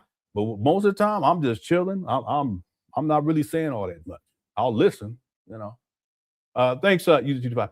Says, how would you feel if you and 225 became co-workers? It'd be cool. I mean, you wouldn't be able to run your mouth like you did, because I'll talk shit back to you. I can't do it on here. I can't do it on here. But if we was in a working environment, I said, what you say? All right. Thanks, you 225. I don't be playing no games in the real world. People know that about me. I'm real quiet, but don't be messed. But on here, we have a good time. So I take that. So I'll just play it. Here we go. Okay. All right. Real quick, let's take a quick break. We're gonna get back to the city rant. I got the audio. I don't have this in order though, and I couldn't find the actual video. So we'll just listen what I have here, and it's not long. You guys get an idea what someone had brought up earlier when a woman called in. She had babies, and Umar was going at her about her not coming to his speaking engagement. Okay, I'm going to need you guys to do me a favor, though. Let me know if you can hear the actual audio when I play this. All right? Okay, let's see. Remove other. Okay, here we go. Okay, let me know if you can hear the audio. Black fathers who want to be involved in their children's lives, but gets disrupted by the mother or the grandmother or the whole damn family. Oh, okay. This is something else, but I want to play this too. So he's trying to, again, Umar making excuses why black men can't be a participant in their children's lives. He wants to say it's the whole family's fault. I had to go with one father. We went over there to talk to the mother to have a sit down. Everybody was there. Cousins, grandpop with a cane. I said, damn, y'all want to fight the man just because he want to see his seed? Yeah, this is Umar talking about his own experiences as he explains them in 2025. Fascinating. So I had to diffuse the situation. I called some of my homies, though, straight up. I said, look, I don't know if I can work my way out of this one. This is the address. Be outside. If I text you, come in, whether the door locked or not. Did he be telling some stories? Yeah, he always shouting. You think my psychology always going to work? Hell no. Okay, so I want to get to what the person, someone that brought this up earlier. It's out of order though, but here we go. This is Nichelle. Sister Nichelle, where you calling from? I'm calling from Cedar Hill. Okay, can you guys hear this? Let me know. Cedar Hill, Texas? Yes. How far is that from Dallas? I think about like maybe less than 20 miles away from that. You coming to the lecture today? I really wasn't. I'm not gonna lie because I just found out. So I came all the way to Dallas and you ain't gonna come out to support me. It's okay. I'm picking. See, she said she just found out. I'm picking with you, sister. It's okay. I know. Go ahead with your question. Okay. Here's another one. Your daughter got 5 children and she won't be. Okay, so this is when the grandmama comes on, but let me see this other one. And tell your daughter. Okay, no, that's the grandmama again. So let me put this in this order. Let's see what this one is. Black fathers who want to be involved in it. Okay. So there's 3 clips. So at a certain point, because Umar keeps going at the young lady, and then she puts her mama on the phone, and this is what the mama says. Be at the lecture today. Is that what you telling me? She got 5 babies, and your daughter got 5 children, and she won't be at the lecture today. Is that what you telling me? She got 5 babies, and the only school psychologist helping y'all is 20 minutes from your house, and y'all not gonna come out. I'm only picking on you because I want people to see how sometimes I don't know if we serious about things, because I'm 20 minutes away from y'all. She got 5 kids, and you calling into the parent conference, but I'm 20 minutes away from your house. And she's not coming to get the information she needs today. I got a little bit of a problem with that. See how backwards that is? The young lady don't even know. She didn't even know about it until like when he gets on the phone talking to her. It's a black parent trading conference. Black parent, whatever he calls these stupid shits. And see how the way he thinks about it is he's the shit. These single black mothers with all these babies need his help. And they should do everything in their power, in this case with 5 kids, and especially because she has 5 kids, she needs to do everything in her power to come hear him speak. That's how Umar sees it. The way I see it is if she got 5 kids and you really want her to come out, she didn't know about it, be kind in the first place, let her know about it, and then ask, would you like to come to hear me speak? If she says no, you let it go. Because she got 5 babies and she ain't got time for your big funky ass, Umar. But Umar don't do that. Now, if she says yes, then what you do as a man, you says, okay, let me see what I can do to make this easy on you. I'm going to send you an Uber, or I'm going to give you the money so that you can get an Uber to bring you, and get an Uber that's a big, like a van to fit all the kids in there. Or since it's only 40 minutes or 20, whatever he said, 40 minutes away, I'm going to get a driver that's part of the organization that's calling me out to speak, and they're going to come and pick you up with the kids. They're going to come in the van. And if I got to rent a van for that to happen, then I'm going to make that happen. They're going to, and they're going to help you get all the kids, get all the car seats in there, and then have this driver have snacks and some treats for the kids, maybe some little toys or whatever, so the toys to keep the kids busy for the drive. That's what a real man would have done if he really wanted her to come out. And then when she get there, I know I've said this many times in the past, it just bothers me. When she gets there, Umar, get your big funky ass out there and greet her and tell her, hey, listen, we got a special area for you to be able to sit with the kids. Come on in and make her feel good about coming out there, because it's not about you. Do the lecture. When you do the lecture, say, hey, listen, this sister right here, she has 5 kids. She came out. I want to thank her. Make her feel, don't do this. We want to thank her and blah, blah, blah. And then when it's over with, hey, listen, we got some parting gifts for you and the kids. The driver's going to drive you back and have the little thing they can take, put in the bag, and then walk her out, make sure she get in the car. The kids all get in. Everyone's good. Okay, you guys, thank you so much for coming out. Here's some gift baskets. Thank you guys so much. The driver takes them home. If Umar was a real man and he really wanted her to come out, that's what he would have done. But see, it's not about other people with Umar. With Umar, it's about him. Umar expects this woman who has 5 kids, who didn't even know that Umar was going to be speaking, 40 miles away, whatever it was, or 40 minutes away. Umar has to go at her. And at what happens at a certain point, she hands the phone over to the grandmama. I wish I had the whole video. And then Umar proceeds to go in at the grandmama and disparage the daughter with the 5 kids. Diabolical. We have 450 likes. Yeah, our goal is 500. Okay, let's see if we can make it happen. Okay, we got about 700 people in the building. Thank you guys. Happy 4th of July. Let me play this back from the grandmama. Here we go. Your daughter got 5 children and she won't be at the lecture today. Is that what you're telling me? She got 5 babies, and the only school psychologist helping y'all is 20 minutes from your house, and y'all not going to come out. I'm only picking on you because I want people to see how sometimes I don't know if we serious about things, because I'm 20 minutes away from y'all. She got 5 kids and you calling into the parent conference, but I'm 20 minutes away from your house and she's not coming to get the information she needs today. I got a little bit of a problem with that. As a parent of 5 children, I got a little bit of a problem with that. But let me. Okay, listen, of course, me being a mother, I'm going to be in defense of my child. She didn't even know you were here. But y'all know now. And all the children are free. And all the children are free. So tell me why she not coming with her 5 kids today. Yeah, that's horrible. Absolutely horrible. She got to defend her daughter against Umar and him and this is a live video too. People watching this. He should be ashamed of himself. And all the children are free. So tell me why she not coming with her 5 kids today. You just gonna sit on me, so I'm gonna listen. I'm picking with you. No, see, she said, you just gonna pick on me. I'm gonna let you go. And Umar said, oh, I'm just picking with you. No, he was serious.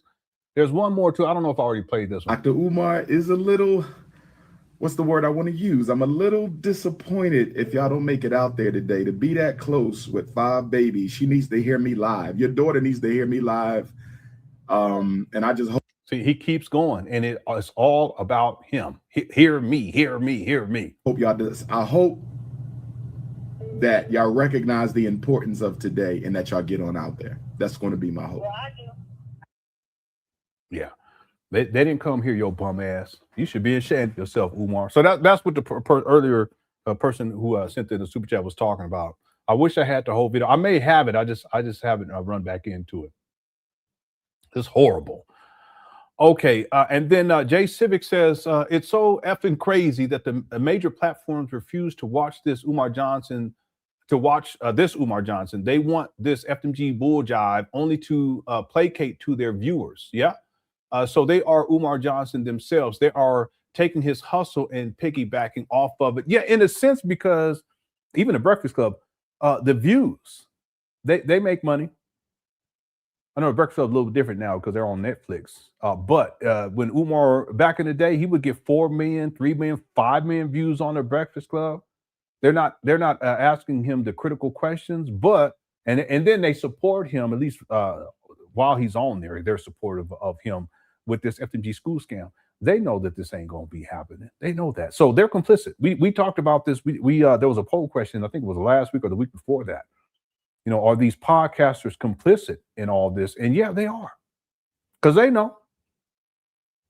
Listen, do you all think that these people who platform Umar, all of them, that let's put it this way, is it possible that every single person that's platformed Umar has not seen the SETI rant? All of them? No. Real quick, since I said it that way, do you ain't raised $1 million? Do y'all think that Big Loon ain't seen the SETI rant?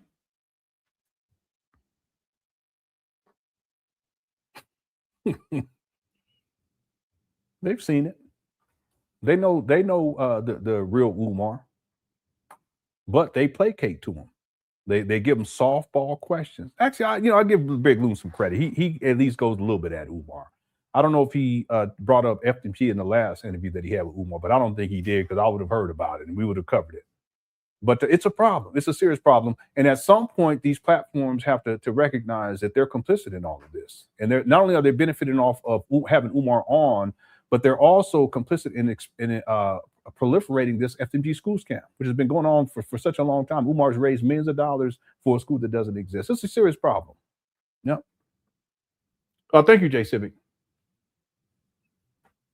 Okay, we're doing good on time too. It's a marathon, so I ain't in no rush today. We're gonna be back tomorrow. We're gonna be covering Umar Johnson's beef with Tariq Nasheed. That'll be the main thing that we get to. But today our main thing is the SETI rant. Okay, thank you, Jay Civic, for the super chat. Everyone else too, thanks for all the super chats. I appreciate it. I hope you guys are enjoying this. Happy 4th of July to everybody. Okay, user 225 says, can you pull up Toilet Tune Day? 225 has jokes for that. No, I can't do that during this live stream. If you ask me tomorrow, maybe, but there's people who said, please don't do that during the marathon. Because that toilet video was horrific. Okay. That's one of the worst Umar Johnson videos too. Okay. It's not in first place, but it's up there in the top 5 for sure. Okay. Okay. Thanks, user 225. All right, let's get back to it. So here we go back to the SETI rant. Thank you guys so much. Hope you enjoyed the show. And if you are, make sure you hit that like button. Okay, here we go. I know you, because every chick you deal with got to look down in your face. You got to look up at every female you deal with. You got to look up at every female you deal with. I know you hating. I'm 6'3". I'm 6'3". I look down at the queen's face. Yeah, that's deep right there, but I'm gonna let it go. You got to look up at your queen. You look in the mirror, you see a cracker. I look in the mirror, I see an African. I know why you hating. Yeah, so him saying that when SETI looks into the mirror, he sees a white man. That's what he's saying. Horrible thing to say. I know why you hating. What you say? You was on the scene before I popped? Putting in work before you even knew me. I just took me a while to pop because hating, and they knew once I got to the stage it'd be a wrap for you. And that's exactly what happened. Straight to the top over fucking night. Straight to the type overnight. You running around talking about, I'm booked, I'm booked, I'm booked. You almost 50. I'm booked, I'm booked, I'm booked. You 50. This didn't age well, but remember, because I told y'all to remember when we were playing the SETI video, remember the I'm booked part, because Umar, he goes in right there. He reminds me of his daddy, Jamal, when he starts talking like that. I'm booked, Mr. Bugaboo. I'm booked, I'm booked. I'm booked, you almost 50. I'm booked, I'm booked. Straight to the type overnight. You running around talking about, I'm booked, I'm booked, I'm booked. You almost 50. I'm booked, I'm booked, I'm booked. You 50. That's all you got is a couple lectures, a couple paying you a couple $100 to come plagiarize and regurgitate nigga work. You dealing with a real scholar here, published. But guess what? Friday night ain't gonna be no plagiarizing Friday night. This reminds me of WWF back in the day, Hulk Hogan. I don't want to see no rest in peace. Marcus Garvey didn't run around with no PowerPoints. There you go. Dr. King ain't run around with no PowerPoints. Patrice Lumumba ain't run around with no PowerPoints. Henry Highland Garnett ain't run around with no PowerPoints. Alexander Cromwell ain't run around with no PowerPoints. Thomas Sankara ain't run around with no PowerPoints. I'm not running around with no PowerPoints, bitch. This is leadership. You said I have videos of him doing PowerPoint presentations, so Umar, cut it out. You the leader, it's time to put the up or shut up. RBG, I'm the king, you want it, come get it. In your city, Friday night, answer the question. I don't need to do no preparation for your simple. Talking about? You talking about? You ain't built for that, you clown. You's a clown. Gassed you. Wasn't nobody talking to you. I said the elders needed a meeting with all of us, and you gonna disrespect? You gonna say the elders? You don't give a about no elders? What kind of hypocrite is you, mother? Who told you to speak my name? You done bit off more than you can chew. I'm the Sean Carter of this shit. I'm the Christopher Wallace of this shit. See, this is all ego and narcissism. You mad because I said no name rang louder than mine? That's what tipped you off? It's the truth, though, ain't it? It's the truth, though, ain't it? Don't no name ring hotter than mine. I don't give a who don't like it. I told you, if you want the title, you got to come take it. You can't hate it away. But the jig is up now, Randy Savage. The jig is up, Hulk Hogan. That WWE, WWF you done pulled, that played out now. You 50 years old making home fucking videos. Check my videos. Umar mad at PowerPoints. I don't even have a YouTube channel. And I got more videos than all you. Yeah. I don't have a YouTube channel, and I got more videos than all of y'all. All of y'all. I got to promote myself. That's the love I get. WWF DMG. Talk about I'm booked. Here you go. You want to talk to me? You want a face-to-face conversation? You want a debate, conflict, whatever the you want? 215-989. And this ain't got to do with no going on in New York. This is Umar Johnson talking for Umar Johnson. So don't bring nobody else in it, because I stands my ground. You should have never spoke my name, little dirty midget. Look at this guy. The raging is insane. It ain't my fault your only 5 feet tall.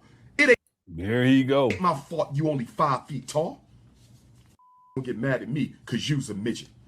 What that got to do with me? What that got to do with me? He throwing papers around. Napoleon. You got a Napoleon complex. You got to go extra hard. You got to fabricate this alpha male because you don't feel secure in yourself. I'm a psychologist. You don't think I can read you? I'm a psychologist. You don't think I can read right through your phony ass? You ain't warring with the crack. You ain't fighting the cracker. You fighting the cracker within you. It's horrible. You fighting the cracker with. Look at this guy. Look at him. This y'all's principal. People done send this guy millions of dollars. In you. That's your problem. Yeah, that's what I just said. This y'all's principal. Gallopin says, where's Umar's office? He never arguing. No, Umar, I never seen you argue in your office. It's always a hotel, motel, or his mama closet, or a car, or a rental car. Yeah, I've never, listen, all I have is that picture of Umar in the office. That's it. That's all I have. I haven't seen any other pictures or videos of Umar, and Umar's never live streamed. You know, I've seen this guy live stream in a storage space. He called it the Pan African Library. If I could pull that up too. I've seen him live stream in the mama closet, in rental cars, you know, outside. I've seen him live stream in the rain. I've seen him live stream in the snow. I've seen him live stream in the heat. I've seen him live stream in the gym, on a roof, this month. But I've never seen Umar live stream in an office. Not one time. So he is not the one to talk. How you gonna raise millions of dollars? You ain't even got an office. That's crazy. Thank you guys, little princess. TJ says the irony of Umar, most of this is true about Umar. Yeah, he's projecting. He projects it throughout this video. But see, when this video first appears online, again, it's 2016. I heard about it, and I probably watched some of it at least, but I wasn't researching Umar. So whatever I heard, I didn't think to myself, okay, he's talking about himself. But now I know for a fact a lot of what he's saying, he's actually talking about himself, because we've done the research and we've reviewed a lot of his videos, most of his videos, in point of fact. So yeah, Umar, he projects, and he tends to do that when he gets into these beefs. I'll propose that tomorrow, when we get into the beef that he had with Tariq Nasheed, that there are things that he says about Tariq Nasheed where in their actuality, Umar's talking about himself. Watch. Thanks, TJ. Amina says, I still think about that poor man who gave Polite all of his. I know. I ran across those videos today because that's in the same folder I was talking about earlier that I ran into when I was looking for videos that people had requested. His name was Crypto Roots, rest in peace. Sad, just a sad story. We covered those videos many years ago. So I still think about that poor man who gave Polite all of his inheritance. I think it was like, was it $100,000? I think it was $100,000. If memory serves me correctly, I could be wrong. I even contacted his girlfriend because I think they had a baby on the way, or they just had a baby or something like that. But we were in communication for a while. Said there's some money, back in the day. So inheritance, thinking it was going to improve his life. I wonder how long it's going to take for Umi to have a similar address as Polite. Yeah. See, the thing is that Polite was at it for such a long time. These things can take a while. See, I don't know what year it was that Polite comes into the. I could actually find out because I have one of those early videos. Back then, he would dress in dashikis, and his so-called first wife would dress in the African attire. I can't remember. I apologize. I can't remember what country they were from, but he was really pushing that back then. He moved way past that later on. But that was a long time. Anybody remember when Polite came on the scene? What year it was? Yeah, Sportsman said it was 100,000. Yeah, I think it was 100,000. I ran across those videos. I still have them. They're in that folder. There's a lot of good stuff in that folder because that's when I was working on the second documentary the first time many years ago. But then I tabled it because I got busy with other stuff. I got into college and stuff. His name was Crypto Roots.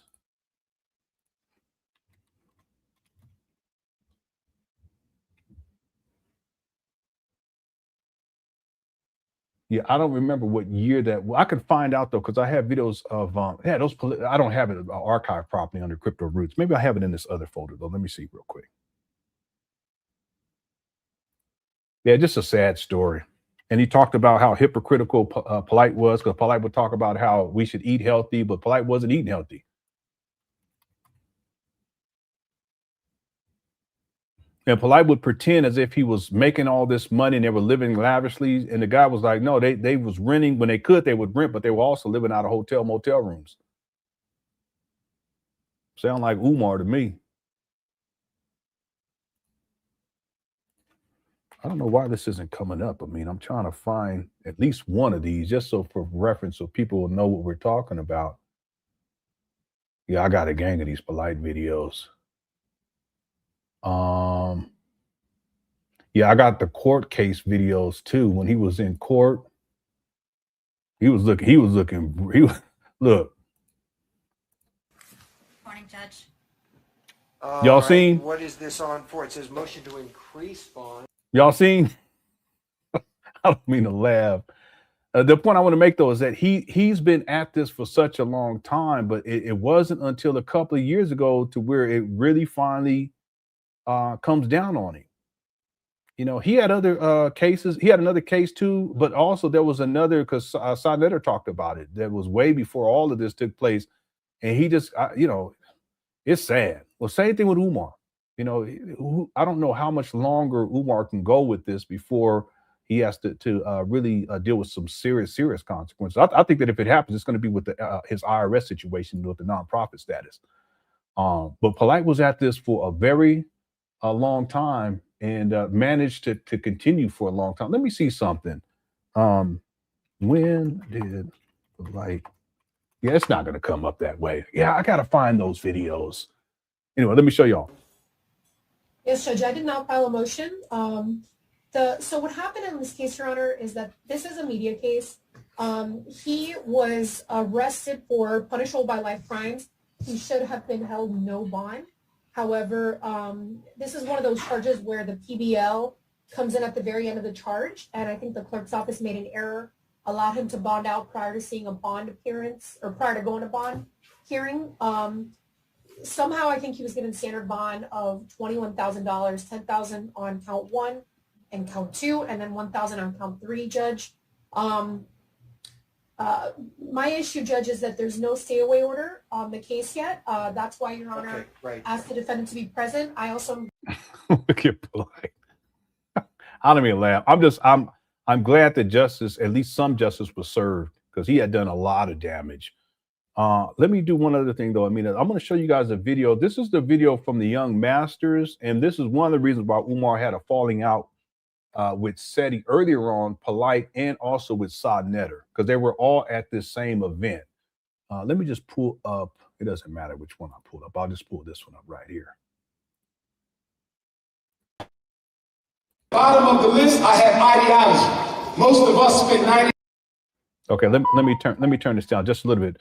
But remember, I was talking about how Polite. This was the meeting of the masters or something to that effect. Polite. It was Seti, Polite, in I think it was this was Seti, Polite, and Umar. I thought it was a young fur, but that might have been something else. But Seti, Polite, and Umar was mad because he didn't get enough time, because Polite talked longer than he was supposed to.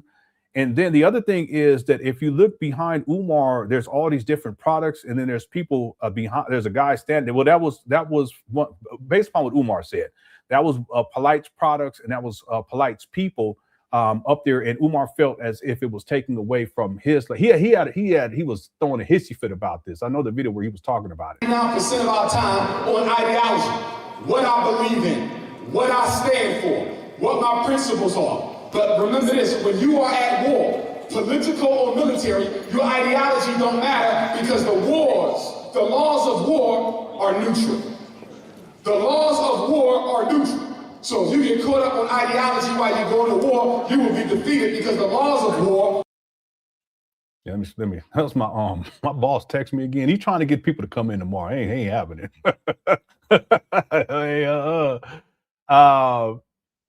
Yeah, so yeah, that's Polite's products. And Umar, he was really mad about this. It was called the Gathering of Young Masters. Unity in the Community, the Gathering of Young Masters. The irony. This is 2011. So this is earlier Umar. He hadn't blown up yet. Okay, not yet. Okay. Thanks, Amina, for the super chat. I appreciate it. I'm gonna try to see if I'm gonna keep looking. I know I have those because we've covered them in the past. Crypto Roots is the rest in peace. But I saw them earlier today.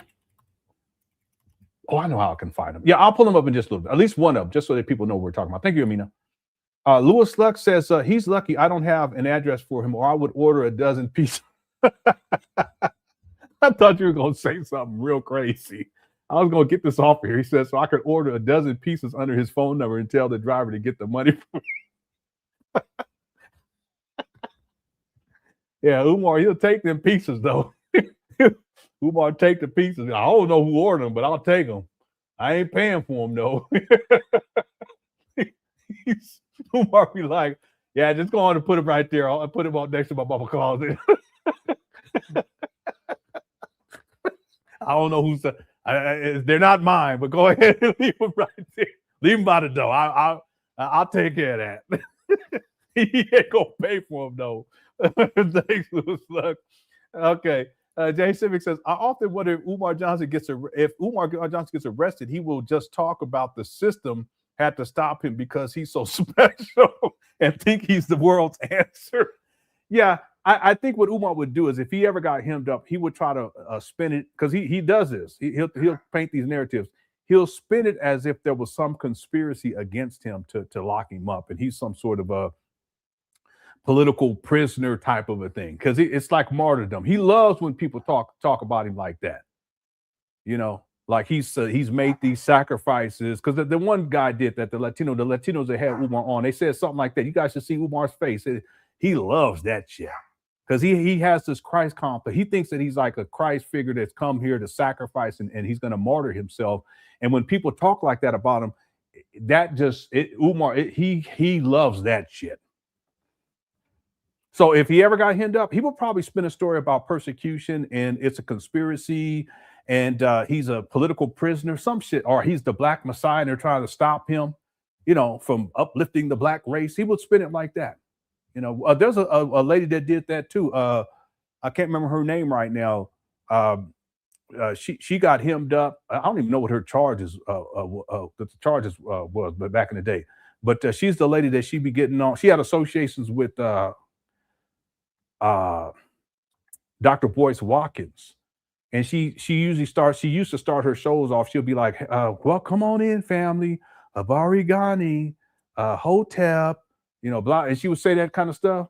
Well, she got a criminal record. That's one of the reasons why she's online in the first place. And it was serious. She was in prison.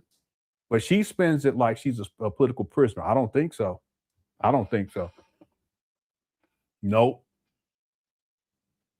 Thanks, Jay Civic. Anybody know the lady I'm talking about? No, not Oprah. If you don't stop. Yeah, her name is Vicky Dillard. Vicky Dillard. I don't know if that's her real name, though. Interesting. Now, I should probably go look up her criminal record. But she tried to spin it like she was persecuted. Let me see. This can't be her, right? Oh my goodness. Is it Denver? Denver woman found guilty in mortgage fraud scam. Here we go. Just like Zaza Ali. This is December 16th of 2011.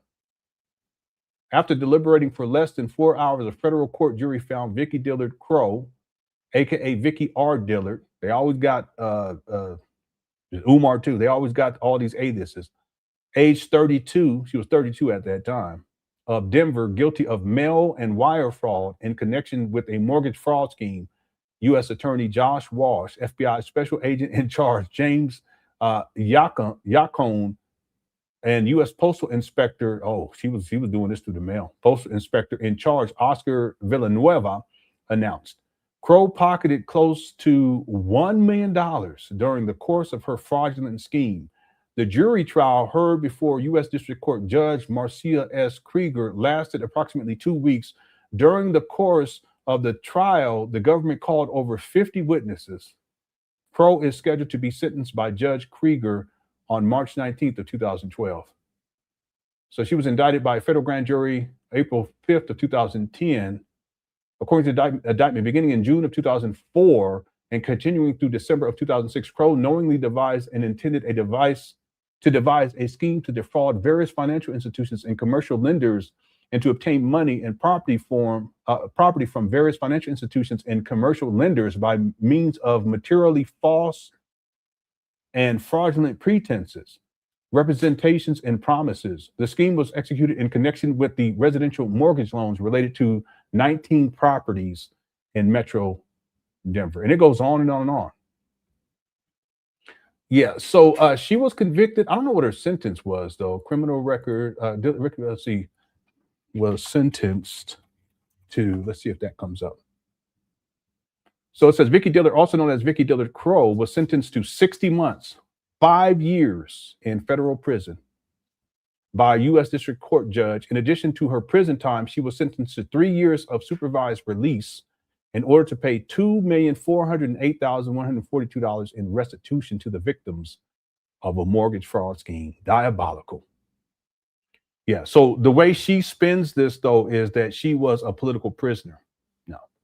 Nope. So what I'm saying, going back to what Jay Civic was saying, that if Umar ever get hemmed up, he'll spin it something like that he's a political prisoner, or they're trying to stop the rise of a black messiah, or it's some sort of conspiracy, the government or the CIA or FBI, whatever. He'll come up with something like that. Okay. Thanks, Jay Civic. 225 are gonna make Lenon explain to HR what it. No, that ain't happening, homeboy. All right, thank you. And then Shin says, have you heard of Andre Williams' four type of black people? No, I haven't. I haven't heard of Andre Williams. Let me see. What is he barking at? Yeah, has he gone out? Okay. Yeah, he's probably mad because you came back downstairs. My dog be getting attitudes. If you take him out and then put him in his crate and then walk away, he gets upset. He gets upset. 4 types of black people. Yeah, I haven't heard of Andre Williams. Oh, it came up here, the 4 kinds of black people. Oh, it looks like this is on Soft White Underbelly. I used to watch that channel, but it gets too dark, so I have to stop.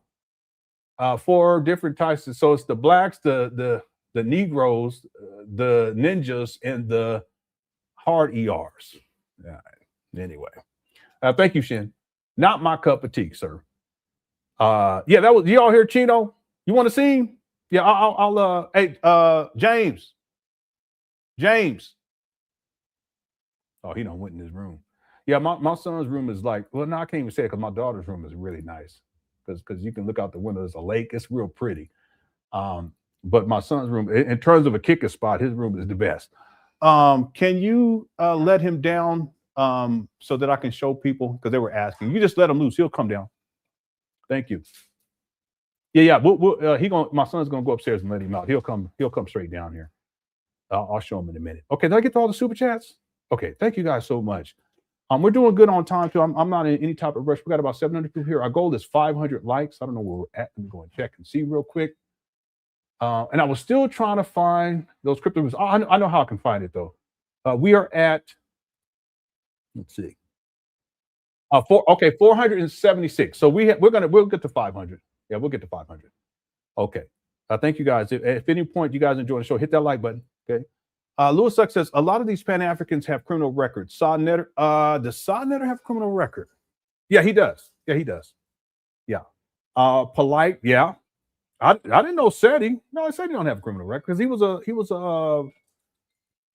worked for the school, didn't he? Come on. People want to see you. He likes to jump up like that, especially when I have food. Here's Chino. Let me take this off so you can be free. I always tell the kids I'm gonna take his shackles off. He's not a slave. I said when he's in that, he feels like a slave. We gotta set him free. No, come back. I was gonna say his brother has food. Come here. Hey, come here, buddy. Hey, come here. Look, come here. They want to see you. Come on up. Come on. See, you got food. He's more interested in the food. I know how I can trick him though. Come on. yeah, you want to come. Come get it. Come on up. Come on. He figured it out and ran away.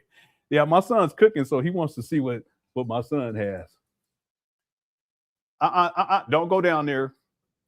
Come on. Hey, come here. People want to see you. Come here. Come here. You come here. Okay. Here he is. Yeah, he don't want to be bothered right now. Okay. So who else did you say here?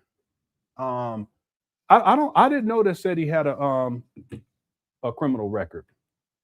Dr. Ma'at, yeah. Zaza Ali, yeah. Yeah, Zaza Ali is Ginger Daniels. You got Ginger Daniels. You can look that up. I don't know what Dr. Ma'at's legal name is, and I don't know what Seti's legal name is either. But if I did, I could look it up and see. But yeah, you're right. Okay, thank you, Lewis Suck, for the super chat. I did not know that Seti had a criminal. I thought he was working in the school system, and if he did, he as like a school. Umar says a school cop. That's what Umar says. Son, can you put my food in the refrigerator? Thank you, buddy. I'll eat it after the show. Yeah, they brought me. I sent my daughter a CashApp to so they can get me something, and her sisters they brought some stuff. Yeah, he's very energetic. Like we can't take him on walks because we take him on walks, but we can't put him around like other people or other animals because he goes nuts. Like sometimes he's embarrassing. You know what I'm saying? He's like he just embarrasses us. He used to chase after cars. I said, "What's wrong with you?" I said, "What you gonna do? It'd be a big old truck." He to chase. I said, "You're just gonna get ran over." Anyway, he's a good dog though. He just don't know how to act. Our neighbor said he'll probably calm down when he gets older, but right now okay. Thanks for the kind words dealing with Chino. I'll show him more often. I know I ain't shown him in a while. He had his 1-year birthday last month. Sabi says, you forgot Rizza Islam. I don't think he has a criminal record. I know that he got caught up in some stuff, but I don't think he was convicted. It was him and his mom, rest in peace, and some other people. I don't even know who 19 Keys is or Yaki. Yada, I don't know who that is. I know who Red Pill is. I didn't know he had a criminal record. And yeah, I know about Billy Carson. He has a criminal record. Yeah, I know about that. Okay, and then Mr. Maxwell says mouth after mouth of torture. I think he's saying a month after month of turning the heat down. Okay, all right. Thank you, Mr. Maxwell. Okay, let's get back to the SETI rant, everyone. Thank you guys so much. I hope you're enjoying the show. And if you are, make sure you hit that like button. Also, thanks to everyone, the mods, for having been. They want to send the super chats, super stickers. And I want to thank the mods. I want to thank the mods too. No, I already thank the mods. Thank you guys so much. Thank you everyone else for tuning on in. Okay, let's get back to it. And I'm going to go see if I can find one of these Crypto Roots videos. All right, I'll be right back. You ain't with yourself. You said I got a little belly, right? But guess what? I'm comfortable in my motherfucking skin. I love who the fuck I am. Ain't no problems over here with the Prince of Pan Africanism. I'm straight. Why the fuck you looking at my chest for, you pro? What you looking at my chest for? What you looking at my stomach for? You think I waste any time looking at your nut? Oversized t-shirt wearing, 50 years old, still dressing like you in 5th grade, you dumb suit and tie. Yeah, but Umar, you 51, about to be 52. You be dressing like a hip-hop character from the early 1990s, so cut it out. Could you imagine this midget in a suit and tie?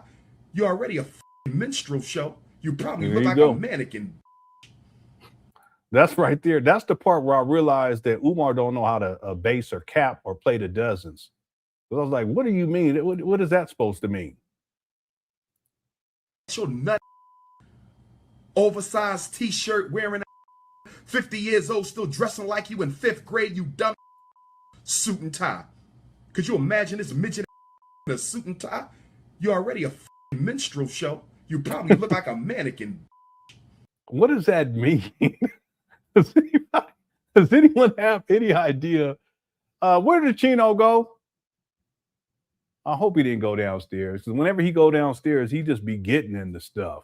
I'd rather him be upstairs or on this floor than downstairs. We got a basement too, but he need to go to, maybe I'll lock him in the basement. I'm gonna lock him in the basement. I'm just playing. I ain't gonna do that. I shouldn't be talking like that, because then y'all call Peter on me. Said, yeah, Lenon has a criminal record too, like the rest of them. What'd he do? He locked Chino in the basement. He locked him in the basement. No, I was just playing.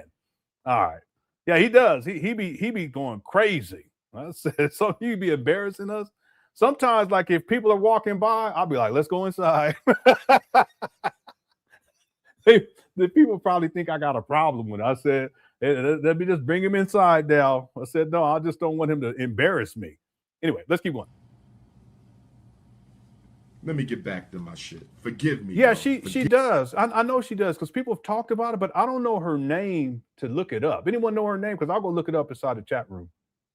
If anyone knows her name or SETI's legal name, type it in the chat. I'll go look it up. Okay, let's keep going. Dr. Black and Honest. I had to handle something, because in this conscious community, every once in a while, y'all know somebody got to try the Prince. I knew he was coming because he's been living in my shadow for over 7 years now. I knew he was coming because when they say RBG, they think of Ifa Tunde. They don't think of some little albino looking broke, sleeping on his mama couch, no job having, no income having. See, this is Umar projecting. Fraud. With a Napoleon complex because he only 5 feet tall. Nobody think about you. Don't you ever speak my name in vain. Don't you ever speak my name in vain. I'm talking to you, SETI. Friday night, what you gonna do? I'm calling that's you projecting out. Right a debate on black leadership. Ain't gonna be no suck. It's gonna be children and mothers in there, and we gonna keep gangster. You got some personal to me, we can handle that out back. I didn't hear you say that, so I'm not taking it there. But I know you talk that rough, so if you really feel that way, I will meet you how you need to be met. But don't come to me with no WWF, make-believe, Hulk Hogan YouTube video. That does nothing for me. Okay. Talking about you book. If you book, what the f am I? Have you even been off the continent yet? Okay, I heard you did a little thing in Mexico. Went up to Canada. Have you been out the Western Hemisphere on an invitation? I'm not talking about your trips to Kemet. Has anybody flew your ass out the Western Hemisphere, you plagiarizing Napoleon Bonaparte, Papa Smurf?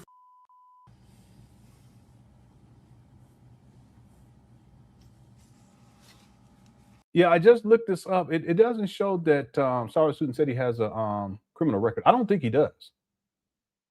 But it says he was born Floyd Williams, but Umar calls him Elliot for some reason. So maybe this is somebody else. I don't know. Anyway. Let me get back to what I had to say. My number 215-989. I'm not playing either. I'm dead serious right now because nobody was talking to you. I said the conscious community need to have a conversation with the elders. You don't respect the elders? Well, you. I do. You don't respect the elders? You. I do. You don't respect the elders? You midget? I do. Goodness.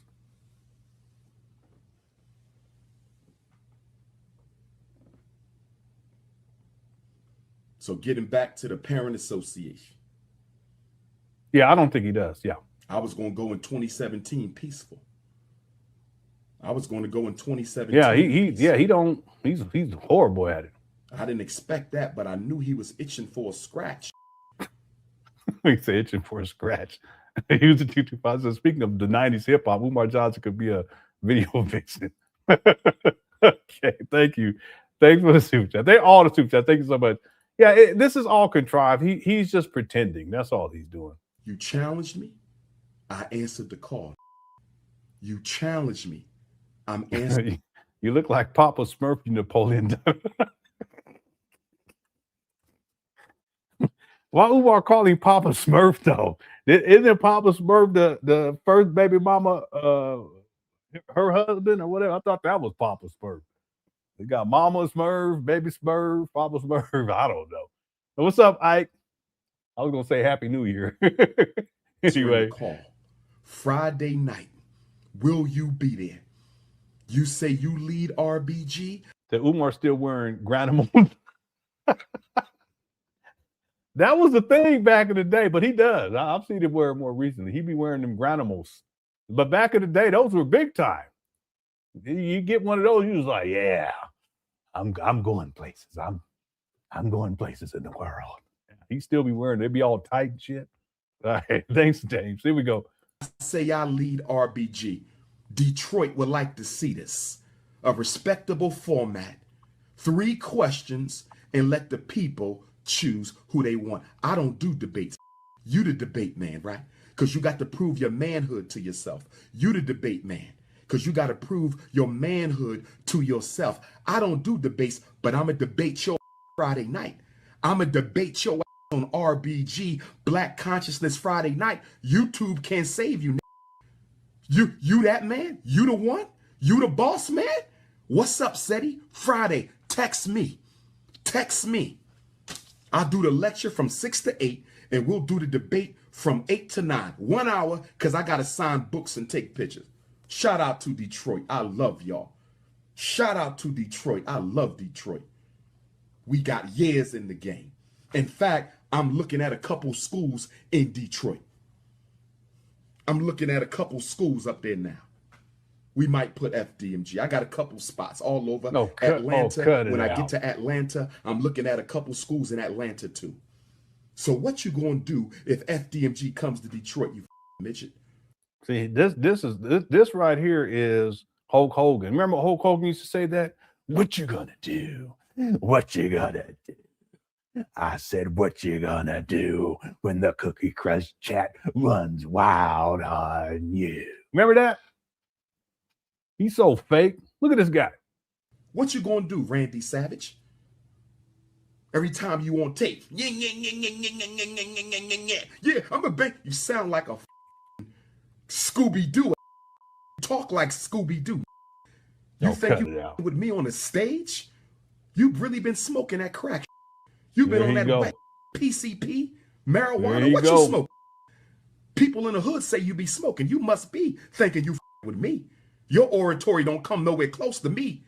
You called yourself an elder. That's the one thing your said that made sense. You's a elder. Keep my name out your mouth. You drew first blood. And I want y'all to be clear. This he drew first blood. I didn't call his name. I wasn't talking about the dude. You understand? I didn't even like the way went down up in New York on him. You feel me? I didn't even like the way it went down. Everybody knew I had a little ounce of respect for your because you do RBG as I do. But I'm the king. You ain't.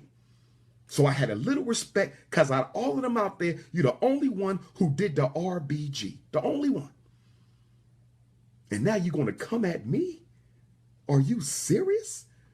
See, this is what's wrong with y'all. Y'all don't know how to handle yourself. You could have came to me humbly. Listen, Doc, Sonetta cut me off. I'm broke as now. You mind if I open up for you and you throw me a couple hundred? I would have looked out for you because you RBG. All you had to do was come to me right. But see, that Napoleon got to you. That inferiority complex you got to. Don't bring up no more women. I don't want to hear another female shit out your mouth because I will air you out on some about your personals. I don't want to go there with you. I don't get in men's business and you shouldn't be in mine. You understand me? Lead the women out. If we beefing, we going to beef man to man. You don't want to go there with me. Trust me, you don't, man. You don't want to go there with me, family. Leave that alone. You will lose that. Trust me, man. It's all kind of circulating about you. Don't go there with me, family. Or cut it out. I gotta go check to make sure they got this dog. I'll be right back because every time it gets quiet, if he's out of his crate, I start worrying because he always getting into something. He likes getting like toilet paper or napkins, and he'll just take it into a corner and just start ripping it up, and then he leaves it there. So let me go check on this dog. I'll be right back because I don't want to have to be cleaning up after him after the show. Keep I'll be right back. RBG, and that's how we'll do it. Answer me 215-989-9858. The last hour debate. Don't bring no teams. Don't bring no squad. Come as a man. I'm coming as a man to Detroit Friday. Can you come as a man? Can you come as a man? Let's man up for one time. Can we man up for once? Ain't no Sonetta TVs, ain't none of that. And that's no disrespect to him. I'm just saying, nobody got no battery in my back. This is coming from me because I've been getting hit up all day with the stuff you had to say about me. Talking about I'm working with kids trying to get in their mother's underwear. Did I hear you say that? Did I hear you say I'm working with children trying to get in their mother's underwear? Did I hear you say that? Did I hear you say that? Really? Say that shit to my face. Say it to my face. All you doing is regurgitating what other people done had to say. Say it to my face. I ain't never disrespect you. I never came at you, but you have crossed the line. You have crossed the line. It's done with you now. All right. So I had my earbud on so I can hear. I had to go upstairs. I was mad because the kids had their doors closed. They just doing their own thing. And I had to go up the stairs, which I don't enjoy doing. Yeah, exactly. So I want to make a real clear point right here. This is really why Umar Johnson is mad. Okay. It's also about, Sarah Susan said he called into question FDMG and the money. But the most important issue with all of this, why Umar went off, was because of this. Seti brought up Umar, his sexual exploitation of Black women. That's what Umar is really mad about. And that's his greatest fear, is that more of these Black women will come forward and tell the truth. I'm talking about the ones who tell the truth, okay?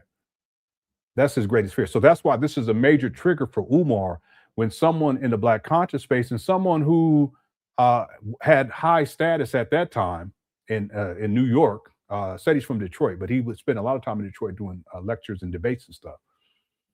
For someone like him to come out and say that, for Umar, it's a major trigger. And that's the most important reason why Umar is upset. And he goes on this rage, like a raging lunatic. Okay, so good point, Patriot. Right? Yeah, there is no lie, no lie at all. But Umar this is a trigger for him. Okay, let's keep going. We're going to keep it conscious, community. We're going to keep it conscious, community. unless he take it there. But we can keep a straight conscious community.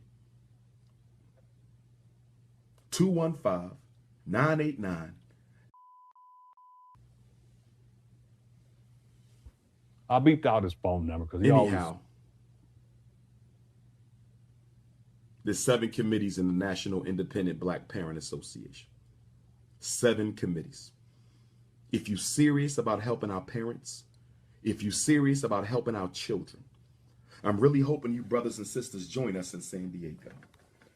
I'm really hoping you join us in San Diego. See, now he's finally trying to get back on topic 23 minutes into his rant, but he can't even hold himself and maintain himself long enough. He's going to go right back into raging. Watch. There you go. Because we need these chapters, brothers and sisters. I know church done made y'all lazy. Church done made y'all lazy. Church got us comfortable just praying and paying. That's not going to get it done. I know the conscious community got y'all lazy. Or they running around this intellectually masturbating old information. Like Papa. He loves saying that. Papa Smurf. Papa Smurf. Okay, here we go. Watch this. That Papa Smurf ain't going to get us nowhere.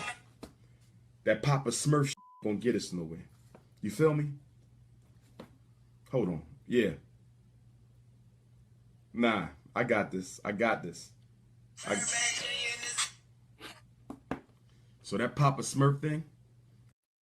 And people, when they saw this, a lot of, no matter, I mean, he said a lot of stupid shit in this video. Okay. He's raging. It's not a good look. But when he does this stunt right here, people, the internet went crazy. Anyone around back then? Again, I wasn't researching Umar back then. Okay. Again, I noticed some narcissistic personality traits, and I remember doing a video to talk about that. But in terms of researching Umar, no. But this right here, what happened was people saw this, and everyone was talking about this, the fake phone call, the fake phone call, the fake phone call. See, it's not just Umar ranting and raging like a lunatic because he got called out by General Seti. It's also the phone call where Umar, because he's trying to play this role of a fake thug, like he's gangster. And I'm telling you now, Umar ain't got no street in him. None. Well, Lenon, you don't either. Well, okay. You can think that. I wasn't out there in them streets, but I grew up around it. I know enough. That's why I have a problem when Umar makes statements about the thugs on the corner, because those are family members and friends. My family members and friends. I don't appreciate that foolishness. Umar has no street in him. He'll pretend. Now, I'm real cool and laid back, okay? But I do have a limit. And people don't want to get me to that. It's very difficult to get me there, but if you get me there, it's not nice. I don't even like getting the other afterwards. I feel bad.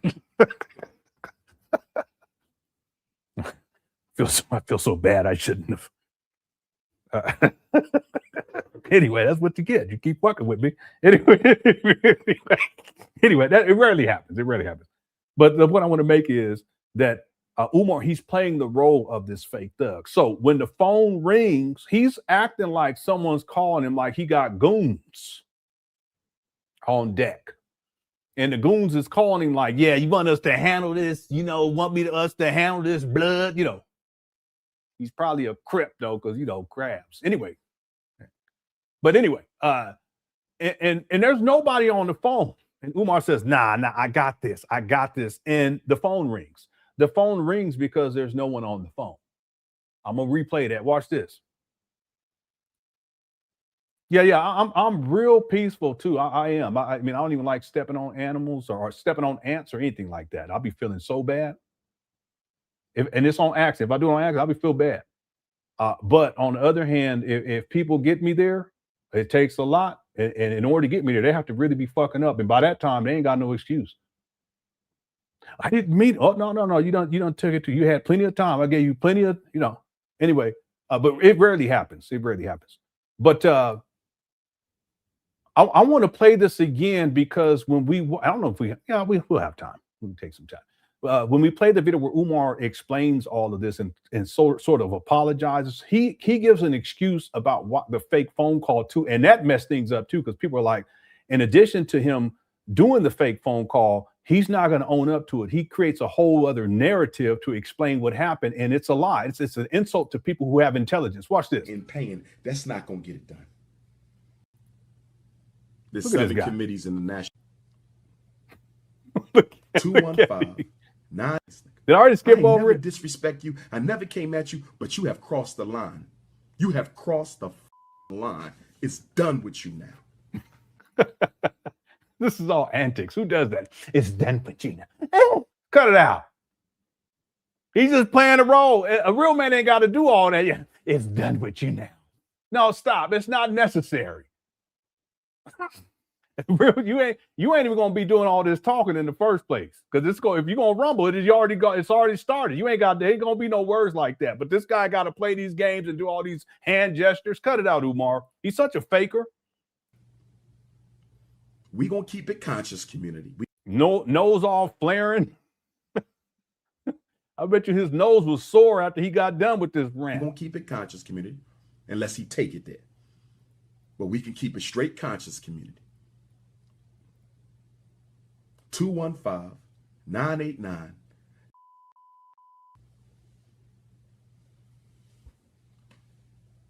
Anyhow, there's 7 committees in the National Independent Black Parent Association.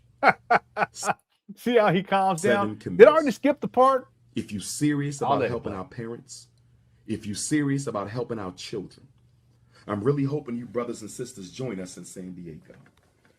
I'm really hoping you join us in San Diego, because we need these chapters, brothers and sisters. I know church didn't made y'all lazy. Church didn't made y'all lazy. Church got us comfortable just praying and paying. That's not going to get it done. I know the conscious community got y'all lazy. All they running around is intellectually masturbating old information like Papa Smurf. That Papa Smurf ain't going to get us nowhere. That Papa Smurf gonna get us nowhere. You feel me? Hold on. Yeah. Nah, I got this. That Papa Smurf gonna get us nowhere. You feel me? I know the conscious community got y'all lazy.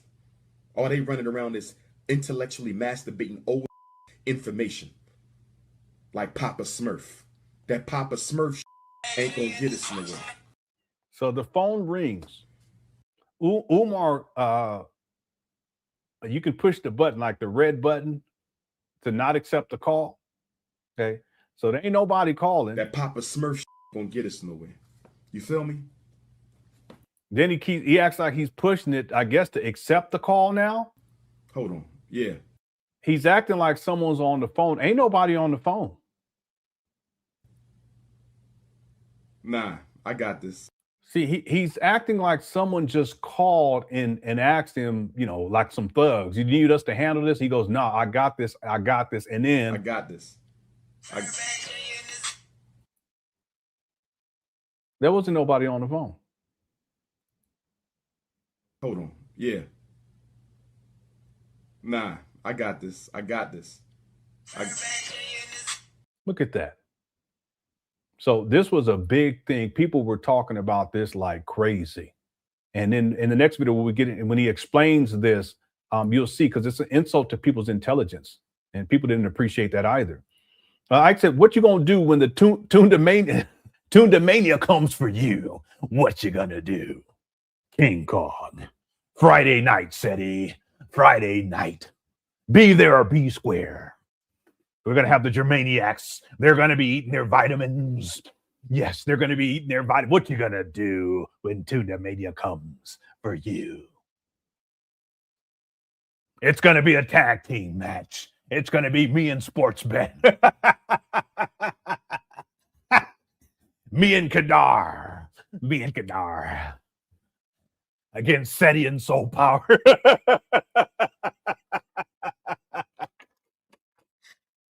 It's going to be a tag team cage match. Okay, that's ridiculous. Okay, let's keep going. Here we go. So that Papa Smurf thing. Oh, there's more super chats. Hold on a second. Tariq Nasheed is a criminal, but he changed his name and turned informant. His real name is Marcus Sanders or Vincent Thomas, Hidden Colors / scammers. I remember there was a brother on YouTube many years ago. I don't even know if he's still on YouTube, but he came out and said that Tariq Nasheed's name was Marcus Sanders. And then I've also heard Vincent Thomas as well. Okay. I'm not sure. I do, yeah. I'm not sure. Yeah, we would know. We would have to know which one of. Let me do something real quick.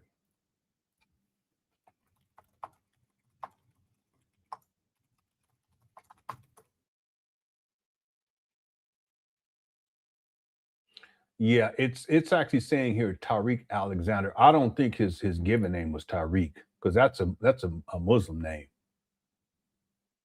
Yeah, again, I haven't researched Tariq, so you guys will have to excuse me. But I've heard Marcus Sanders, but that was like years ago. I might have been back in 2000. I want to say 2000. That could have been 2019. Okay, thank you, Dr. Sebi, for the super chat. TJ says, can you play the signed? Okay, I have to find that though, TJ. I've been looking for. I have it, but I keep, whenever I look for it, I keep pulling up another version that doesn't have that. I'll find it. I'll do my best to find it. If I don't find it today, we'll do it tomorrow. So that's it. That's an important one. Signing the bees. Some of you guys remember that one. And then I also need to find the crypto. I found it. I actually have it. I just got to queue it up. And then there was something else I was supposed to find. Anybody remember? I forgot. I apologize. Thank you, TJ. Lewis says Dr. Mount's real name is Deanna Bailey. Okay, she was laundering money for a street pharmaceutical organization in Baltimore. Okay. The bank teller got busted. Then she flipped on Miss Bailey, who did 3. Oh, I didn't know that. So we had some snitching things going on, huh? Deanna Bailey, criminal. Let's see. Yeah, I don't know much about her. I just know that she's associated with the House, or at least she was associated with the House of Consciousness. Deanna Bailey, Dr. My Aunt. I don't even know what she looks like, though. Real talk. A Baltimore-based woman who was sentenced in 2014 to 46 months in federal prison. Yeah, so she did almost 4 years. I don't know, she may have gotten out early. Conspiring to launder drug proceeds. Wow. So this is from the United States Attorney's Office, District of Maryland. Baltimore drug dealer sentenced in money laundering scheme. Baltimore, Maryland, U.S. District Judge James K. Bridar sentenced Deanna Bailey, age 33 at that time. This is 2014 of Baltimore today to 46 months in prison, followed by 2 years of supervised release for conspiring to commit money laundering. Judge Bridar also ordered Bailey to forfeit $500,000. Yeah, that's wild. That's wild. According to she played out. According to her plea agreement, Bailey was a member of a drug trafficking organization based in Maryland. Bailey transported or caused to be transported at least 500 pounds of marijuana from southwestern United States, to Maryland for distribution. Sabrina Fitz was head teller at, this is what you're talking about, the Perry Hall branch of M&T Bank. On at least 8 occasions over a period of 2 or 3 years, Bailey came to the bank and asked Fitz to convert the proceeds from the sale of illegal drugs from small denomination bills. So she's trying to wash the money, i.e. 5, 10s, and 20 bills to 100 bills. The amounts involved in each transaction range from $20,000 to $100,000, with most transactions involving $50,000 or more. Why would you try to wash it at a bank, though? Bailey paid Fitz a 1% fee for each transaction. Yeah. Man. On May 2nd, 2013, a search warrant was executed at the apartment in Baltimore where Bailey sometimes stayed. Law enforcement seized handguns, digital scales, 10 cell phones, and $319,000 in 100 bills. Sabrina Nicole Fitz, age 29, of Baltimore, was sentenced on December 20th, 2013 to a month in prison, followed by 8 months of home detention for failing to file currency transaction reports and suspected drug proceeds. Judge Bridar also ordered Fitz to perform 250 hours of community service and to forfeit $5,000 she was paid. It's not even worth it. Why would you do that for $5,000?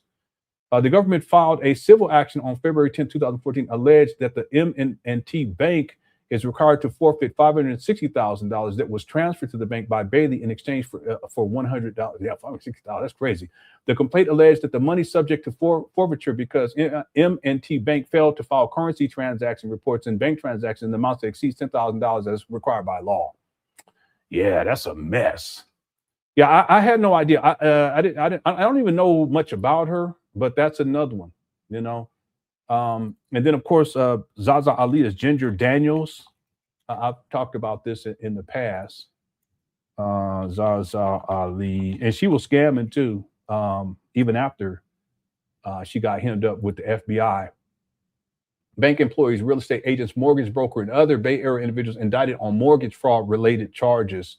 This goes back to 2010, and I should have put these inside the chat room, but here's a link for Ginger Daniels, Zaza Ali. But she's listed under here. She was 31 years old at the time. She was a real estate agent, and the charge was bank fraud. Yeah.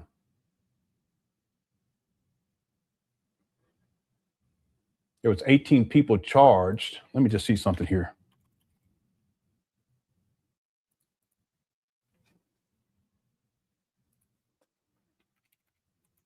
Criminal record. Yeah, it was a $10 million mortgage fraud case. So it was serious. And this was in the Bay Area.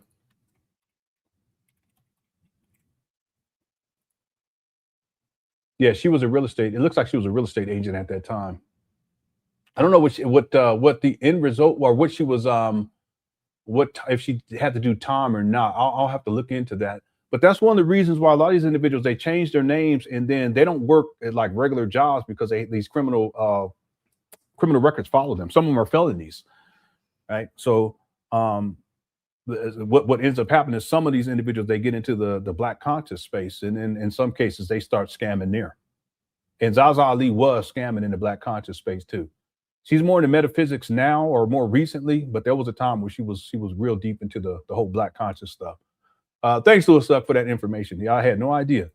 U225 says, do you know anyone else who faked a phone call? No, I don't. Oh, cut it out. Cut it out. Stop. Just stop.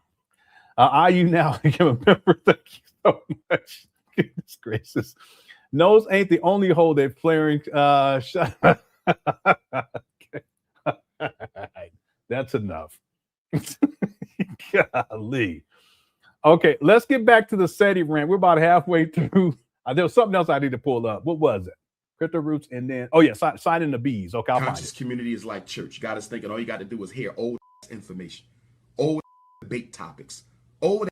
You ain't solving no problems, brothers and sisters. We got to organize. Garvey said the greatest weapon used against the Negro is disorganization. We have to organize. Do you understand me? We got to organize. You cannot do this from your laptop. You cannot help our parents and children from your cell phone. You cannot do this shit from your iPhone, your Samsung guy. You got to get off your and we got to organize. We got to knock on doors. Who is Listen, ain't nobody want to hear all this because you just faked the phone call. So cut it out. With me?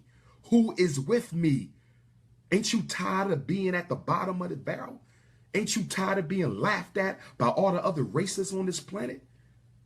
The reason they doing better than us is they organizing. You want to go to church and think you changed something. You want to go to a conscious debate with two idiots talking about old ass that they done plagiarized out of somebody else's books. That ain't going to change us.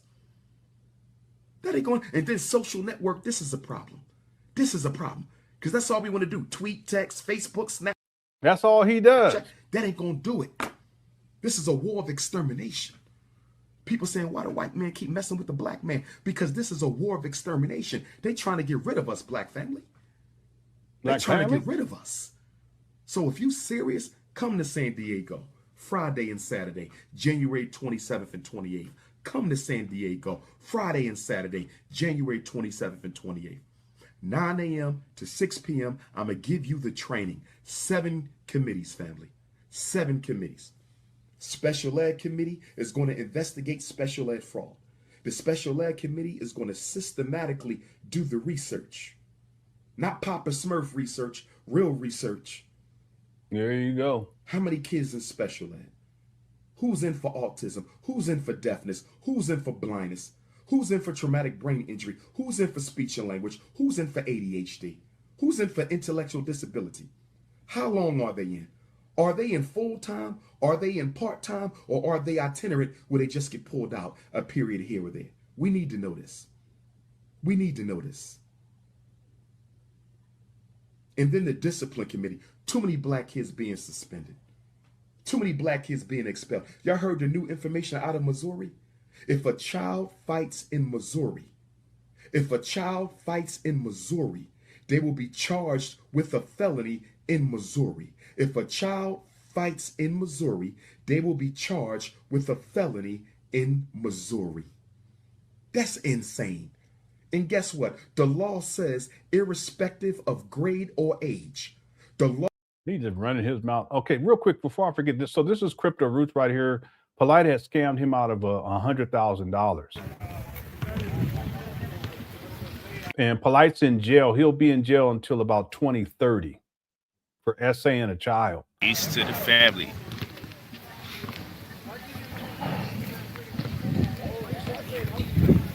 Hope this is making sense.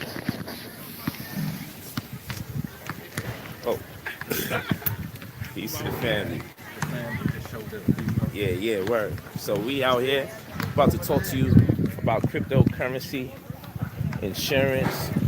I don't know why I can't find these videos on my computer. I know I have them because we went over.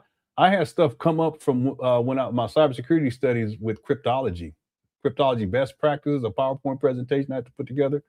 Oh no, here it is right here. Let me see what folder this is in. Because one video popped up out of all, but I have all of them. Let me see. No, that's the one I just downloaded. I don't know why that's the case. Anyway. So forth and so on. And I'm one of my mentees. What happened, baby? Yeah, this is the brother right here. Rest in peace, Crypto Roots. Yeah, Polite got him for $100 grand. And that car that he's trying to show behind him, that's a rental car. He's such a faker. Are we now doing our video? We're doing several. We just got off of Facebook. Now we doing YouTube. I ain't have my YouTube woman here, so I had to level up. It'd have been a beautiful thing for you to been here so you could do this YouTube so then I can get on Instagram. I told you what I was doing. I told you we was over by the Grove section first, doing our thing by where Valet is before everything opened up. But peace to the family. Hold this real quick. Deal with them about crypto real quick. I'm coming right now. Yo, aloha. Crypto Roots on YouTube. Follow me, Crypto Roots on YouTube. Yeah, this is sad. See, this is the earlier interactions. If I find these videos, we might end up at some point going over all, because it's a great case study, because you have an actual victim who, see, earlier on everything was cool. Crypto Roots I think he was down in Mexico. He gets an inheritance from his father, who I think passed away, and it's like $100 grand.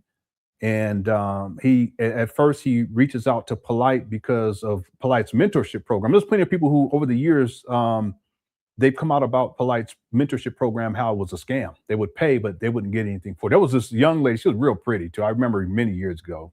She's probably my age, but back then, no, she may probably a little bit younger. But she was real pretty. I remember she came on and she talked about how she sent, I can't remember how, anybody remember that? I can't remember how much money she said she sent him, but she didn't get anything in return. So he would take people's money and then not deliver on anything. What he did with this brother, rest in peace, is he took money, but then he invited him because once Polite knew he had like $100 grand, he invited the brother out. Rest in peace. It's sad. He invited the brother out to Los Angeles, California. And he comes out, and what Polite does is over time, he just keeps siphoning money from him. And then Crypto Roots talks about all the different things that Polite was into, and how he was talking about how he was vegan and how he was eating healthy, but they was eating regular, junk food or what have you.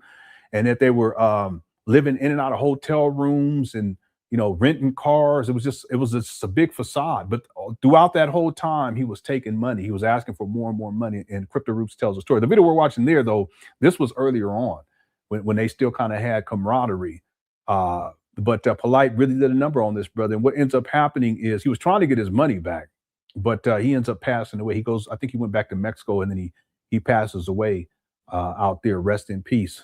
And this is one of Polite's financial victims. We covered all of those back in the day. It might be good to go back and review those. If I find the videos, at some point we can do that and just go, because it goes to show you there's correlations between Polite and Umar.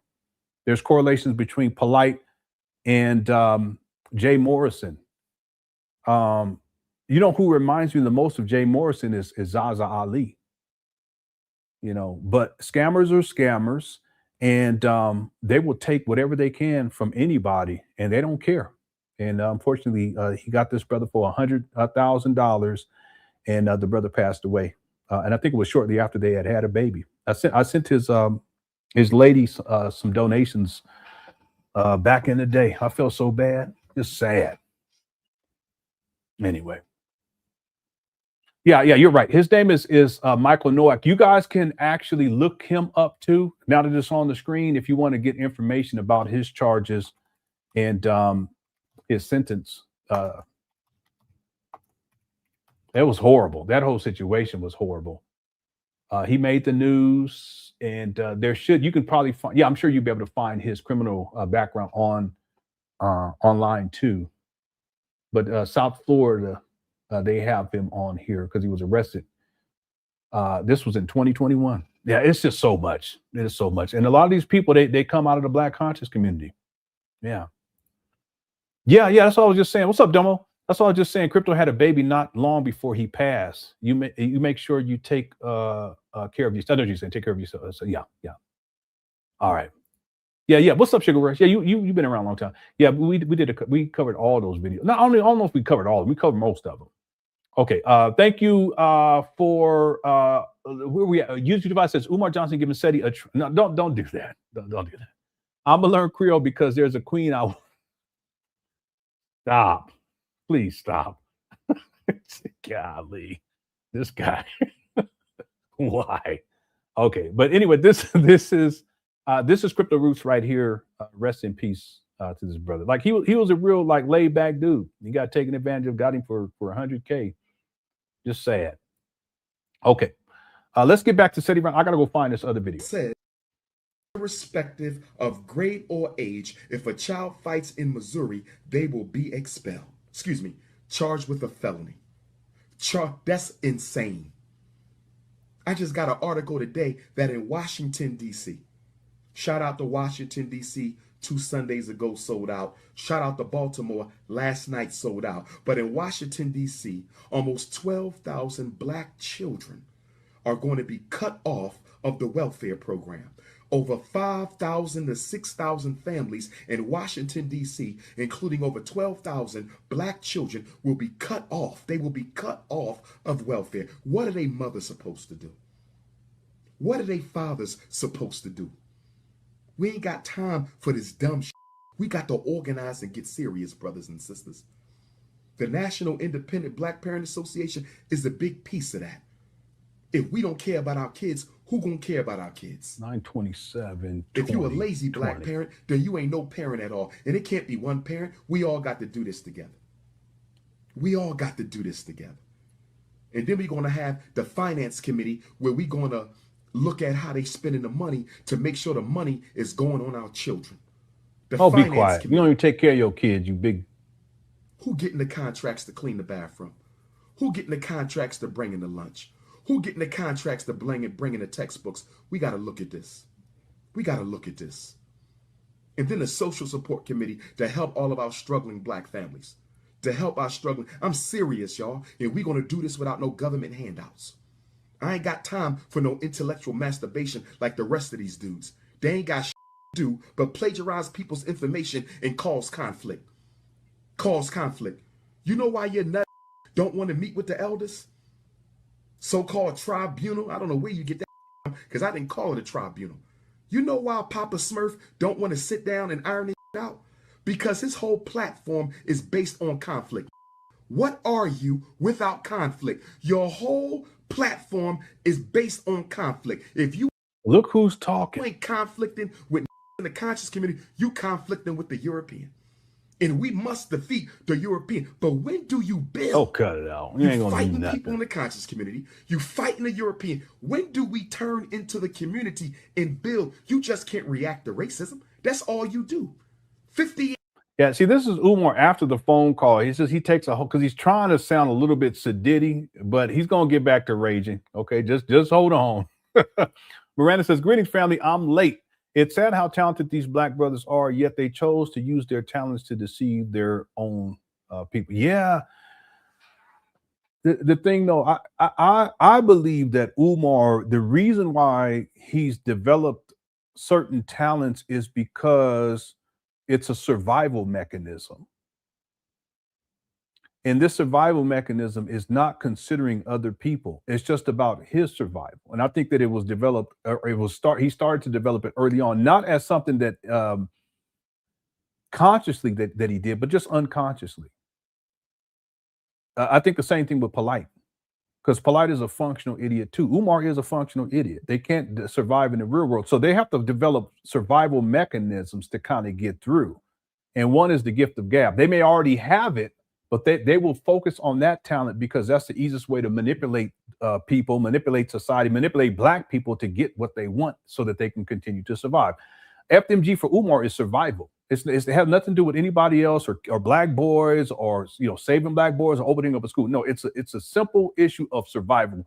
As someone who is dysfunctional in life, who can't hold a job, who can't run a legitimate business, or even monetize on social media to where it's sustainable and he can support himself. Instead of doing that, he's developed his gift of gab and the ability to manipulate over many, many years, decades at this point, to manipulate people for the purpose of exploitation so that he can get what he needs in order to survive. It's a twisted way of living because there's other things he can do. There's a lot easier and he won't have to be living like this and doing people like this. But as a defense mechanism, it's not even a defense mechanism, as a tool for survival, Umar will do anything and say anything to anybody to get what he needs. Polite was the same way. Jay Morrison is the same way. I'll propose that Zaza Ali is the same way. Nature Boy is definitely he's definitely that same way. He didn't care about anybody. Okay. Now, did they have talents? Yes. But see, people will focus on specific talents if they perceive, and this may not even be consciously, but it could be unconsciously, if it can benefit them for survival purposes. And Umar has done that for decades now. He could have used these talents for good. Polite could have, again, they're so corrupt. They were corrupt so long ago too, though. You're talking about like Sith, So it would have been nice for them to use their talents for good, but they were already corrupt. They were so corrupt a long time ago, even before they had developed these talents. And I'll propose that the reason why they developed these talents over time is for survival purposes. And it's corrupt because you're only thinking about yourself. You ain't worrying about nobody else. You ain't worrying about his kids. They ain't worrying about nothing. Yeah, you're right. Nature Boy, he's a legit cult leader. See, that's the difference. See, Nature Boy, he can manipulate and he can organize people with the manipulation. Umar, he can manipulate, but he don't have no organization skills. Polite could manipulate and organize in terms of his harem. It was just a bunch of hoot shit going on anyway. Well, I'm gonna tell you what that was. It was like a sex cult / prostitution ring. That's what that was. Louis Luck says these people go to prison as regular people and come out Pan-African. That should tell you something. Yep. Or conscious. Yep. You hey, you on point on that one. And it's not just the men that did, it's the women too. They come back conscious and then they may get metaphysical or they may go to the health, but it's all criminality. who in Umar's case, he'll go to trying to save black boys. He don't even take care of his own kids. But that's just for survival purposes, to get money. And of course, part of his coping mechanism is sex and food and hitting that. Let me stop. Turn the heat down. I just said that way. Okay. Yeah. And there's other ones too, though. There's other ones too that I'm sure that we can think of. I just pulled up some of the names, like Polite or Michael Nowak, someone that brought up Dr. Mayat, Zaza Ali, a.k.a. Ginger Daniels is another one. Jay Morrison is another one. He has a criminal record. Anyway. Yeah, I was gonna say pipe, but I decided not to. I don't know why. All right, thanks, Will. Okay, let's get back to it. We're almost done with the SETI rant. And I'm still trying. No, I found the video where someone had asked about this one. Yeah, only thing is I don't have a timestamp, so let me skip through. Conversations, okay? What's the first conversation? First one is at the national. Some of the other schools. Then Nat Turner, Jean Jacques Dessalines, mother, because somebody is willing. They want to offer me a price to buy the high school. Oh man, this guy is such a bullshitter.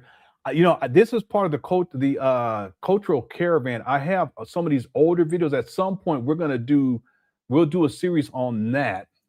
I need to remind myself, cultural caravan, because there's a lot of information, because those go way, way back. And one time he had this lady in that funky gym with the mold and stuff. I kid you not. Yeah, there's some European Americans. They want to buy the high school. I don't want to sell it. Yeah, that's what he said. He said, signing the bitches and taking the pittas. Let me see if we can find it. What's up, PD man? Here we go. But we need the people to donate. We want to hold on to the high school. Because even if we sell it, we got this school, but this school doesn't give us the space to operate like this school.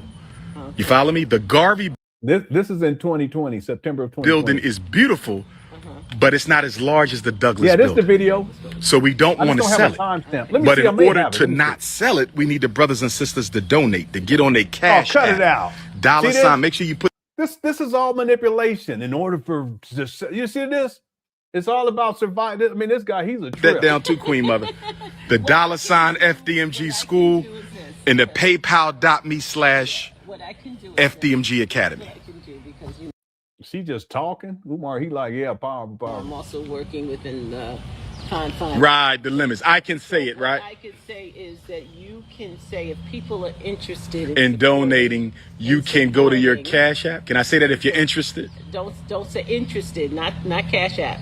Okay, I can't say the Cash App. Supporting I could give them the website and my number. Just don't give them the direct donation info. Yeah, you don't want, because what it is, you're just saying if you're interested, because you're already going to say, look, in order for this to happen, we need people support. Right. This lady right here. Supporting content. She been around a long time, y'all. I got a whole bunch of videos where she's interviewing Umar. It's crazy. Contact me at blank. Got you. They go to your website. You got everything. Everything is there. And I'm going to give them my number too. And they're going to know about, we could push October 30 because that's free outdoors, the book signing. So that's going to be outdoors. And then there are some things we were talking before. I would like to do after that. We'll talk about that after this.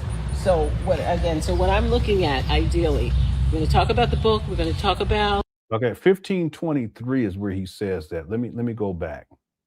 Cause see, I thought it was in the actual interview, but no, it's while they're getting ready. At least that's what I think. 20 will be 10 years exactly in the same borough. Harlem debut was this is it right here. 10-30-10, and the Harlem return is 10-30-20. Find a place to do the book signing? Yeah, I sent you the flyer. We're going to be at the Nation. Yes, I did. You must got 2 cells, Queen Mother. I'm going to send it to you again. Send it to the 917. 917. Yeah, we're going to be at the Guys and Earths Temple. No, you didn't, because he went on Lord Jamar. He messed that up big time. Guys and Earths. That's on that's in Harlem. Earth Temple. And that's Allah Temple in Mecca is what they call it. And it's going to be from when to when? On October the 30th from 2 to 8. We might try to set up a microphone out there so I can bless the same streets that the Honorable Marcus Garvey used to bless. So we're going to bless the people. Thank New York City for holding me down for 10 years. Brooklyn, Harlem, Staten Island, Bronx boogie down, Queens, all of New York. And then I'm gonna start signing the pictures, excuse me, and taking the.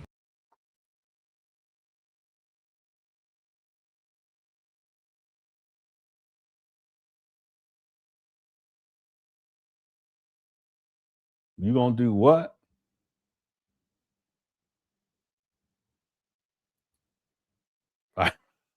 I remember when we first watched.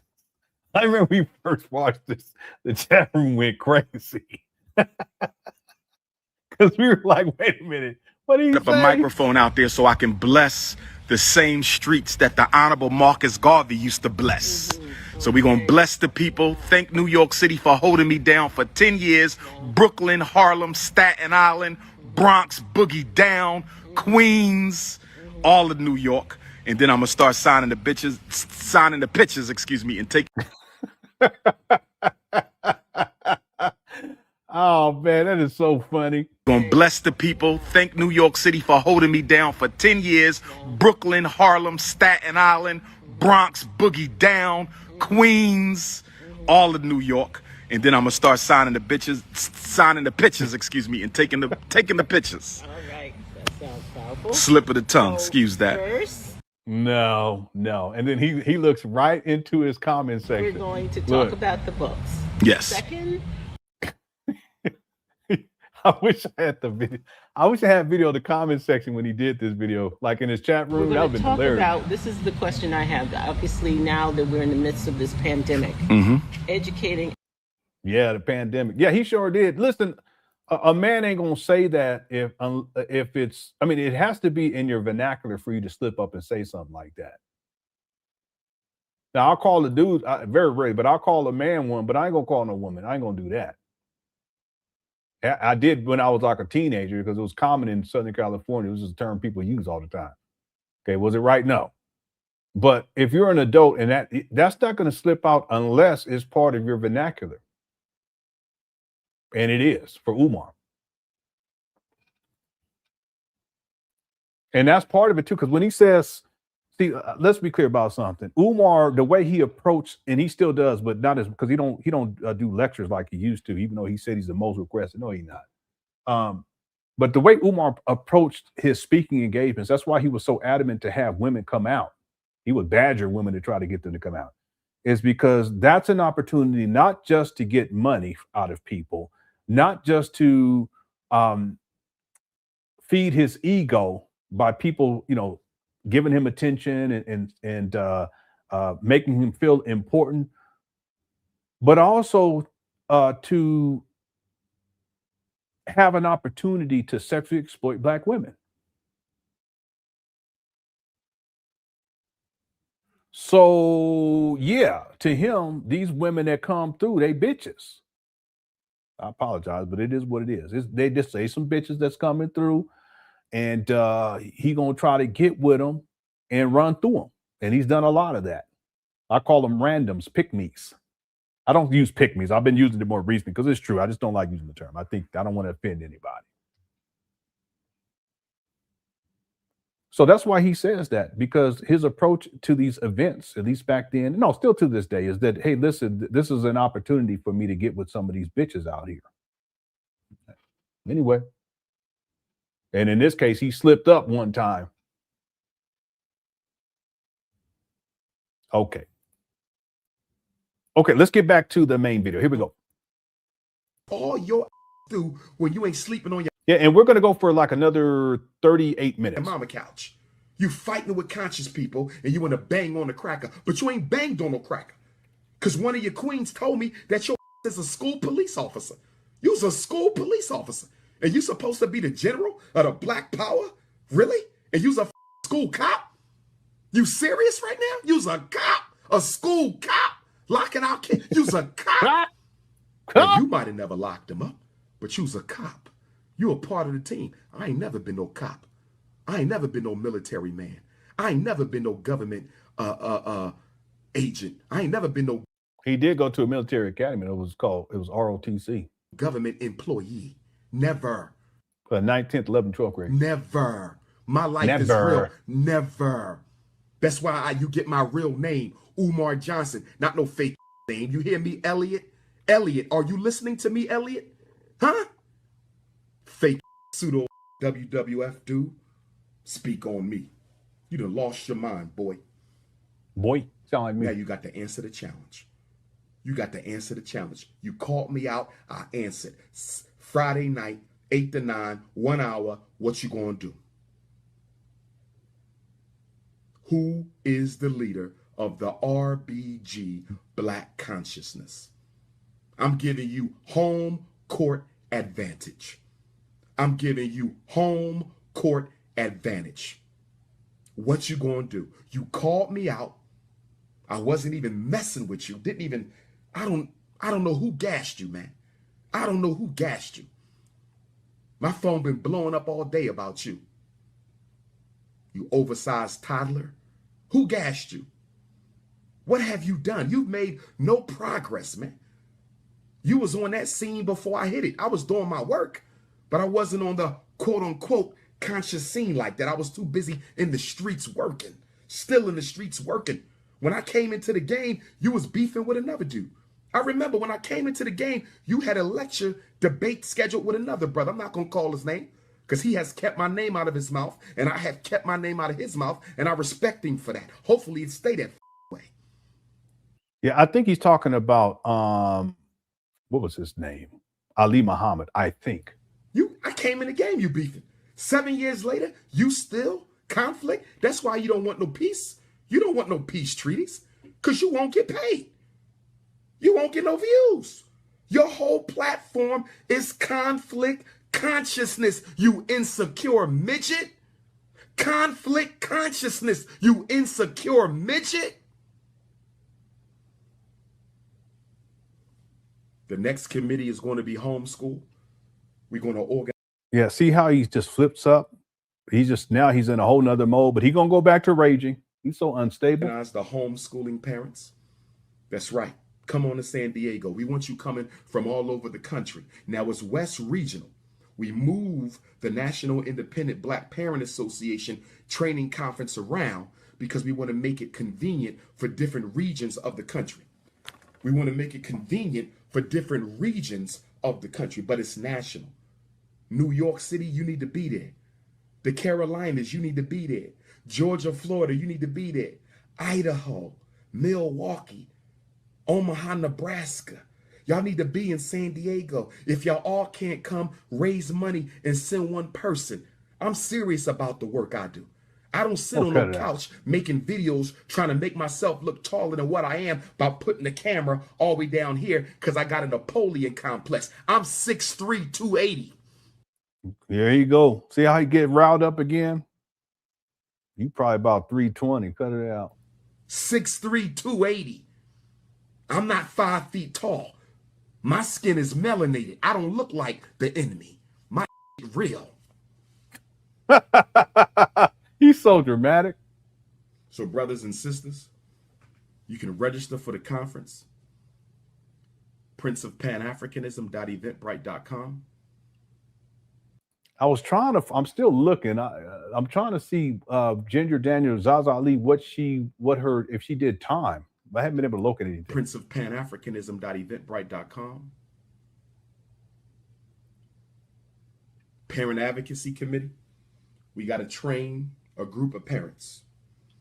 We got to train a group of parents who will be on call to escort other parents into school meetings. On call to escort other parents into school meetings. Armed with the knowledge, armed with the information. I'm going to train you myself. You said you don't see no documents because I'm a scholar. You don't see no documents? I'm a practitioner. Psychology is a practitioner's trade. It's not just philosophical and ideological. You read my book, you're reading over 20 years of experience firsthand. You want the resume? We're going to get it Friday because you got to answer them 3 questions, homie. What have you done in the past 15 years? See how he's getting riled up again? For our people without being paid. I want to hear your resume because from what I heard, you ain't done but talk. You got to answer now, homie. You called me out, I answered you. Number 2, what is the platform of your organization versus mine's? Number 3, what is your solutions for black people? You can't PowerPoint this. A leader got to be a visionary. A leader got to be strategic. A leader got to be a tactician. You called me out. I'm answering your call. Do you accept? Let's do it. It's my last lecture of 2016. Friday in Detroit is my last lecture of the 2016 calendar year. Let's give the people what they want. A respectful 1-hour debate. You ain't getting more than that because I got information and shit. Your is local. They not coming to see you. They coming to hear the prince. You's a local dude. So you ain't getting more than your shit. This guy. Oh, I just found some information. Ginger Daniels, a real estate agent from Oakland, California, pled guilty to bank fraud. So she did a plea. Mail fraud and conspiracy charges in a federal case stemming from her arrest. She was indicted by a federal grand jury alongside 17 other individuals in April of 2010 for her role in a massive $10 million mortgage fraud scheme. The network misrepresented buyers' identities, assets, and incomes on falsified loan applications to trick banks into approving mortgages that later defaulted. Charges that were filed: 1 count of conspiracy to commit mail or bank fraud, 1 count of mail fraud, and 3 counts of bank fraud. Maximum statutory penalties: federal bank fraud carried the maximum statutory penalty of 30 years in prison, a $1 million fine, 5 years of supervised release, and mandatory financial restitution. Yeah, but it doesn't say exactly what sentence she received. I'll keep looking. Talking about you built a platform. I don't even know you. What you talking about? I'm the only person in the conscious community been invited to speak on all 6 continents where humans breathe at. Talking about we're booked. Really? Said where humans breathe at 6 degrees. Really? Really? I get more requests in a year than you've gotten in your life, boy. More in a year than you've gotten in your whole life. I don't know who gassed you. And it's a shame because I wasn't even talking about you. I came from the heart when I said we needed an elders meeting. That was sincere. That wasn't no hit on you. I ain't got nothing against you. I don't even know you, family. I hear a little about you, but I don't regurgitate that. I'm a man's man. I mind my business. I got a gut. That's all right. I can handle mines though, homie. You can believe that. That's right. Yo, lifting weights because it makes you feel equal. Because you insecure. So you got to be all big and muscle bound. So you feel equal. Well, guess what? You can lift all the weights in the world and you'll never be 6'3". You can talk about my gut all day, but I'm sexy with mine. I'm fine. I'm cool in my skin. That is so ridiculous. I can get rid of the gut, but you'll never be 6'3". I can get rid of the gut, Big Papa. That's why I'm Big Papa. I can get rid of the gut, but you'll never be 6'3". You'll never be melanated. It's ridiculous. Bringing up women. Don't do that. Don't go there with me. I'm gonna keep it a buck right there. I'm gonna cut right there so I don't say nothing that don't need to say. So when you come back, I'm gonna blast back at your. You come back, I'm gonna blast back at your harder. You should have never came for me. You should have never came. I know you upset because things ain't go right for you in New York. I understand all that. I understand all that. But that don't give you no right to attack a brother who was not even dealing with you. You feel me? So brothers and sisters, I'm in Jacksonville. I'm hyped. Detroit, I can't wait to see you, Detroit. Detroit, get your tickets. It ain't that many left. There's only a few. I don't want to hear nobody complaining at the door. Get your tickets now. I don't know why y'all wait to the last minute and be mad at me. Get your tickets now, Detroit. I love Detroit. Just like I love Chicago. And they all want to see us do a respectful debate for the people. 3 questions. What have you done? What is your program? What is your plan of solutions? What have you done? What is your program? What is your plan of solutions? Because making videos from your mama couch ain't the solution. Making videos from making videos from your mama closet is not the solution either. Your mama couch ain't the solution. A who can't get his own house can't lead nobody nowhere. See that? This guy's been homeless since 2019. It's 2026, July 4th. Happy July 4th, everybody. You see this? This didn't age well at all. My Chicago people said they coming through. Indiana people said they coming through. Cleveland coming through. Cincinnati coming through. Columbus coming through. I got Minneapolis coming through. The whole Midwest want to see the two. And I'm up here, you down here. Let's keep this right, because there ain't no equals in this. They want to say the king and the apprentice. In fact, your new name is Mini-Me. Your new name is Mini-Me. That's because you want to be. There you go. Your new name is Mini-Me. That's why you talking about my GoFundMe, worrying about the queens, talking about my 3-piece suits. You've been making shots at the 3. What's wrong, man? Are you mad you don't get invited to speak at the universities? Are you upset that you don't get invited to speak at the universities? Can I ask you a question? How many African heads of state have you had lunch with? How many Caribbean prime ministers have you had lunch with? How many black university, black college professors have invited you to come and watch the homecoming game with them? How many of our celebrities hit your up and say, good job, my brother, we rocking with you? How many people have sent you emails and texts saying you changed their lives? Texas.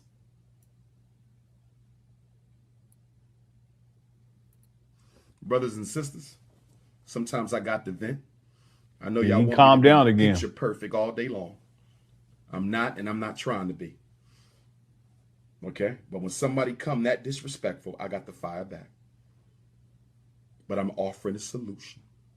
We ain't got to keep arguing about this. No more videos. Friday night, we can answer the 3 questions and let the, I'm going to give you my stage. And I got the biggest platform in consciousness. You ain't got no platform. You a starving artist. Let's not get it twisted. You're starving.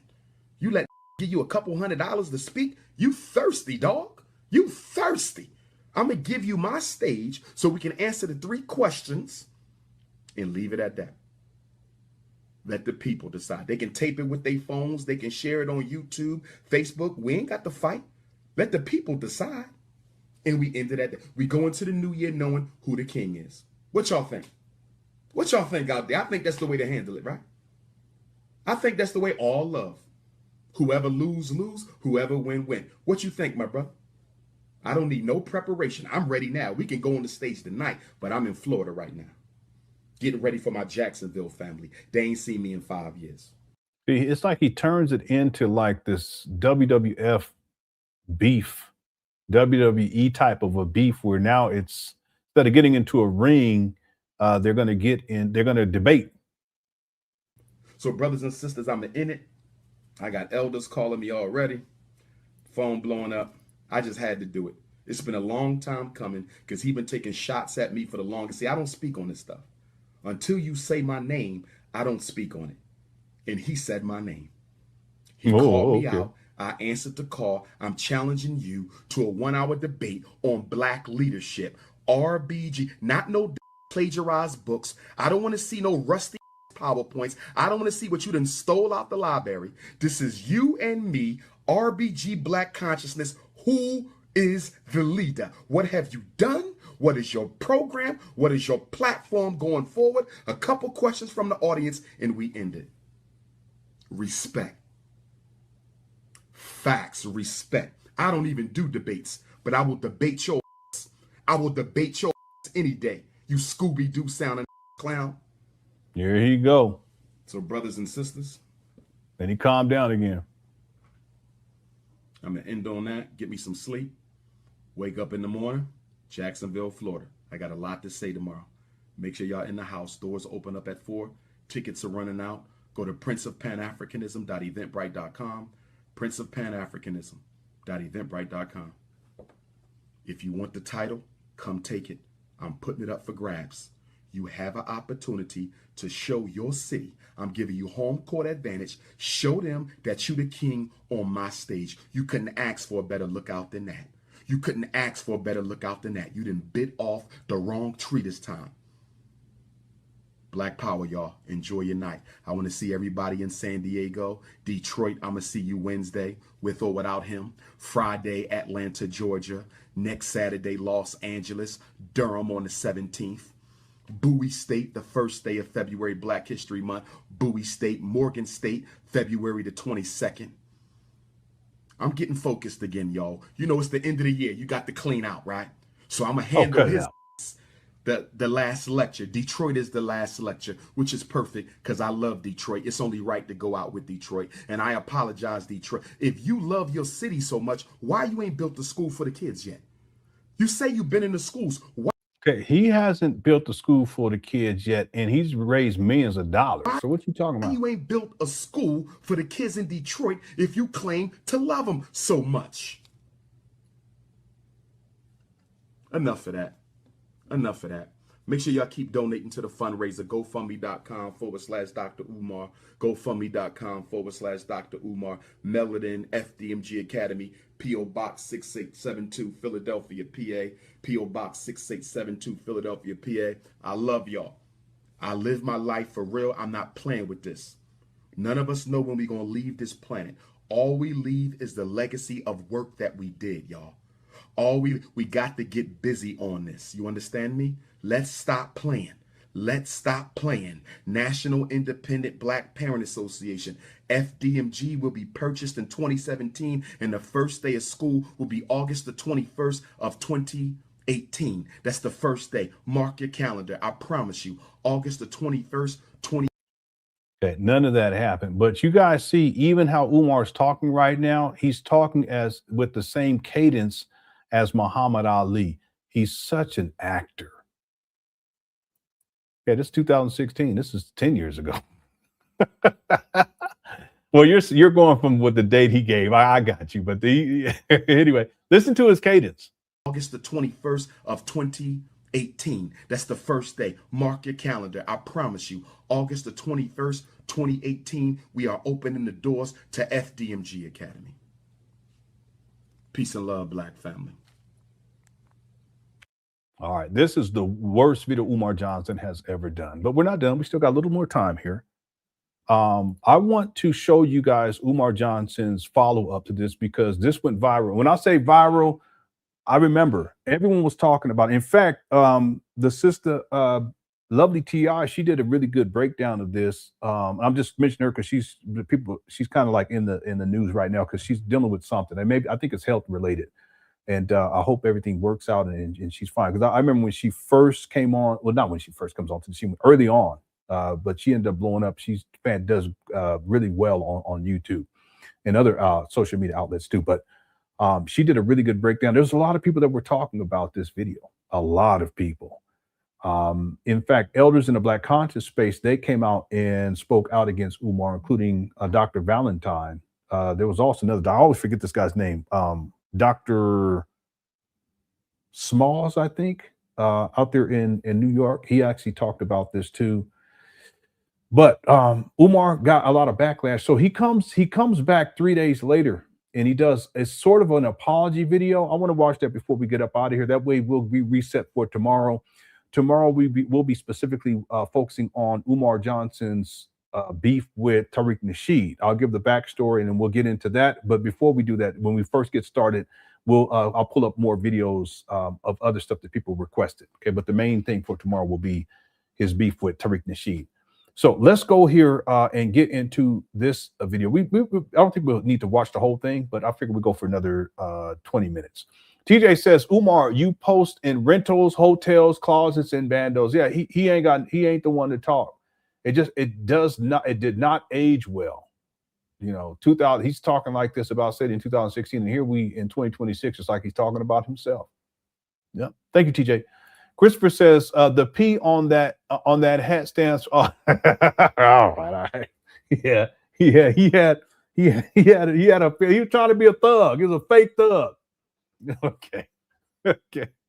Thank you for the super chat. Thank you for everyone for being here. Okay, we still got about 733 people here. If you haven't hit that like button, go on and hit it real quick. Our goal was 500. I'm sure we got it by now. I can't even look because I got this thing opened up. Okay, here is Umar's follow-up video from December 31st of 2016. Watch this. A lot has transpired over the past 72 hours.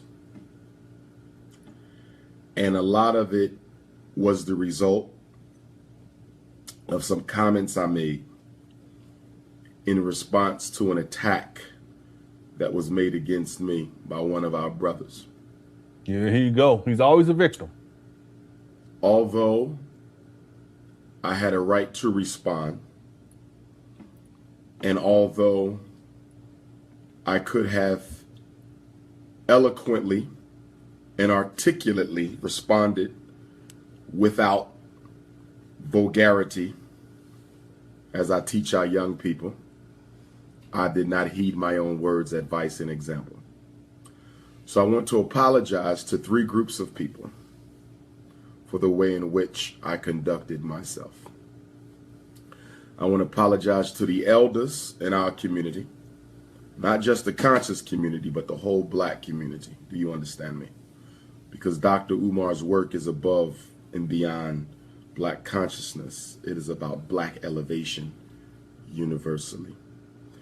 I want to especially apologize to our young people, our children, and our young adults.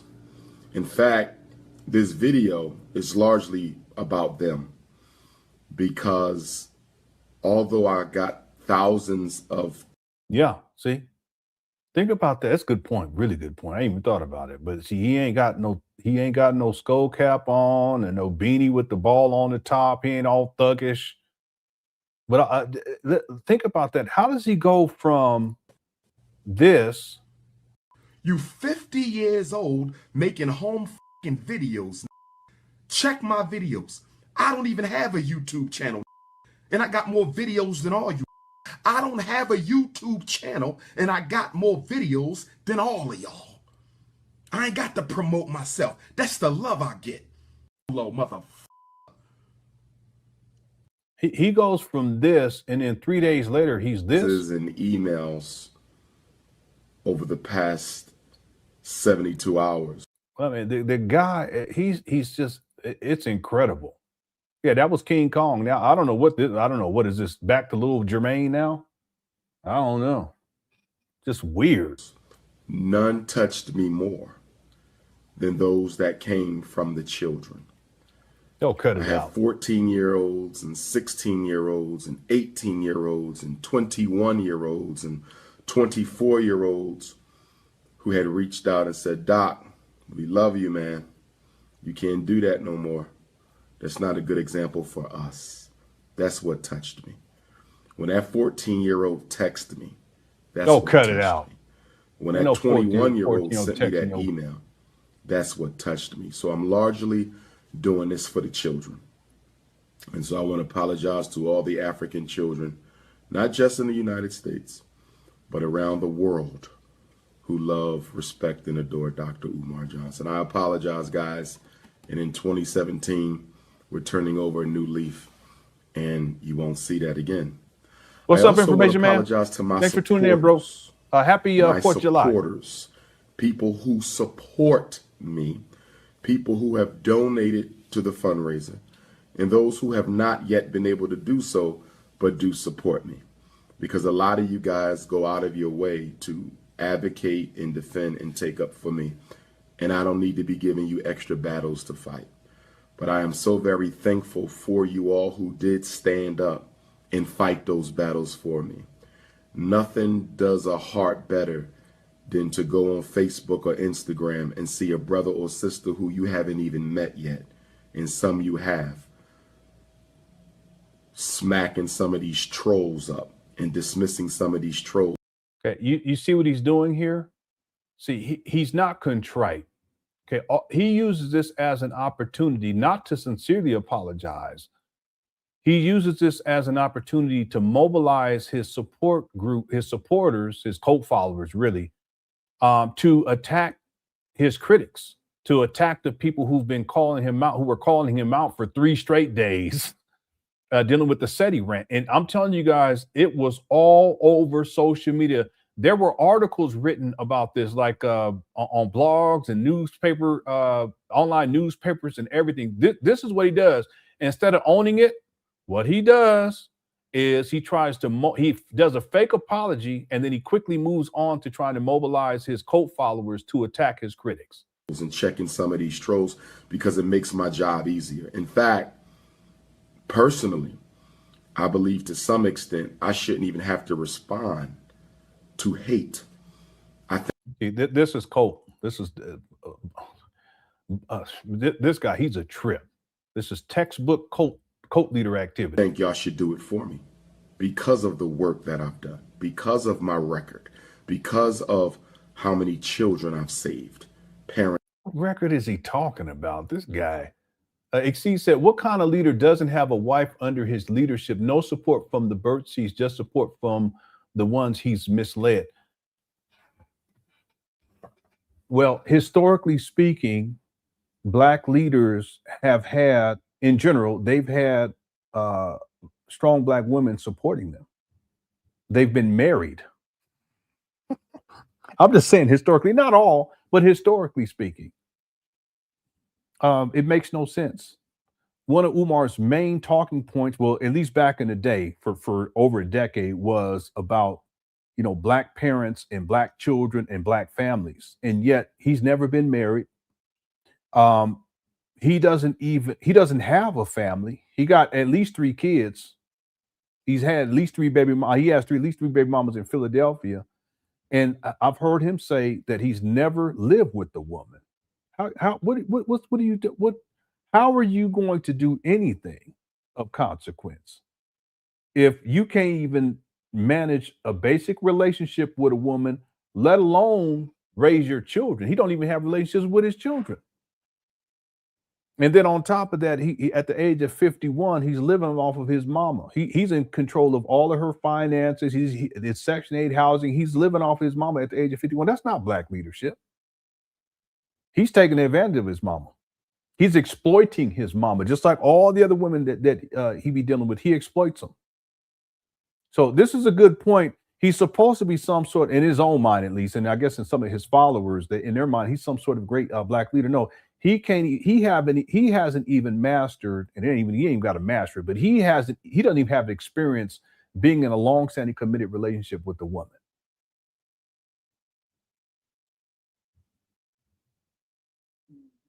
He has no tangible experience that he can fall back on or wisdom that he can impart to his followers when it comes to Black fatherhood, if you will, or Black husbandhood, if you will.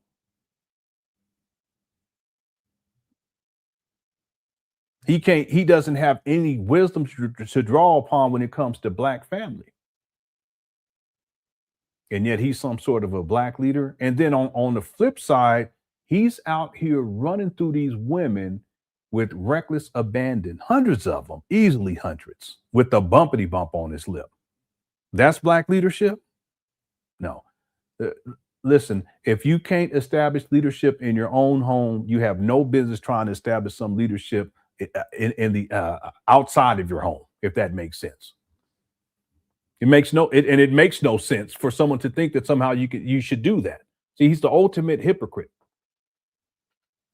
And he has everything to say to Black people about what they need to be doing with their kids. He don't take care of his kids. What they need to be doing with their mates. He out here just running through women.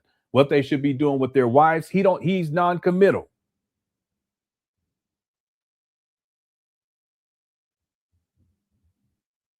Yeah, I don't get it. I don't see how his followers could think that somehow he's some great Black leader. And we're not even talking about tangibles. What has Umar Johnson done that's tangible? I've said it many times. I'm going to say it again, and we're going to move on. It's 4th of July. Happy 4th of July to everybody. Listen, you Umar Johnson followers, give me 10 tangible things that Umar Johnson has done. 10 tangible things. And don't bring up his two books that he wrote where there's no source material. They're not scholarly whatsoever. Don't give me that, because that wouldn't even pass in high school. You can't get away with that in high school. You definitely can't get away with it in undergraduate.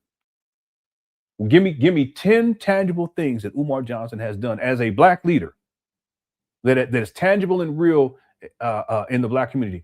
And don't say running his mouth, because that's all he do is run his mouth. People can't give me. And see, I'm going to tell you guys something. One of the reasons why Umar can't materialize anything tangible as a quote unquote Black leader is because he doesn't have leadership skills. He can't even establish a basic relationship with a woman, a long-standing relationship. He can't say that he hasn't had the opportunity. He's 51. You mean to tell me in 51 years, you can't establish one long-standing relationship with the women? And you got all these women throwing themselves at him. I mean, Again, we can question the quality of these women, but that's besides the point. You mean tell me he couldn't find one out of the hundreds and hundreds and hundreds and hundreds he done ran through? That's black leadership? No.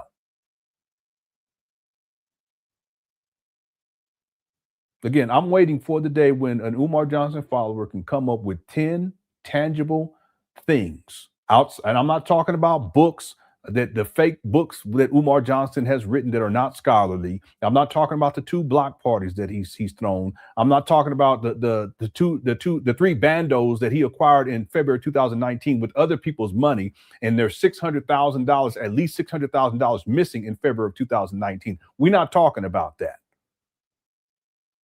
You can't give me 10 things. I'll wait.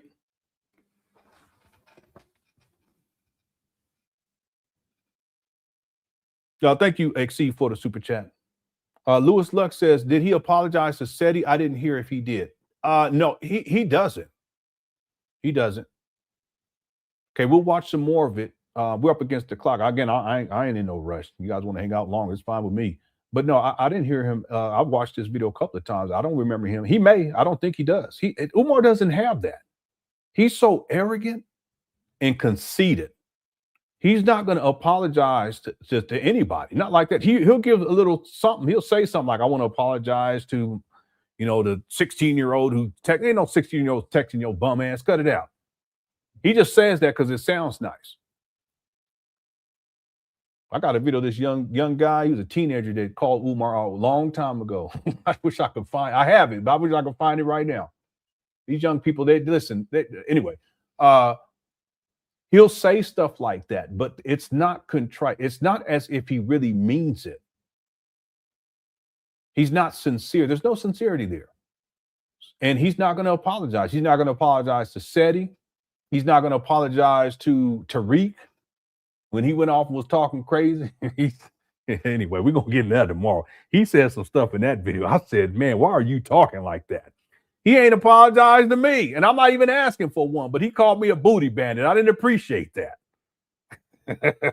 I was mad back then, but now I can laugh at it now. Hey, it is what it is. Okay.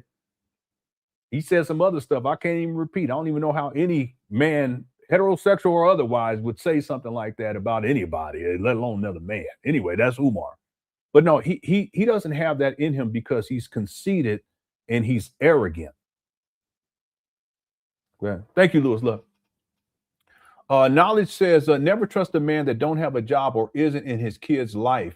This is the guy the OGs told us never to become, which is a failure as a man, 50 years old and still acting and moving like a 19-year-old. And, my sons wouldn't even act like Umar be acting in that SETI rant. There's no way. I wouldn't either. I can get ghetto if I have to. I just don't. Most of the time, not 9.9, but I can go there if I really had to. But that's like going back in time, to a different, when we was kids, we used to say all kind of crazy. I mean, that's how we were back then. At least in Southern California, we just talk crazy to each other. But for Umar to do this in 2006, and it's not like he don't do it in 2026 either, or 2025, but this is back in 2016. So Umar, he's 41. What kind of 41-year-old man who's supposed to be a black leader talks like that and behaves like that and rants like that live and doesn't have the self-awareness to say, hey, wait a minute, I shouldn't do this? It don't make no sense. There's 19-year-olds who have more self-awareness than Umar and have more wisdom to know, hey, listen, I shouldn't be doing this, and definitely not doing it on live for the world to see. See, Umar, he's emotionally unstable. Something's wrong with him. And I think that this goes back to childhood. I think that this is one of the reasons, just one of the reasons why Umar was shipped away and sent away from the family by his father and all the rest of the kids. None of the kids was sent to that boarding school. They sent Umar.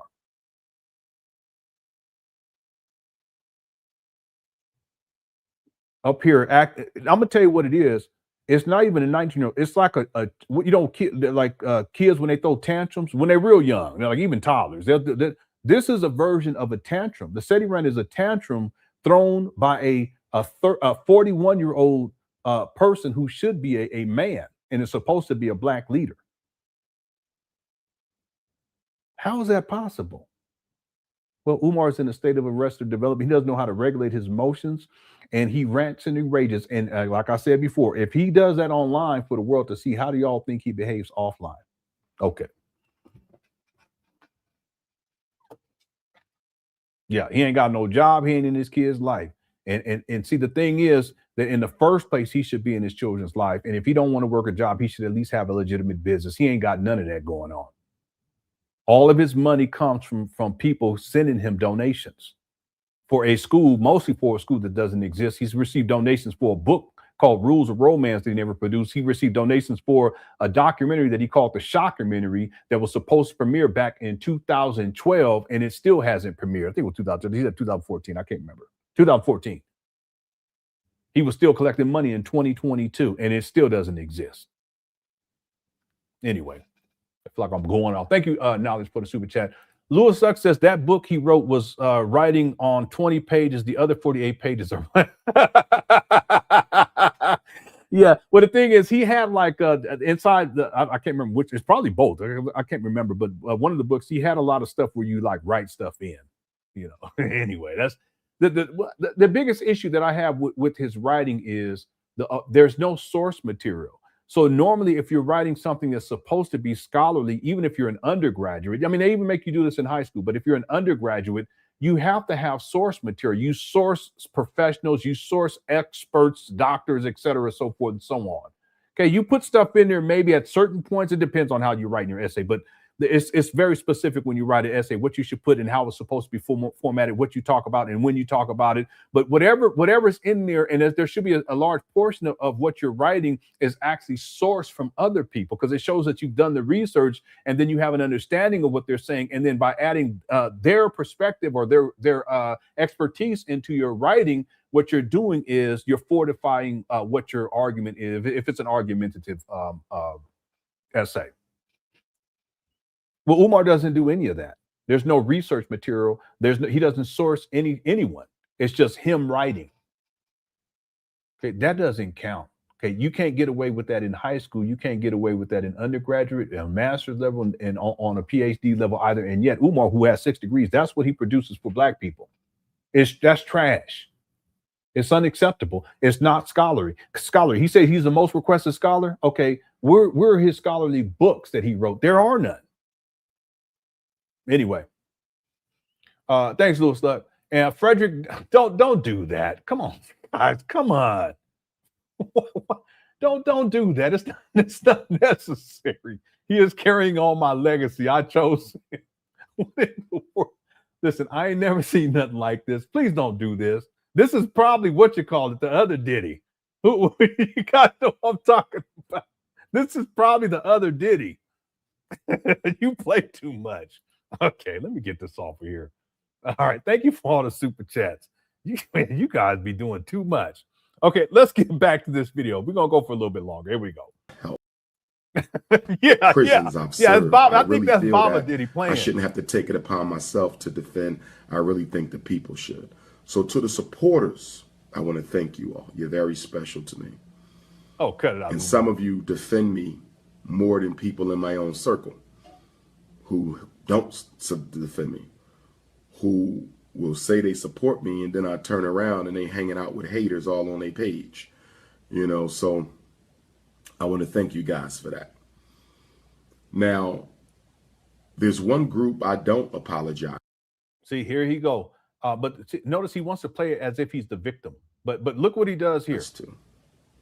There's one group I don't apologize to, and that's you trifling, there filthy, he go.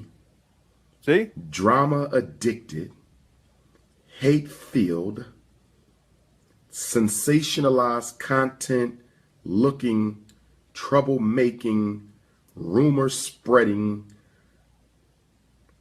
gossip exploding Negroes who sit around saying that those of us in the conscious community shouldn't conduct ourselves a certain way, and here you go. Dr. Umar shouldn't have said this way or that way. And you're the first one sharing it. You're the first one copying it. You're the first one making memes about it. Oh, womp womp. This would have never gotten big. I took the video down. It was only up long enough for the brother to see it, for my supporters to see it, and that's it. It was down the next morning. That means you Negroes ripped the video. See, now it's everyone else. See, he doesn't want to hold himself. That's why I'm saying the apology is not sincere, because he doesn't want to hold himself accountable for what he did. He shouldn't have done it in the first place. And yeah, what does he do? He goes off. I mean, this guy, Umar, never holds himself accountable for anything. He can start off saying, I want to apologize, but that's like what, within the first, I don't know, 45 seconds, a minute, maybe a minute and a half. But after that, here he go. From Facebook, and you ran with it. How hypocritical can you be? I admit my mistakes. I apologize. But how hypocritical can you be to say we shouldn't be doing this? This is counterproductive.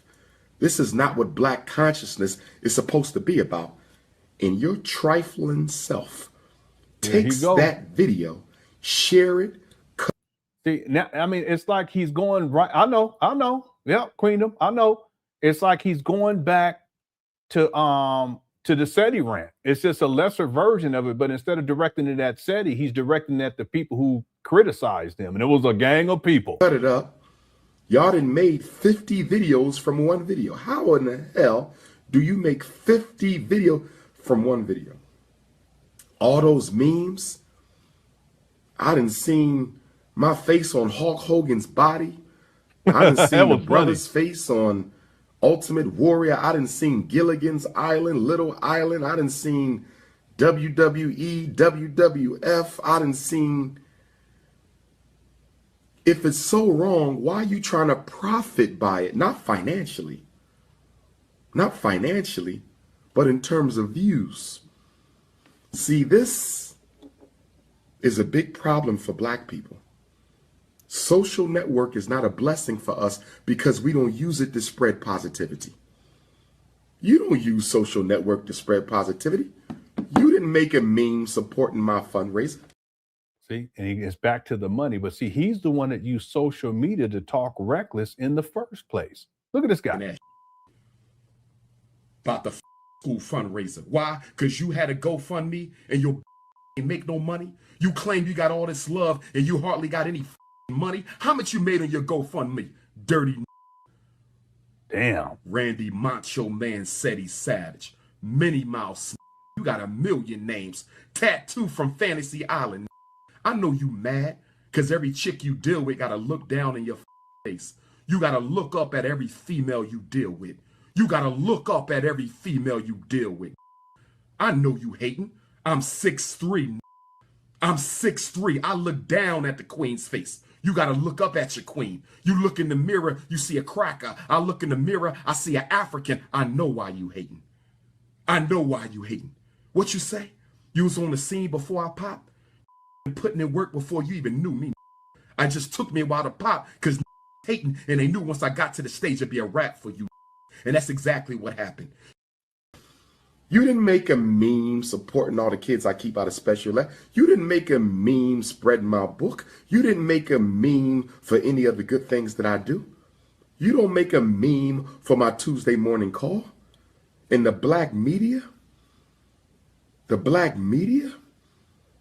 some of you shouldn't even exist. This is why I have a problem with Black media. I done seen so many different Black media outlets. TheRoot.com, that I once respected, but not no more. Okay? I don't know if Atlanta Black Star jumped over this, but, you know, a lot of times you Black online magazines and newspapers, y'all will take something negative like this and make it a front page story. Y'all will take something negative like this and make it a front page story, but you won't make the war against Black boys a front page story. You shouldn't have done it. Why don't you just say, I shouldn't have done it, and then move on? Hold yourself accountable and move on. He has to blame everybody else. You don't make the ADHD crisis a front page story.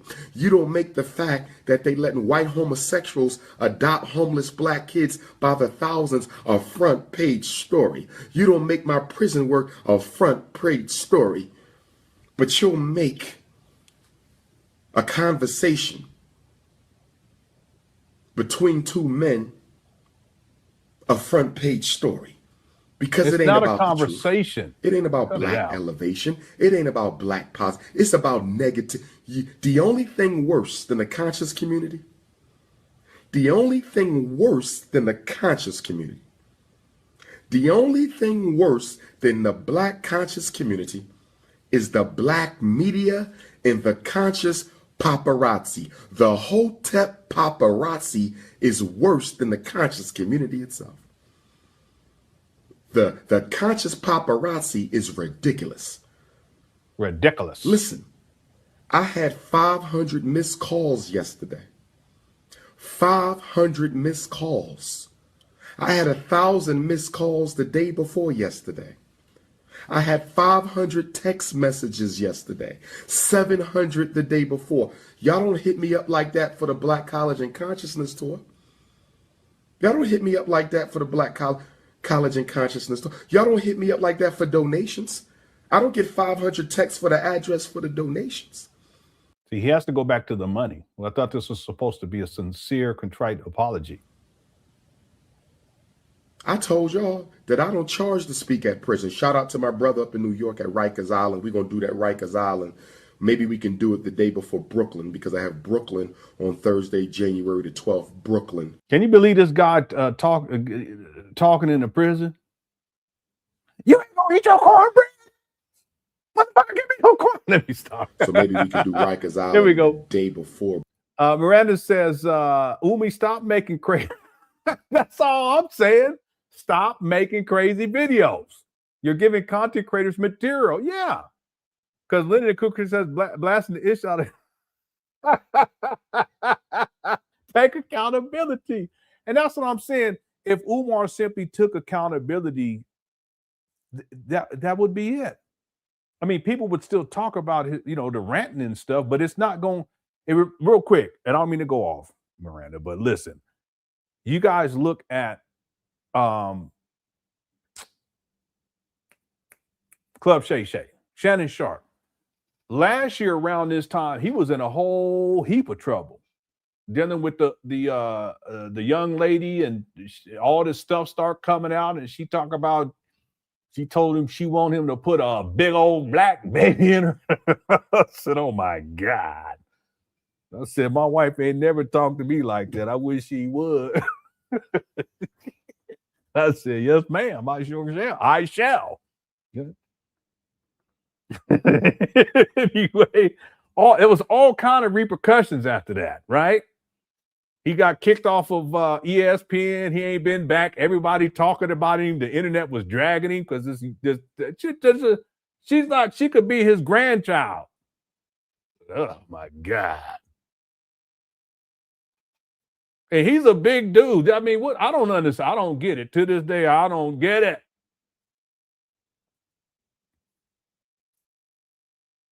Anyway, it got real bad. He lost endorsements. He lost the ESPN fired him, and it got real bad, right? But look at where he's at today. Ain't nobody talking about that. And he's doing crazy numbers. He has the show with Ocho Cinco, and then the basketball player. I can't remember his name right now.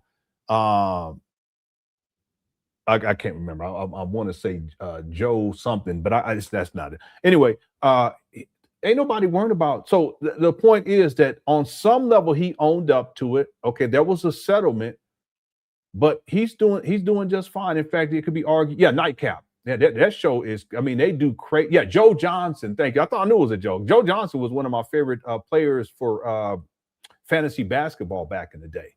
Yeah. Because he could score like crazy.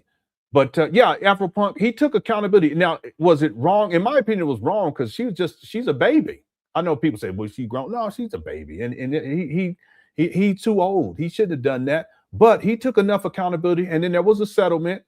And he went through it. I mean, people were trashing the shit, and it was deserved, but he got through it. And now ain't nobody talking about that. Ain't nobody worrying about that.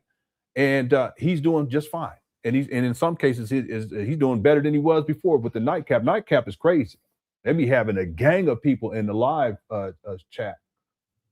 So I just want to make a point that the issue of taking accountability, people will if you take accountability, they'll be more inclined to support you. And it may take a little while. It may not be for another month or 6 months or a year or 2 years.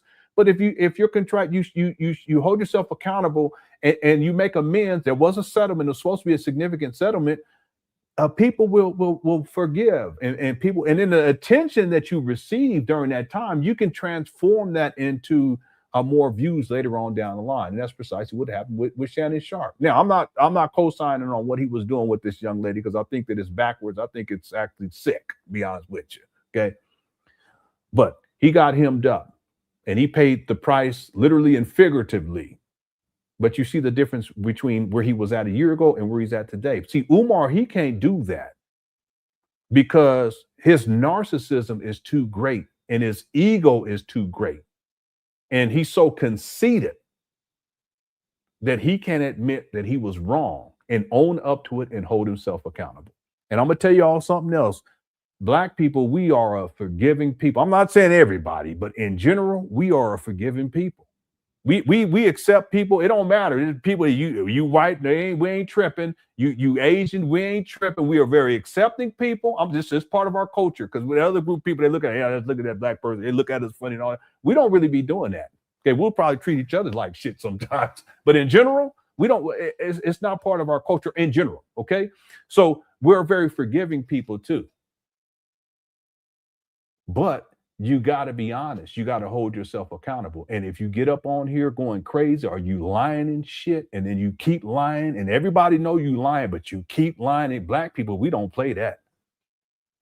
Black people will drag you all through these internet streets for months or years, even if you keep doing it.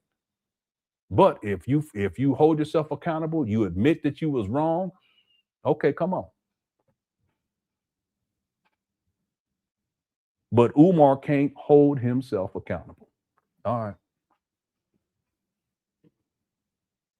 So stop making crazy videos. All right, here we go. Thank you, Miranda. Or the day after Brooklyn. I'm not due in Durham until this be lying until the 17th. But King Day in Atlanta is the 12th.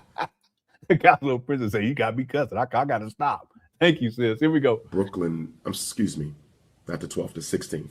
So we could probably do Rikers Island the morning after Brooklyn.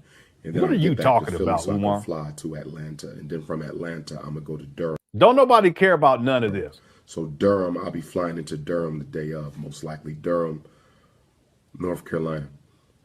But you Negroes in the media, see, here you go. Off the chain. It's no way in hell something this negative should have been spread like this. Out of respect for my work. No, you shouldn't have done it. Put in. Out of respect for the work I've put in, and of respect for the goals that I'm trying to attain, you should have said, listen, the brother didn't do this right. But because of his record, we gonna protect him. No, Umar. That's not how it works. Stop doing crazy videos. Anyway. We ain't gonna spread this like wildfire. That's what y'all should have did. But you couldn't help it because social network has made attention the new addiction.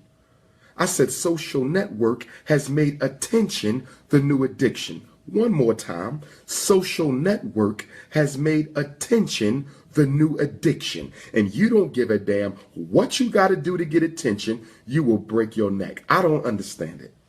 Maybe it's hard for me to understand it because I get a lot of attention. Maybe so for me, I don't value the need for attention because it comes automatically. But for you, cut it out. He's so attention seeking. That's one of Umar. That's what Umar does. He's attention seeking. I always forget the term. There's a psychological term for it. Yeah, sports bet, it's your fault.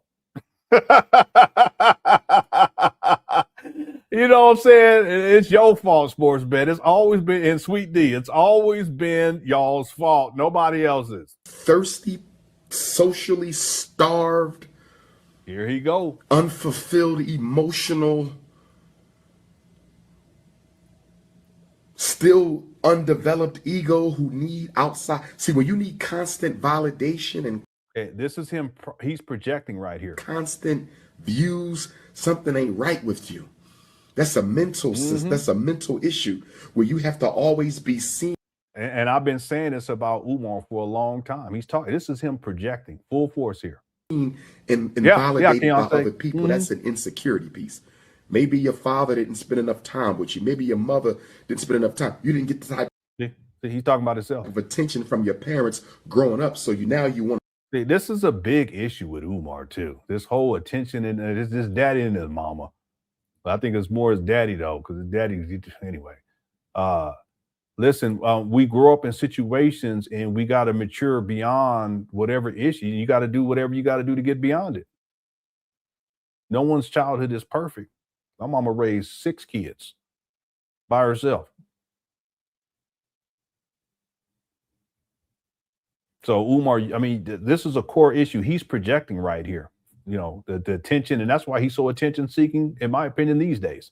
What's the term, the psychological term for a person who's attention seeking? I always forget it. Someone let me know in the chat room. What's up? D. Will says, I didn't know much about Umar at that time, but he became everything he complained about in this video. Yeah. Excuse me. I don't even know if it's that he became. I think Umar, I think he's always been this. I can't even say he's always been this way because I don't know how he was as a young child. But I think he's had these types of issues with the emotional regulation and so forth. I think he's had this for a long time. Arrogance and conceited. I think his daddy telling him that he was related to Frederick Douglass went to his head. A lot of stuff for Umar, it goes to his head, and he started, you know, hidden colors. When he's in hidden, it goes to his head. The money that he received, millions of dollars, that went to his head. Let's think about this. This is someone who doesn't have a job. He gave up his career. He's struggling financially, and people give him millions of dollars for nothing. You don't think that's going to go to his head? I mean, he's been, according to him, he's been collecting money for 12 years, but in actuality, it's been at least 14. And according to Black Dot, it's been 16. But let's go with Black Dot. If 16 years, y'all think that someone who doesn't work, he's lazy, he's a mama's boy. At this point, he's living off his mama. People giving this guy around $3 million. Got to be around $3 million right now over the course of 16 years. You don't think that's going to go to his head?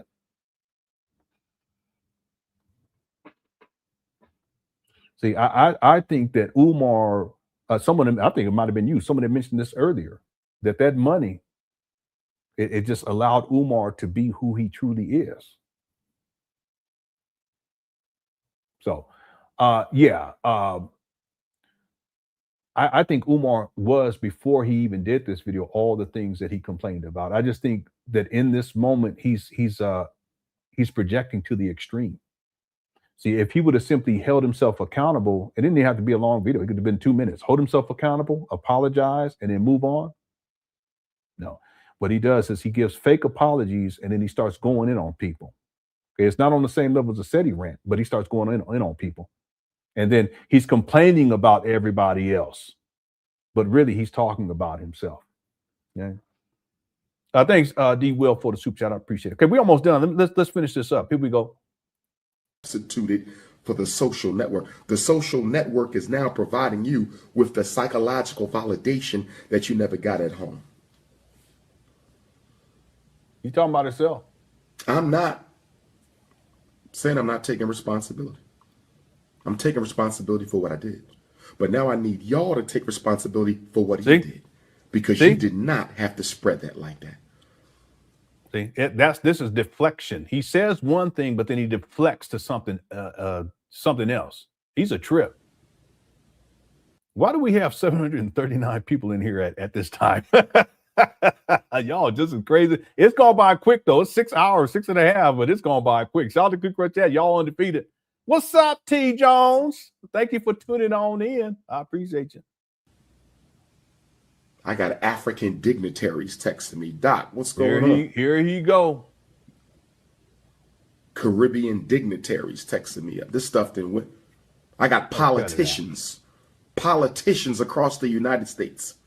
This guy, I got aliens from Mars contacting me, family. Cut it out. Jordan LaForge contacted me, family.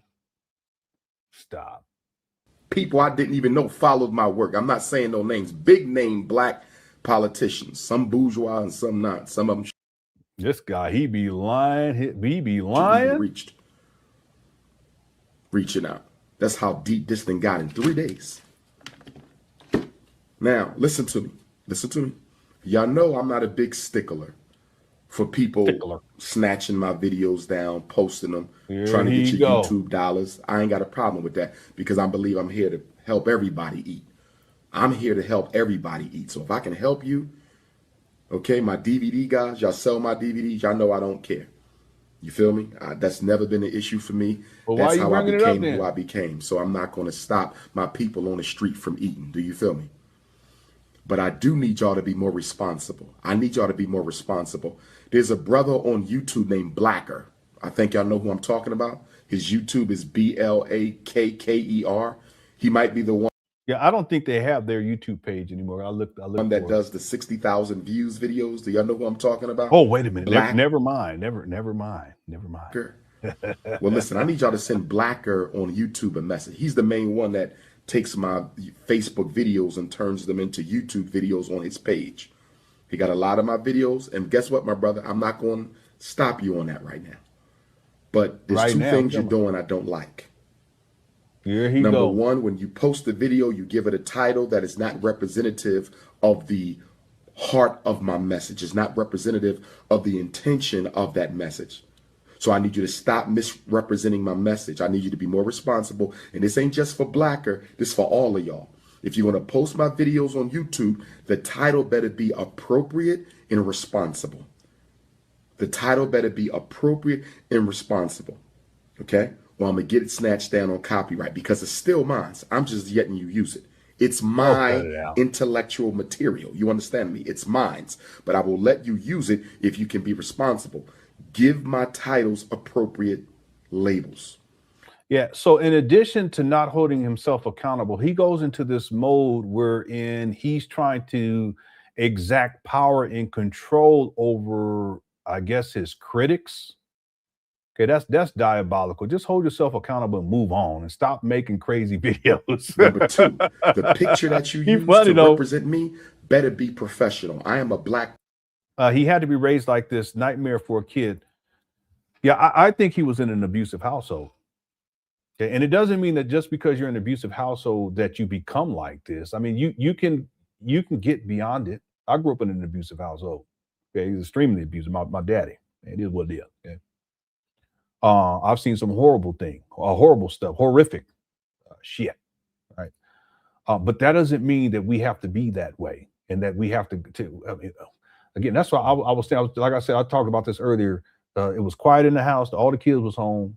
And I was like, aren't you glad? I was talking to my wife, I said, aren't you glad our children don't be fighting with each other? And she was like, why would they? but I'm thinking from my childhood, because me and my siblings, and not all of us, but we would go at each other and stuff. But that's because we grew up in a household where that was common, you know. And then that behavior wasn't checked either because it was already abusive. The home environment was already abusive.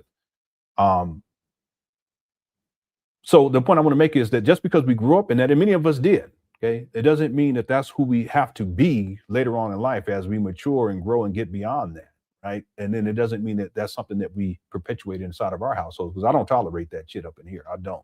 Okay, I'm real peaceful with my kids. We ain't never spanked them or nothing, but there's certain things I say, okay, early on, said, you don't talk to her like that. Don't talk to him like that. We don't do that. And they get it after a while, and they, you know, and then it, you know, now they're a lot older. They don't be going at each other. I think Umar grew up in an abusive household. I think that there was a lot of dysfunction in that household, extreme dysfunction, and that shaped Umar into who he is. But once you become an adult, you can't use your childhood experiences as an excuse. You got to go get whatever help you need, a therapist, a psychologist, whatever you need in order to get your mind right. That's a huge one. And Umar, clearly, he hasn't done that, right? Thanks, May. Miranda says, "Ain't nobody looking for you, Otis." I mean, I know, but Umar, that he's so arrogant. He thinks that he's the most important thing ever, and everyone, it's not Umar. It's not that serious. You're not that important. You think so because of social media, but if you didn't have social media, wouldn't nobody know? 99% of the people who 99.9% of the people who know you, they wouldn't know you. It's just social media. That's all. Okay. Thank you, Miranda. May also says, yes, not our fault, but our responsibility to change. Absolutely. Absolutely. I agree. Yep. Very well said. Thank you, May. Okay, let's wind this down, everybody. Here we go. I am a doctor. Do you understand? There's enough pictures of me in nice dashikis. Yeah, this is what you call appeal to authority. There's enough pictures of me with a... Yeah, by the way, someone mentioned it. Umar, it's called, I just slipped my mind. It's called histrionics. He has that. Histrionics. Look it up. Face. There's enough pictures of me with a suit and tie on. You can choose dashiki, you could choose suit and tie, but you showing a picture of me making a certain expression, tongue hanging out my mouth when I'm trying to articulate and using that as the picture, that's not representing me well. I'm gonna get your page shut the hell down. I'm not playing that in 2017. Don't be using no misleading, ridiculous looking ass poses of me. That's number 2. No, cut it out. Okay. Number 3, when you edit, do not take comments out of context. When you edit, do not take comments out of context. And the 4th thing, don't be posting no negativity at all. Don't. So all of you. I mean, he's such a megla. He's delusional. That's not how social media works. I'm telling you now, share the word. I'm about to go on a YouTube hunt. And anybody who got some negative title, ridiculous looking photo of me. See, again, this guy, it reminds me of Polite was doing the same thing when he was hemmed up and all the information started coming up. It was before he got convicted, but he was trying to silence people and saying he was going to take them to court. I have the video. I can play it for you. Just goofy. Umar's doing the same thing. Just hold yourself accountable, apologize, and move on. Or a clip that I feel does not represent what we need to be doing as a people. Anything negative on your YouTube with my content, I'm getting the whole page shut. Now, Blacker, you got a lot of my stuff on your page, bro. You need to be changing some titles, you need to be changing some photos, and you need to be taking some videos down. All of you who got that video of me responding to the brother, take it down. I want it gone. Okay. I took it off my page in about 12 hours, if that long. I want it down. And y'all going to help me. Y'all going to go on YouTube, and anybody you see spreading the video, the clip of the video, Twitter, tell them to take it down. Or I'm going to get it taken down, and I'm going to get all my content taken down, and I'm not. This guy, again, he's trying to mobilize his audience. So that's cool. I'm messing with you anymore. I ain't messing with y'all anymore. I ain't playing no games. Now, the other thing I need y'all to do for me, this is for my supporters, because I know 75% of the people watching are supporters, and 25% of you are just trolls, trifling ass trolls, okay? There you go. Now, for my supporters, when you come across a real hater, not somebody who disagrees with Dr. Umar, because I believe people have a right to disagree with me. I don't have a problem with alternate opinions. I don't have a problem with different perspectives. I don't have a problem with competing theories and philosophies. I don't have a problem with that. Oh, not everybody's going to be a revolutionary Pan-African nationalist. We're almost done. Not everybody's going to be unapologetically African. You understand me?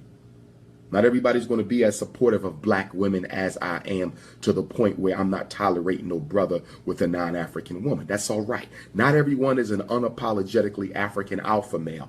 I understand that. So we're not talking about people who disagree. If you notice, I don't delete comments from my Twitter, Instagram, and Facebook when you disagree. I only delete comments when you are disrespectful. I don't have a problem with you disagree. Doc, I don't think you should have did that. Cool. But I done heard that 5,000 times in 3 days. I don't need to hear it no more. I don't need to see another text message. Doc, you didn't need to do that. I've heard it 1,000 times in 3 days. I don't need to hear it 1,001. Tomorrow is a new year. Midnight tonight, we go into a new cycle. A new 365. It's time for us to cleanse. He's trying to make it spiritual now. Prepare, refocus. We got work to do in 2017.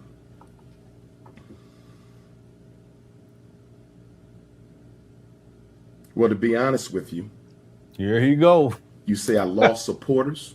I'm gonna tell you right now. Anyone who says that they no longer support me because I got tired of sitting down and allowing people to disrespect and insult me, and I blasted back, and although I didn't do it as respectfully as I should have, and although I said some things that were unbecoming of a man of my caliber, which I apologize for,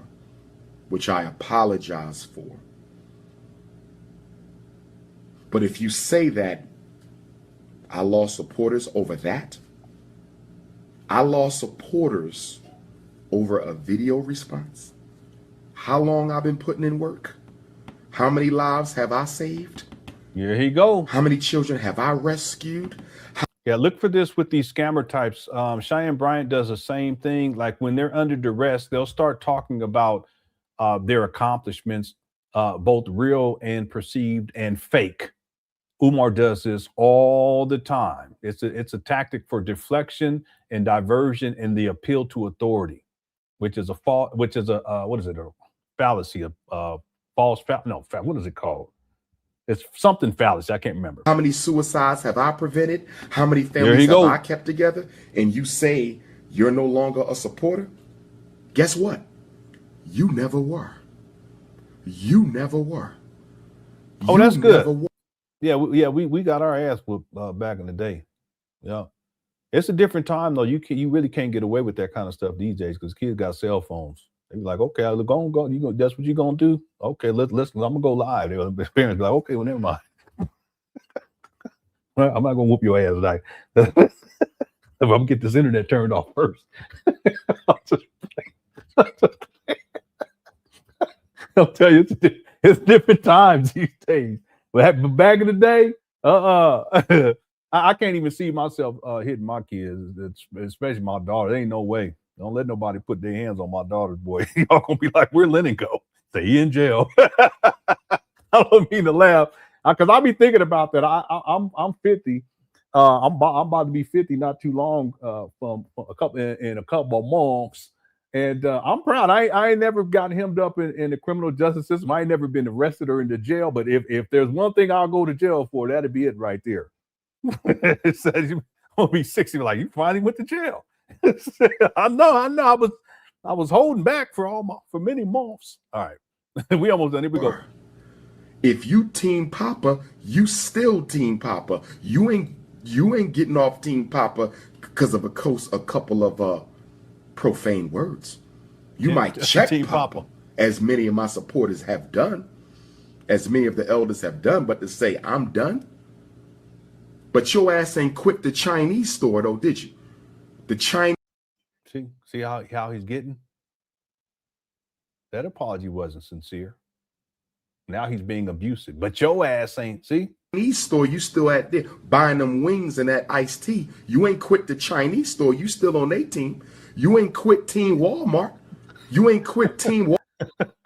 He knew exactly because he liked Chinese food. He knew the menu. He said, you good, but you get that iced tea. The Chinese store, you still at there buying them wings and that iced tea. You ain't quit.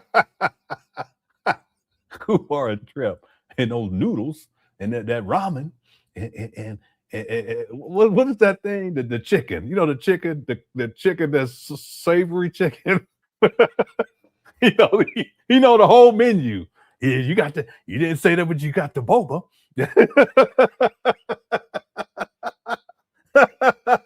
Yeah. Oops, I'm tripping. Yeah, Umar giving his order. He's like, yeah. Yeah. You wasn't worried about that Ahu Young. He starts sniffing and blinking. Oh, and that orange chicken.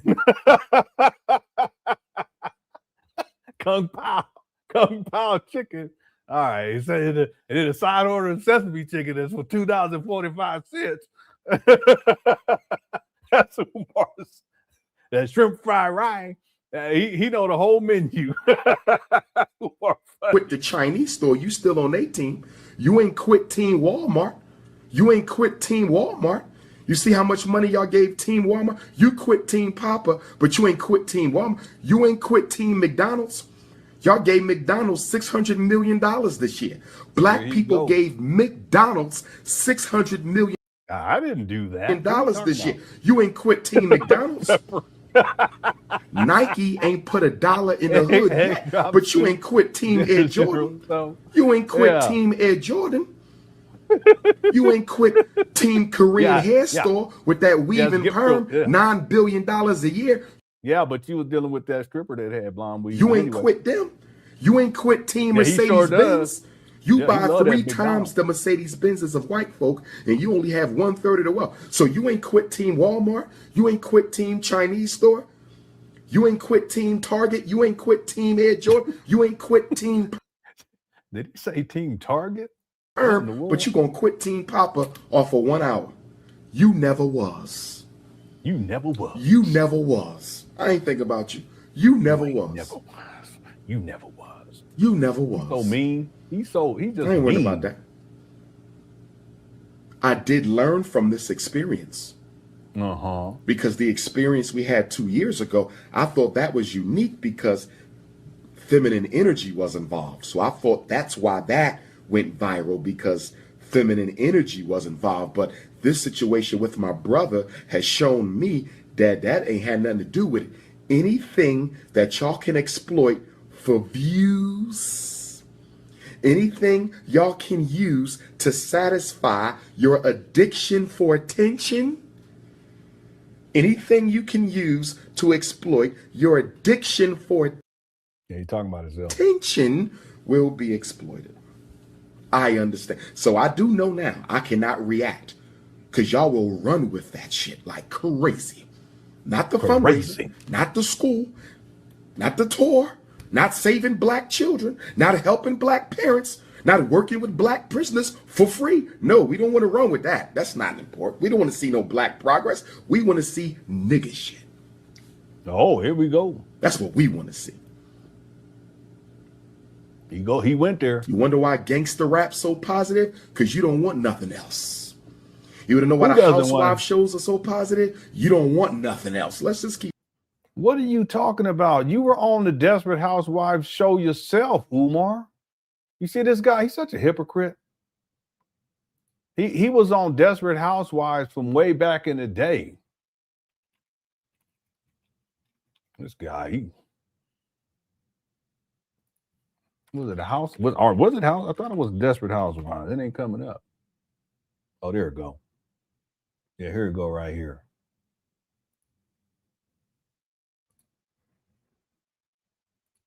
Oh, it's not coming up. Oh, let me try this one. No. Let me try one more.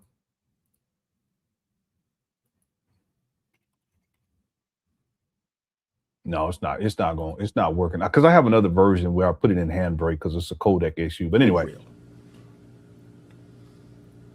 Negro said Dr. Umar had a fake phone call. You big dummies.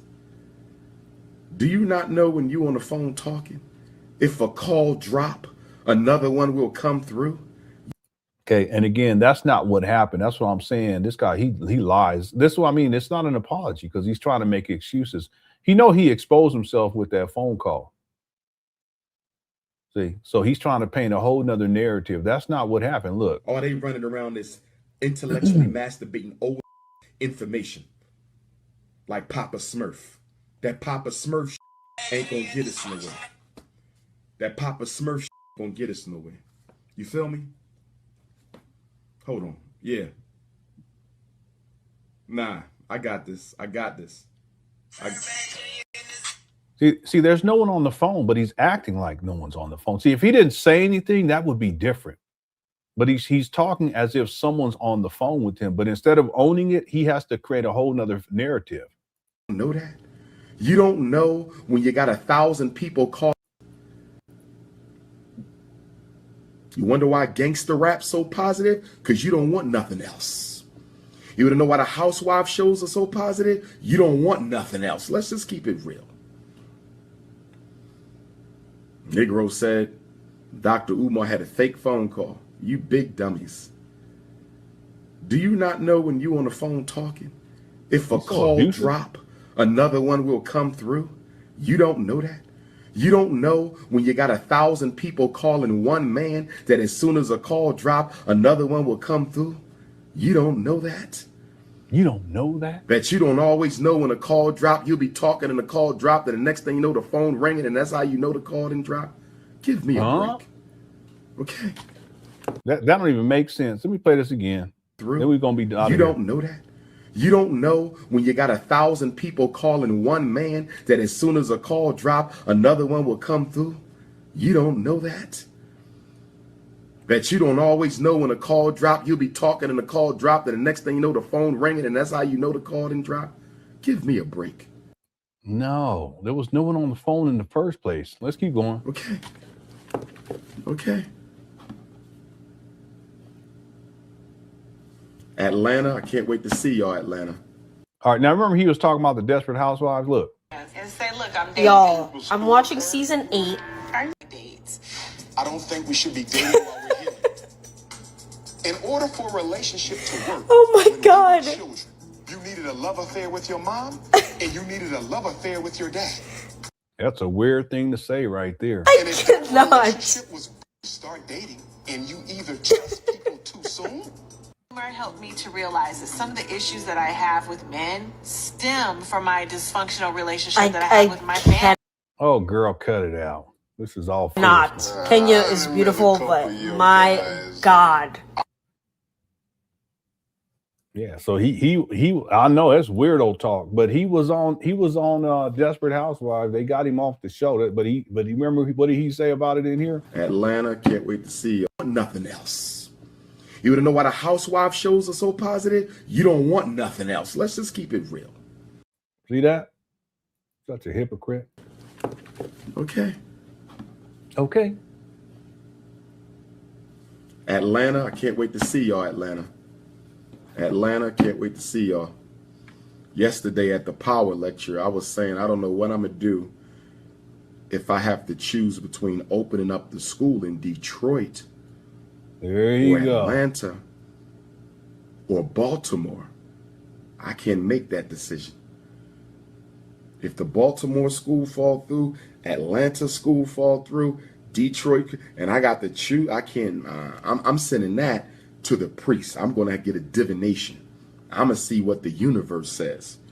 Do we open this school in Atlanta or do we open this school in Detroit? Because I'm not making that decision. I can't, that's too hard for me. I got too much love in Atlanta, too much love in Detroit, too much love in Baltimore and DC. I ain't making that decision. I'm not going to have Baltimore mad.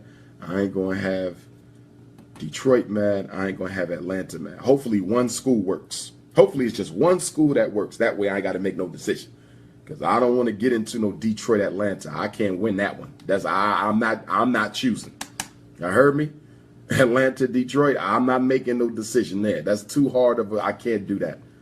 Y'all support me too much, both cities. I cannot do that. Okay?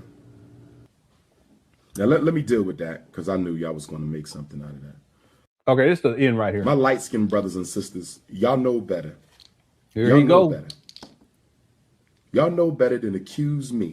See, this is the gaslighting, and narcissists do this. Okay? He wants to pretend as if he wasn't trying to attack Seti based upon Seti's lighter skin. And Umar, on one hand, he has a hatred for his own skin complexion, which isn't really dark. Like I said, I got a sister who's darker than he is. It's not that dark. He's brown skinned. No big deal. Who gives a shit?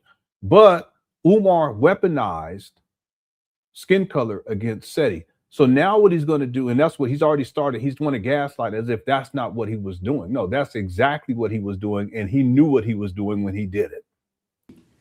Of practicing light skin supremacy or dark skin supremacy. What do I say at every lecture? Y'all know better. I've been preaching this for 20 years. I shouldn't even have to answer this. Y'all know better. What is the first color on this flag? What's the first color? The first color is red. You see? Come on, Umar. Don't nobody give it. Cut it out. First color is red. Okay? First color is red. Okay? This is the flag that the Garvey Pan Africanists created in New York City, 1920, at the first International Convention. Okay? The first color is red. Why is the first color red? Why is black second? Why is red first? No. I have no idea. Okay? The reason red is first because it is the blood in your veins that makes you African.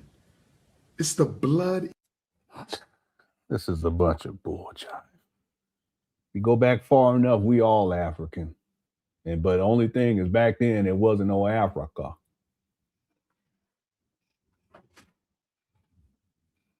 Just being real. So anyway, that's why I don't play with that race shit. I don't care what skin color is. That's irrelevant. Because genetically, we all go back. You ain't African. You Crenshaw. all y'all. Hey, white people up in here, you Crenshaw Mafia too. You Asians, you Crenshaw Mafia. I don't want to hear nothing about nothing else. I'm Crenshaw Mafia. You Crenshaw Mafia too. So stop with the foolishness. Some people are like, what is he talking about? Crenshaw Mafia? Is that a gang? I'm getting tired. Let's finish up. Goofy. I'm getting goofy. In your veins that makes you African. It's the ancestral DNA swimming in your gene pool that makes you African.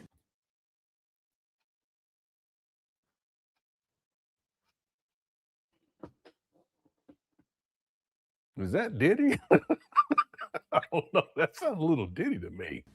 All right. Do you understand me? The first significant Pan-Africanist in modern history, John Brown Russwurm, was extremely fair-skinned. The first black man to say God was black, another Pan-Africanist, Bishop Henry McNeil Turner, was very fair-skinned. On paper, Yeah, they I'm might about to look go white. to bed. I don't make distinctions on skin tone. Here Do you you go. understand? Those comments was pointed. You see the gaslighting? How can you say you don't make comments about skin tone when you make comments about skin tone? And there was an albino brother, and I felt so bad. I still feel bad for him to this day. I can't even watch the whole video. That came out and expressed that you shouldn't have done that. And instead of owning up to it, he's gaslighting. In fact, Umar, whenever you talk about the vajayjay, see, it's getting late. Whenever you talk about the vajayjay and you start talking about hot fudge and warm salt and green pistachio and pina colada and red chili pepper and all this other freak pity shit that you be saying, that's all dealing with skin because you're a colorist. Umar, he's a colorist. But now he wants to gaslight as if he doesn't do that. No, you do that. That's one of your main talking points is talking about the vajayjay and the skin color. At my brother, and they never should have been made. You understand me? So that was not about y'all.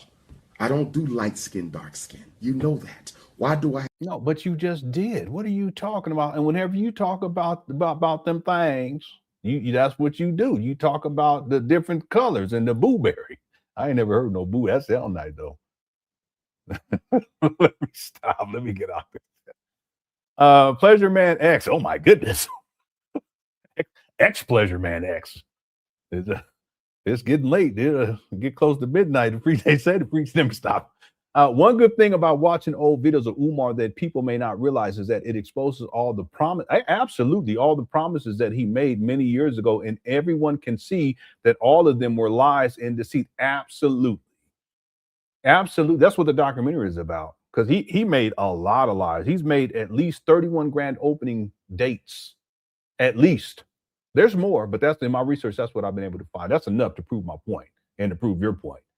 Those are all promises going all the way back to 2010 when he says promises in 2010 in Grand Land Groundwork, blah, blah, blah, grand opening September 11, 2013. So yeah, that's why I think that for archival purposes, these live streams are important. I know we goof off and stuff. We have a good time, but I'd much rather get on here and have a good time than to be all. I tried the serious stuff way back in the day, but it was boring. We have a good time now.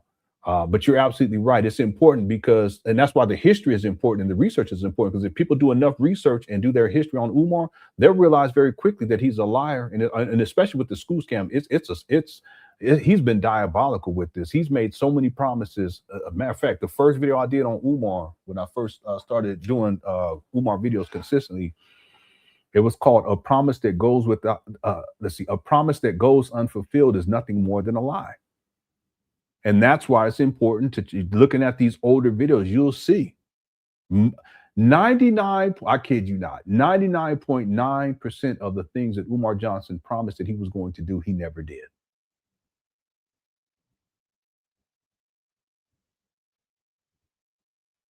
But a lot of people don't know that because they may have just learned about Umar in 2025 or 2026 or 2024 or 2023.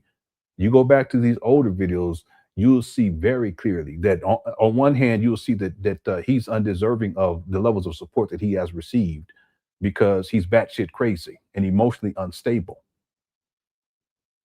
He's not deserving of leadership. We were talking about this earlier.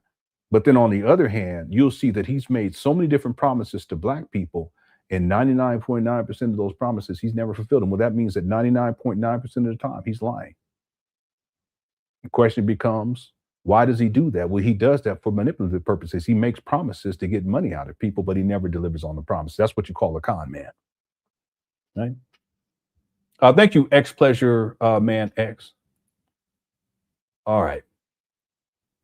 Okay, we're done. We're done. We're at the end right here. Here we go. Hope you guys enjoyed this marathon. We'll be back tomorrow with another marathon, and we're going to be getting into the Umar Johnson, Tariq Nasheed beef.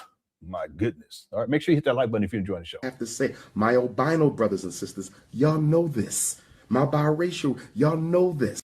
See, the reason why he brings up the albino is because there was an albino brother. I showed it earlier. There's an albino brother that came out and expressed his disdain for Umar. And really his disappointment in Umar for Umar talking about Seti's skin tone or skin color. Y'all know, why are you even bringing that up? Dr. Umar, Dr. Umar's a light-skinned supremacist. Come on, black skin, come on. I don't do that. Stop taking something and running with it. Okay, again, this is gaslighting. Ain't nobody more black and less black. Ain't nobody more black or less black. That's not what Umar say. Listen, if that's the case, we all have ancestry that goes all the way back to, at least they was living in Africa. That don't mean that they was Africans. There was no such thing back then. If that's the case, then we all black, but we not. We all cringe on mafia. All y'all. Okay. Especially you, Nina Boo. Francisco as well. That's as we all know, as Afro Punk, yeah. These Crenshaw Mafia as well. All right. Okay. Ain't nobody more. We all Africans. What's wrong with y'all? Have y'all listened to the Dr. Umar doctrine over the past 20 years? Have you listened to it over the past 7 or 8 years? You should already know my answers to this because he's so sassy. Preach it. I stand on it. Come on. Come on. So brothers and sisters, I just want to say we got the new year coming up tonight before the clock strikes 12. Tonight before the clock strikes 12. Make sure you do your libations to the ancestors. Pray to God first. I repeat, pray to God first. I thought he was going to say donate. Pray to God first and do your libations to the ancestors. I thought he was going to say make sure you donate. Today is the day of intentions. Today is the day of intentions. This is the pregnancy. December 31st is the pregnancy that is going to birth the new year. December 31st is the last trimester. This is the final day of pregnancy. Okay, that is going to birth the new year. So you need to put your intentions out now. What do you want to do financially for yourself? What do you want to do spiritually for yourself? What do you want to do educationally for yourself? What do you want to do occupation? What are your goals for your family, your relationships with your children, your ancestors, the community, your new organization? Put your intentions out. We want to impregnate the universe with our intentions until midnight tonight. What you talking about? Cosmic Coochie? Remember that he was talking about Cosmic Coochie one time? He called it Cosmic Cookie, or did I call it that? I can't even remember. Let's not even go there. Impregnate the universe with our intentions. Okay? You gonna get one off with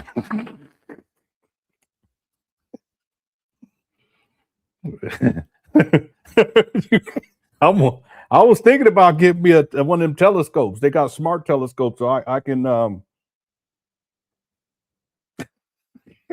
get into this astronomy a bit.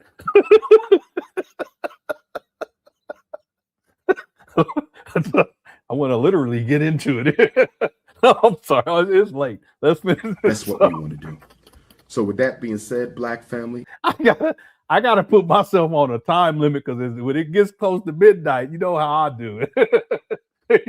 yeah, I'm trying to impregnate the universe tonight, family. I'm gonna have to bust a huge one because the universe is big.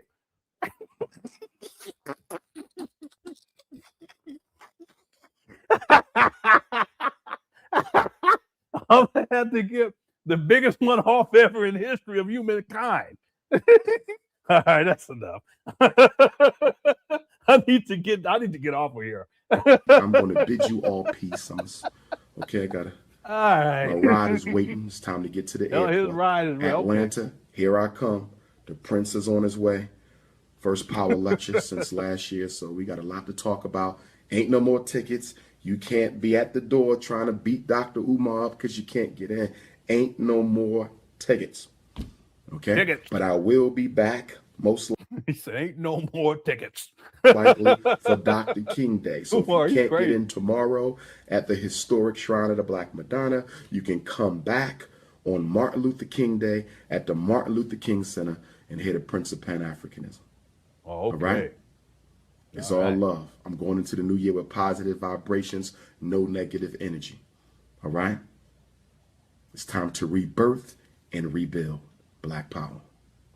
All right, there you have it. And then the following year, he has the Tariq Nasheed beef, which we'll get into tomorrow. Okay, thank you guys so much. Hope you enjoyed this marathon. It went by quick, 7 hours. It went by really quick. Yeah, I'll tell you. You guys are the best. I appreciate each and every one. And thank you guys, everyone who sent in super chats. Thank you so much. We got close to breaking the record, actually. Thank you guys for that. I appreciate it. I also want to thank everyone for tuning on in the mods too, for handling business during this live stream. I'll set up the next live stream right after we're done with this one, and hopefully you guys will have time tomorrow to get for us to all get back together. Okay, I truly enjoy our time together. Oh, we got the 600 likes. Thank you guys so much. Okay, so real quick, the plan for tomorrow, we'll start around the same time we started today. And then we'll go through some of the videos requested people had, and I have a list of those. And then at a certain point, we'll kind of transition into the Umar Johnson, Tariq Nasheed beef. I'll give the backstory on that, and then we'll get into the videos, and then we'll have a good time. Okay, thank you guys again for tuning on in. Okay, Cookie Crush Chat is undefeated, and as we always do, continue with my message. You sister Avanti, $10 coming on the Cash App. Thank you, sister. Next time make it 20, but thank you for that 10. I know you barely had that. Thank you, sister. All right, thank you guys again for tuning on in. Shout out to Black Mario. Next time make it 20. Brothers. Happy 4th of July, and I appreciate y'all. I appreciate that $10 donation so much, and I appreciate Sister Avanti for that $10. Next time, make it 20. Next time, all right, make it 20. Next time, make it 20. Thanks, Michael, for tuning in. After the program was through, said, "Brother, here's $10. I'm supporting you." Hey, Saint Sim, thanks for tuning in. I looked at the Queen and I nodded my head. Said, "Thank you, sister." Then this is what I said. Next time, make it 20. Times are hard, I understand. Everybody so doing welcome, the best they Thank can. you so much for Dreams tuning this on big in. take more than hope. Marco's in the building too. Thank you, sir. Not barely cope. Everybody saying, Dr. "Not Stacy. risking flat tires." We not selling water ices. And Nina we building institutions, family. We not risking flat tires. We not good night, selling Deshaun. water ices. Yes, we good morning. building institutions, family. Next time, make it 20. If the blessings come your way, I appreciate the 10. But here's what I gotta say. Next time, make it 20. Let the whole congregation see.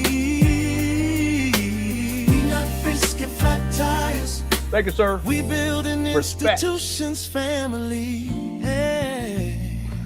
Oh, Yeah, you fixing to go to bed. I hear that. Welcome, Patrick. People asking questions every single day. Shout out to Identity. How you gonna build it? How you gonna Yeah, we had a pay? wonderful time. Thanks, Akilo, for tuning in. I say one donation, one dream at a time. Yeah, good night, TW. Everybody pitching in to help us climb.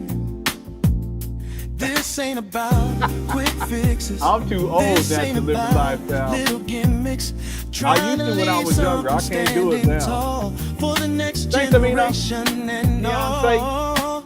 We not discing flat tires. We not selling water ices. We building institutions, family. Oh, we not discing flat tires. We not selling water ices. Yeah, good night, we Misty building Winter. institutions, family. Next time, make it 20. Next time, make it 20. If the blessings come your way, I appreciate the 10. But here's what I gotta say. Next time, make it 20. Good morning. Let the whole congregation see. Yeah, that was a classic. Thank you, Queendom. There she goes. There she goes. Frances is her name. Frances. She's a great actress. She's an actress on par with the greatest actresses of all time.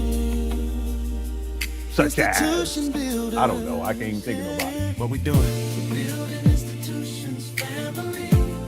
What we not doing? We Umar had to get a hit of that. Fixing flat tires. My goodness gracious. We not selling water ices. One more time. One more time. We Yeah, you heard Fiskin. We building institutions, family. That's what Umar said. She's a Grammy actress. Everybody clap your hands. Yeah. We not fisking flat tires. Right side sing. Right side sing. Everybody together. We building institutions, family. Next time, make it 20.